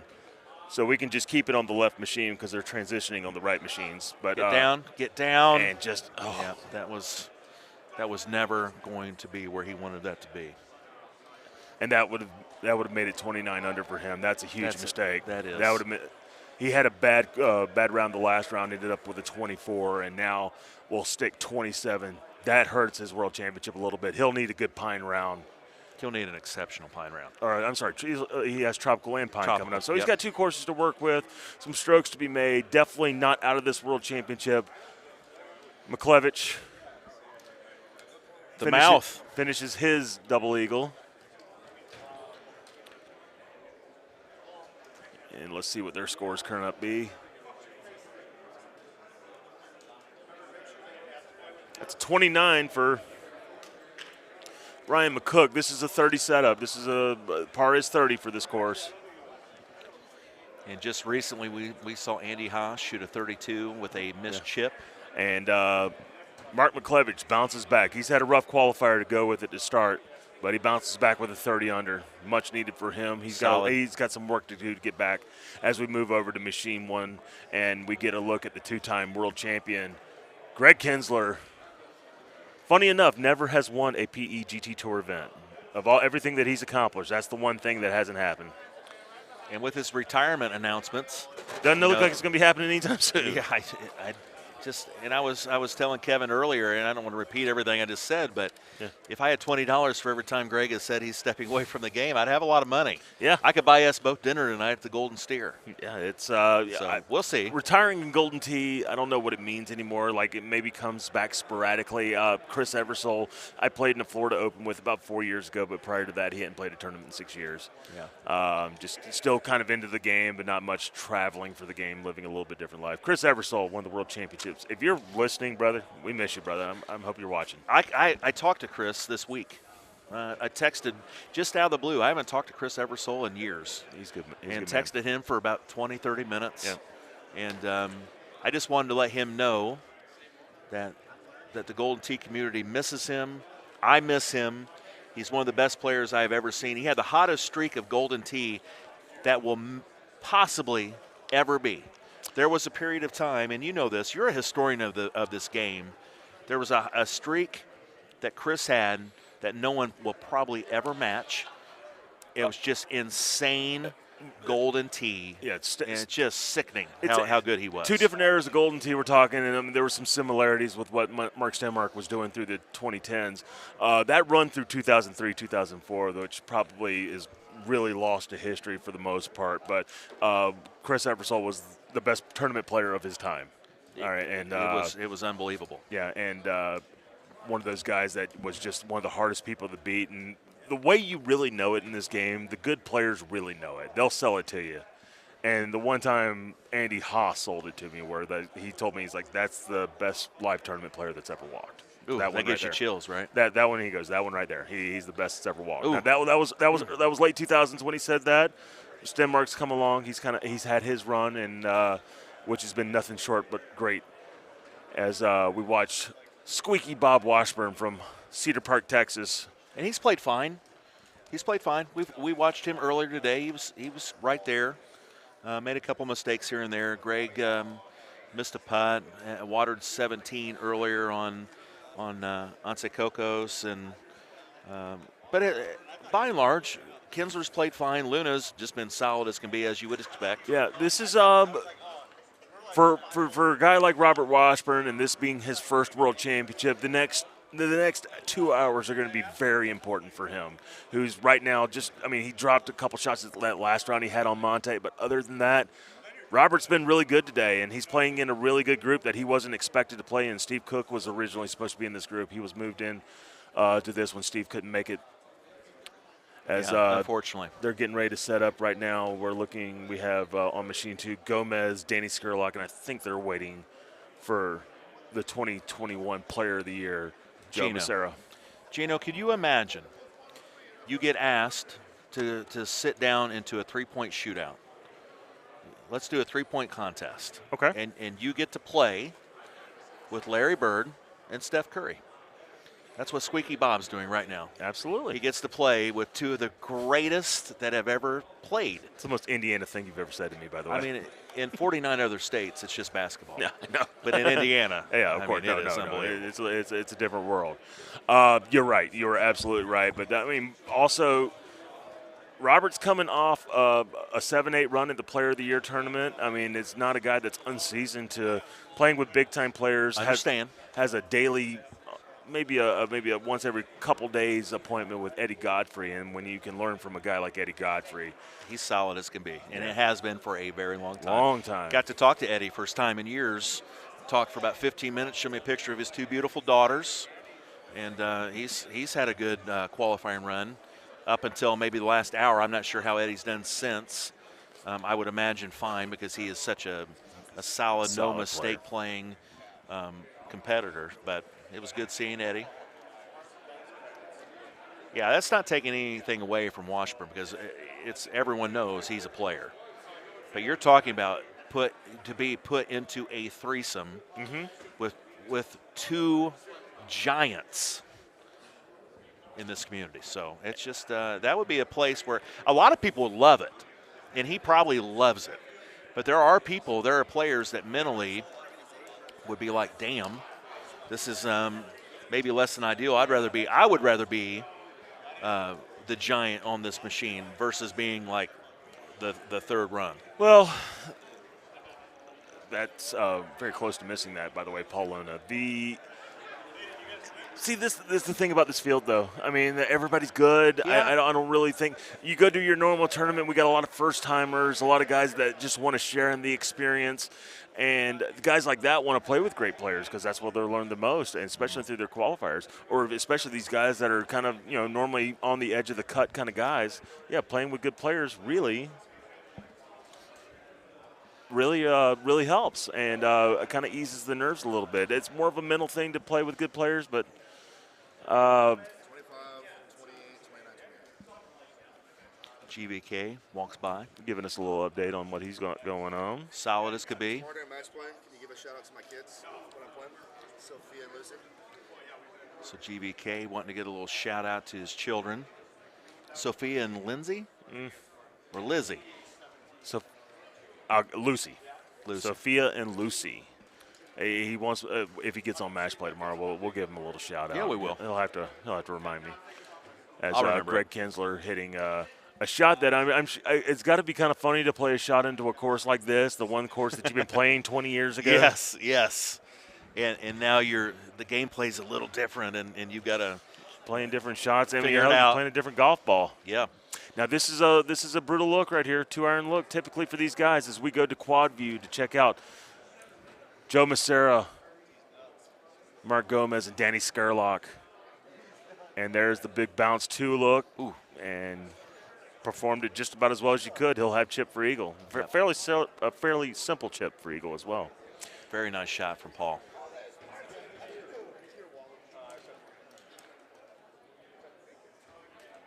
Squeaky Bob has this, no issues. Oh, Big hop, and he's wet. I'm getting ready to pull up the YouTube video because I just got a message from somebody, and I need to confirm this because we were just talking about it, and apparently he's watching today. Chris? Yeah, apparently so. I asked him to watch. Oh, good. Chris Eversole, I miss you, my brother. As I was just told to turn on the chat the best I can. And as we're getting look, and by the way, you're seeing another wipe at the trackball from Joe Macera. Joe Macera takes care of trackballs more than any player in Golden Tee. This is a huge shot for Greg Kinsler. He just watched Luna make it. Easy chip coming up for Paul. I just don't know. He and doesn't Washburn went wet. Oh, wow. He's going to try this. Oh, no. Oh, Greggy. That wasn't the shot. Was that a 5-wood too? Yeah, he got that up. So he will have. Hopefully a shot that he can get into the green. I mean, he doesn't want to take 2 on this. He needs to think this out. He needs to take his time. This is a nightmare situation potentially. Here is his shot, and he's wet on his second as well. So big number coming up, and he is still. No, he's still up. Got to get this out of his system right now. Oh, he just misses the chip. He needed that. So big chip here for Squeaky Bob. See if he can't run this in. Greg almost made his chip.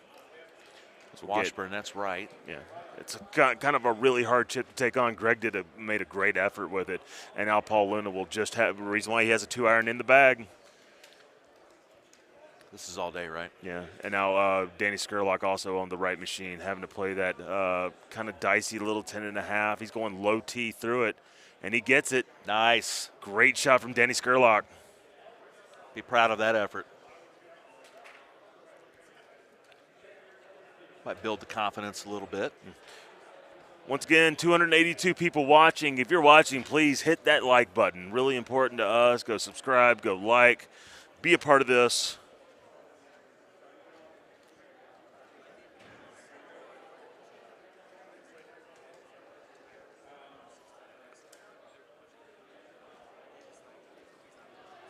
World Championship. Yeah. We are at the Westgate, the house that Andy Haas built. We won his first world championship right down the hallway in number 8, ballroom number 8. We are right next door. Yeah, we were right next to it. And then world championship number 2 came next door at the convention center.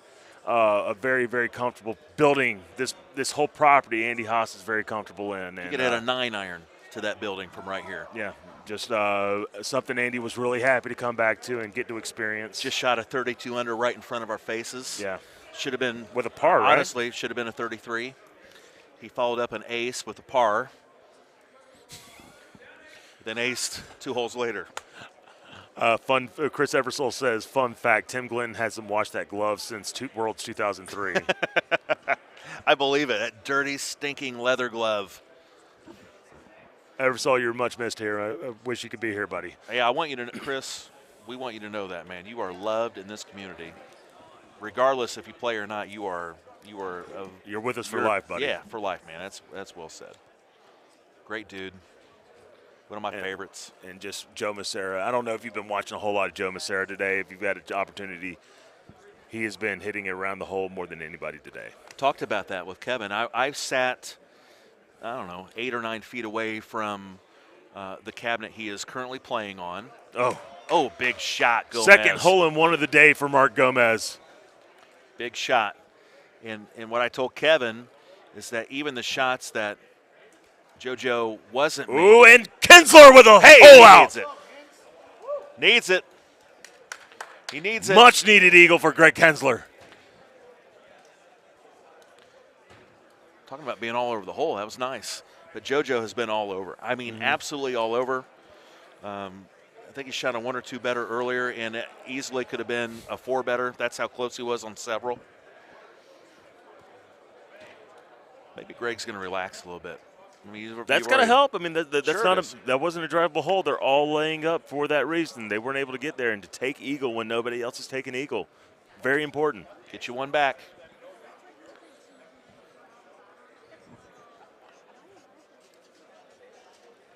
Luna will clean up. We're looking over here also, and it looks like Danny Skurlock's going to lay up on the 4th hole.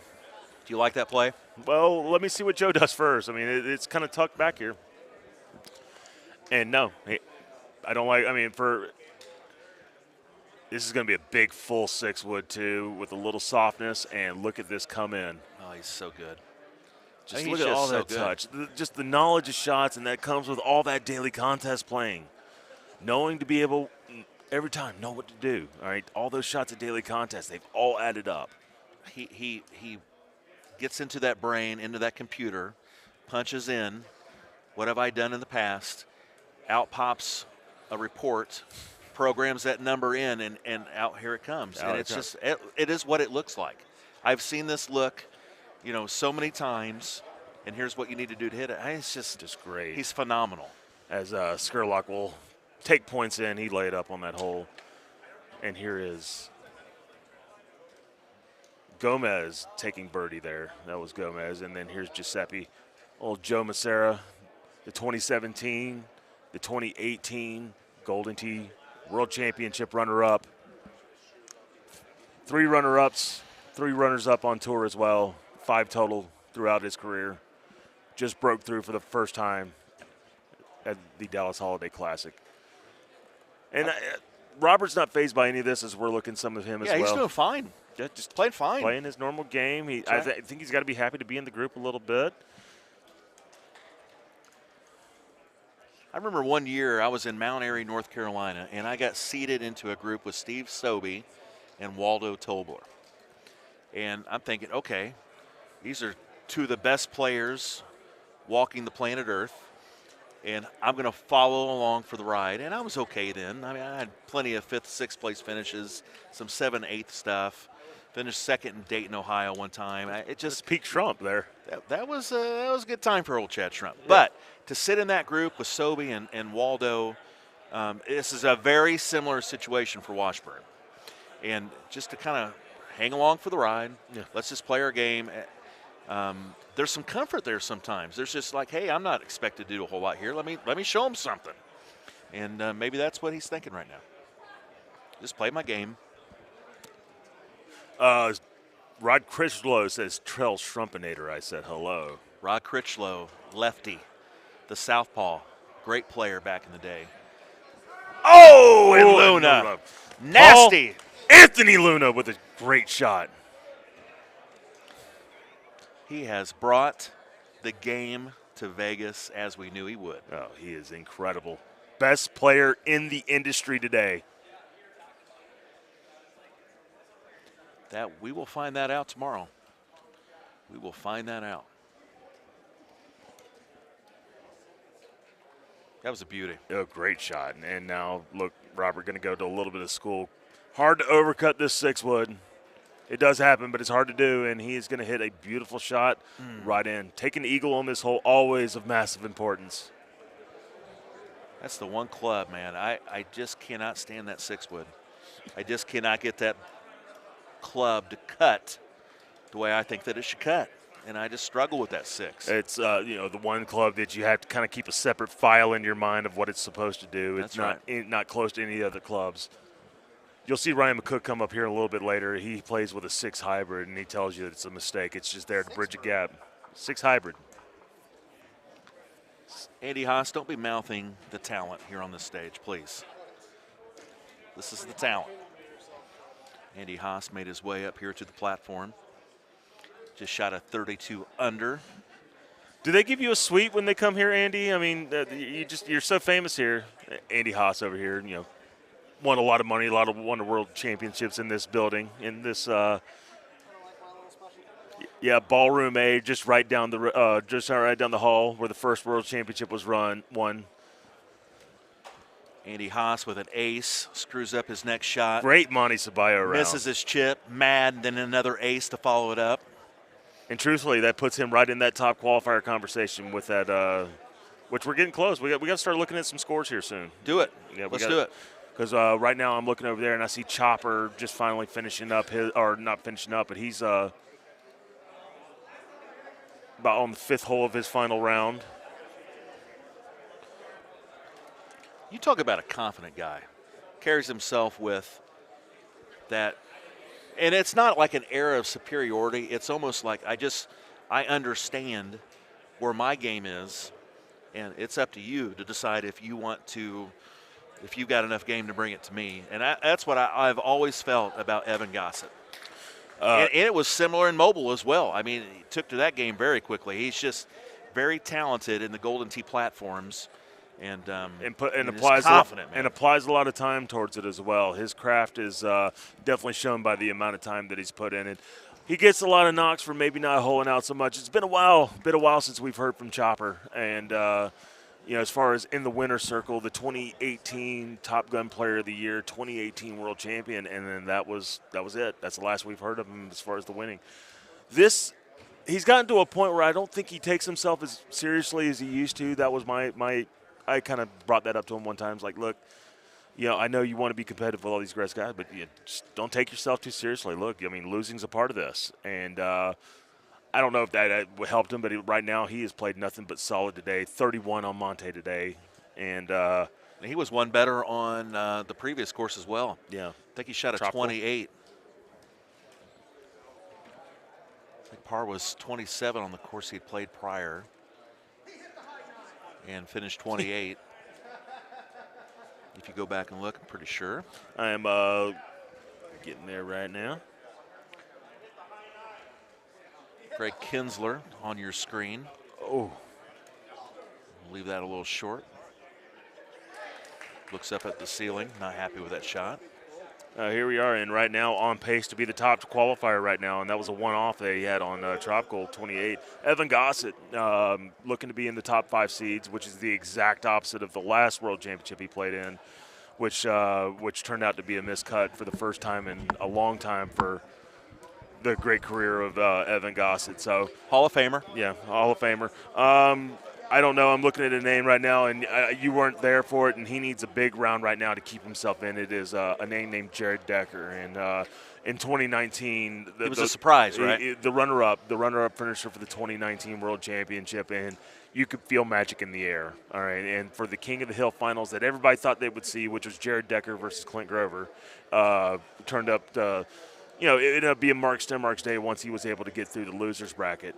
But when we sat there and looked at Clint Grover versus Jared Decker, and I'm like, all right, we weren't expecting this. Yeah. We weren't expecting this at all. Yeah. And I watched it. That's the lefty from Texas, right? Yeah, and Jared. Jared. And Jared had a magical day. He was a chip away from winning a world championship, and that has set some things on fire because Jared Decker was a 25-30 to 1.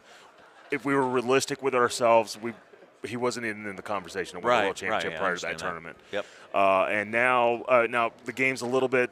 He's doing a lot more with his kids, and he's not playing nearly as much.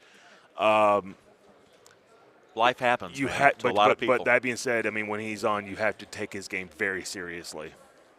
He's proven it on the biggest stage that this game has to offer. As Robert Washburn takes into 18th hole right here on Tropical, little off and a little, no. Oh, there we go. Another little backboard help, and it's going to leave him a complicated putt. He'll make this. Got to get high on it, and he does. Very nice putt, and he will clean up the rest. And Kinsler basically, with that one hole out, turned that bogey into a par. Let's see what his score was. As Luna takes the top. Is that a 30? 30. Yeah, that's it's a 30 for Paul Anthony Luna. Just awesome. Letting you know that he is here to play. So Ken's finished with 26. 26, and we'll see how this course looks. These guys have gotten better at Tropical, but we'll see what's going on with it. You can tell Greg's just a little bit disappointed, but we'll see where he's at in this action. Now, realistic expectations, which for a guy that some would put on the Mount Rushmore of Golden Tee, he doesn't have realistic expectations. In his brain, he's going to be able to turn it on. He wants to make top 32 and see what happens. For us, realistic expectations for Kens is, maybe you squeak in 32, but most likely with the play that you've had lately, it's going to be very difficult to get in that 32. For anybody else, yeah, I would expect that if you took a long time off playing. But for somebody like him, I don't know. He gets he's a different level of competitor. So we're going to see what happens in these.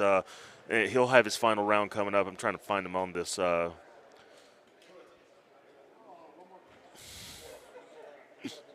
Somebody is playing as FGD Gino. Really? Well, there's a funny story behind that. One of the passes I'd gotten from it was home events. I just got my home edition, and they were having the events for the Worlds qualifier, which was a par 3. And one of the players in the field, Thomas Dylan Widener, Dylan is what as we call him. He was the second guy. The first guy was Daniel Kalashevsky. They were taking 2. Right. And I don't know if anybody knows this about events mode, but if you shoot a score that's right next to the uptime, it won't show until the following morning. Okay. When they finalize it. Okay.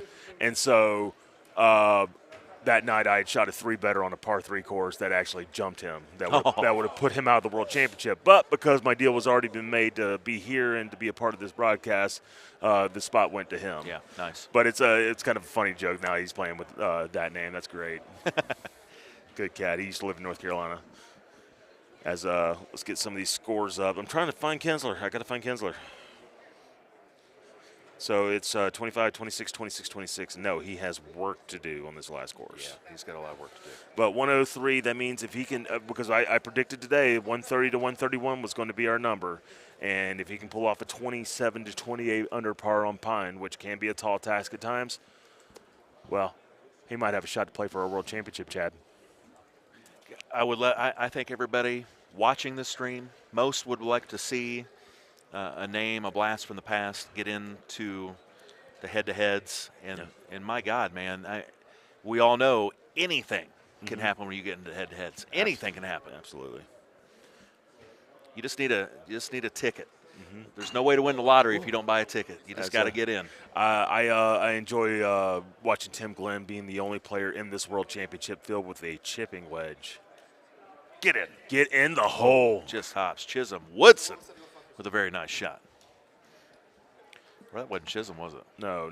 We're on the wrong deck. Yeah, we're on that was Danny Skerlock.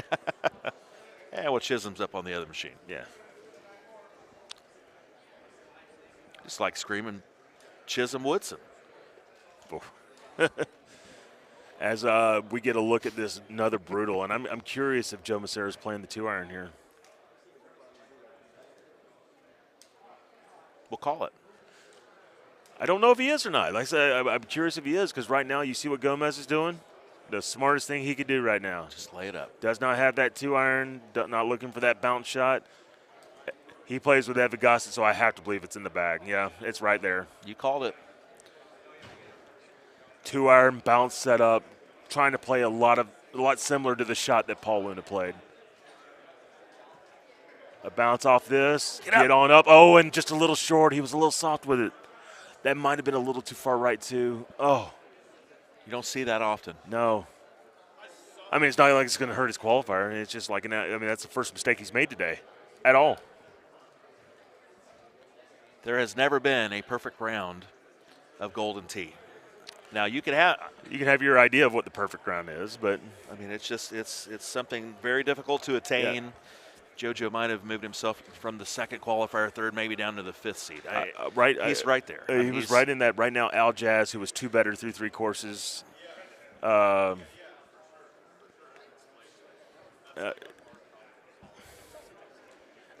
we get some players looking at us, wondering if they can get the lights moved a little bit. The lights are getting a little bothersome for some people here on Machine 1.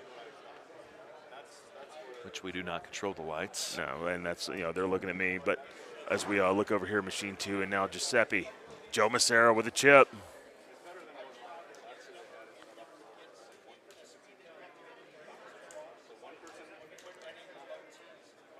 No, he played a little full action there, a little half cut with the sand wedge, and he'll take his first part of the qualifier. Decided to take his medicine.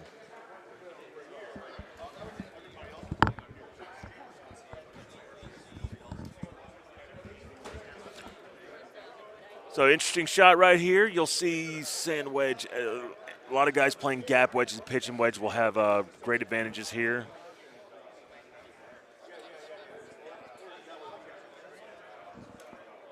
As we go back to the quad screen, get a look at Chisholm Woodson. Chisholm Woodson. Just like saying that. Clearly. Clearly. Come on, Chisholm, show him something. He's not had a bad day so far. I didn't see his third course, but his first two were really good. So I'm curious what kind of Right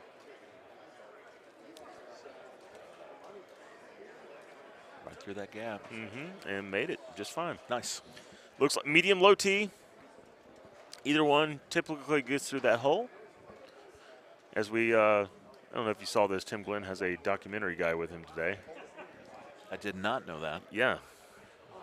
Tim Glenn has a documentary guy following him around. It's good to be the king. Yeah, it is. You know, you live that good life. Buy Bitcoin at $13 when it was. I mean, yeah. Ferraris, Lamborghinis. Yeah, just a good life for old Timmy Glenn. One of our great players of all time. Yep. And you said it well. You said, I mean, that's a Hall of Fame guy. Yeah, if we have a Hall of Fame, Tim's there. We need to get a Hall of Fame. We need to figure out a way. And I'm not, just making conversation. No, that's true. We need a Hall of Fame for Golden Tee, and Tim would be in it. Yeah, Tim would be in it. You look at some great Hall of Fames in the world, and you want to kind of keep it as exclusive as you can. Sure. And for a guy that that didn't have a real win outside of maybe some Canadian stuff. I mean, he's one of the top 3 Canadian players of all time. That being said, his performance in World Championships has put him there. He was always a competitor. I mean, it's one of those. Oh, did I find water? I think he was second in the Mount Airy tournament, believe it or not. Might have been the one you went to. Yeah, I went to a lot, and he beat me on Buckhorn. Still remember. It's funny how the memory comes back on. That's a course they probably need to look at remastering. That was a hell of a course. Buckhorn was a fun. We're going to talk to Jimmy Z when he gets up here. Yeah, I hope you enjoy that conversation, because that's just the courses that have come out of that human computer have given me over 20 years of pure enjoyment, will continue to give me pure enjoyment. Ooh, and going brilliant. Skurlock going for the hole out just like Luna did.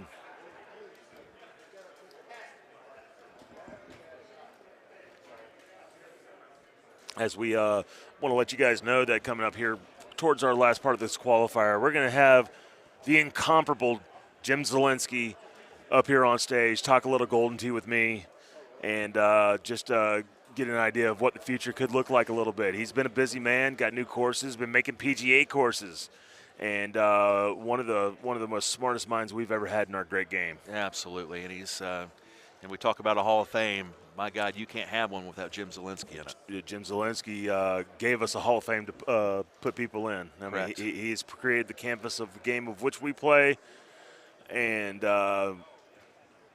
he deserves a lot of credit for sure.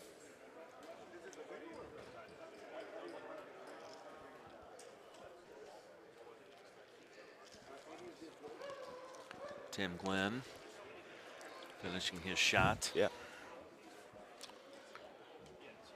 As we're getting over here on the right side, we're getting close to closing out this round on Tropical.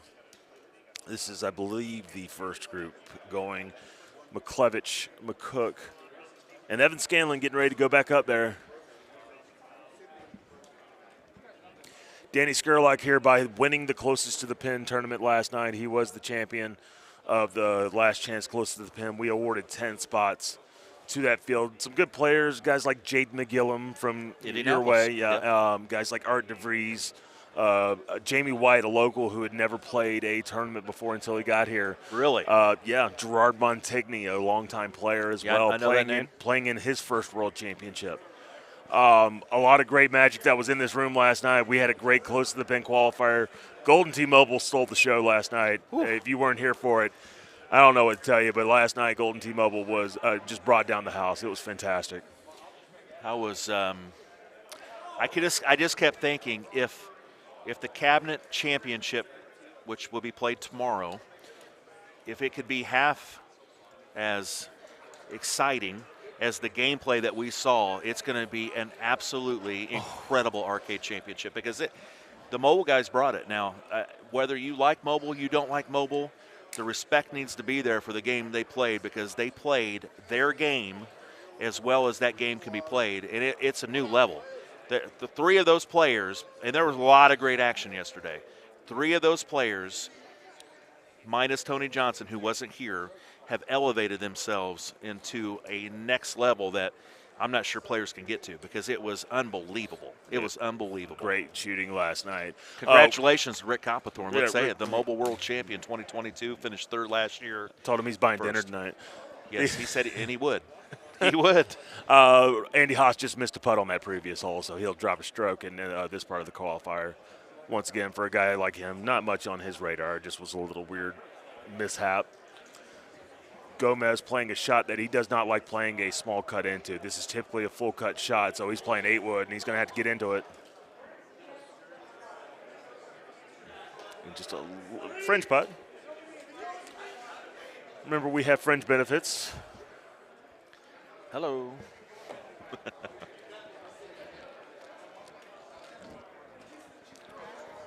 It's just, to me, it's wild to see Tim Glenn back in the fold. Don't know how long this is going to last, if Tim's going to want to try to continue to play. Well, I mean, it's kind of a little bit in a little situation like you are. The kids are getting a little more grown. You're getting a little bit more freedom. Tim is in that exact spot right now. He sure is, yep. And he's making a full-blown. He's going to be at a lot of tournaments this year. And I'm super excited for him. I'm hoping he gets down to the Carolina Clash. That would make me super happy. The nicest people meeting the nicest Canadian, that would be awesome. That's right. Skurlock with a chip and just a little low of the hole. I think Danny, like I said, was one the closest to the pin, had maybe small expectations to try to make this cut. And, just kind of along for the ride as Joe Massera is putting on a clinic today. Hey, while we've got a second, I do want to give a special shout out to a Golden Tee mobile player. Name's Ryan Angel. Lives down in White Pines, Tennessee, and will be undergoing brain surgery soon. His second surgery within the last few months to remove a cancerous tumor. Big time member of the community, good player, awesome guy. He's got a daughter, and just hey Ryan, that community loves you. We're pulling for you. We know you're going to do well, and you'll be back playing with us, going to tournaments very soon. We love you, brother. And right now we're just kind of getting a look at the scores. I think Evan Gossett is probably going to be the first to finish his qualifier today, as he's on the 15th hole of Pine right now. And he having a great qualifier, not going to miss this cut. And I think, it'd been a while since 2019 happened, and there were some mistakes that were, he will tell you that wasn't his fault. But that being said, just didn't make the cut and wasn't in the best place that World Championship. This one right here, I think he's all about proving ground for Evan today. Evan's about proving that he belongs, and he is almost as good or better than every player in this room, and he's out here to prove it today. So I'm curious to see what kind of tournament we're going to have from Gossett today or tomorrow. He'll be one of the top shaping qualifiers. up, man. It is shaping up to be what we had hoped for, that your big stars, the stars of this game, of this platform, are in this top 32, and it is shaping up to be a monster. Yeah. Some guys I want to mention that they're getting their qualifier just kind of winding down right now, but some guys I want to mention, like Neil Chapine, one of the money shot qualifiers, not a great player at all. He was just fortunate enough to hit a great shot on a money shot and get himself an entry into this World Championship. Didn't have to play a lot, and he feels he said, blessed to be here. Okay, not a lot of people play in a World Championship typically outside of 2008. And he was just happy to be a part of what is a very exclusive field. Miller Montz, one of the Washington guys, he actually qualified on his own through commercial. Just not having the best day, but he's in it. And who did I have down here? Also, guys like Terry Haddock. He's another Washington. He's Idaho, the only Idaho player that we have in the field today, and. Just guys that are low on the leaderboard. They're gonna have a match in the silver bracket tomorrow, and How many players do we have outside of the United States in this tournament? A couple Canadians? 4. Well, I'm sorry, 3. We have 3 that are here. We were supposed to have 4. James Bradwell couldn't make it. Okay. 2 from Regina, Saskatchewan, Dan Usselman and Cam Eager. And then, of course, from Brantford, Ontario, Canada, Tim Glenn. So 3. Yeah. Make sure I had that right, Brantford, Ontario, because, no, Queensville, Ontario, That's right. He's been in Queensville for a long time. because we know Canadian provinces like everybody else does. Sure we do. I think that was Enzo from Brantford? Yeah, Enzo was from Brantford. That's right. Enzo and Nicky Fajo. Yep, that's right. Well, I was pulling the computer way out there for Yeah. me. I bet if I walked around this town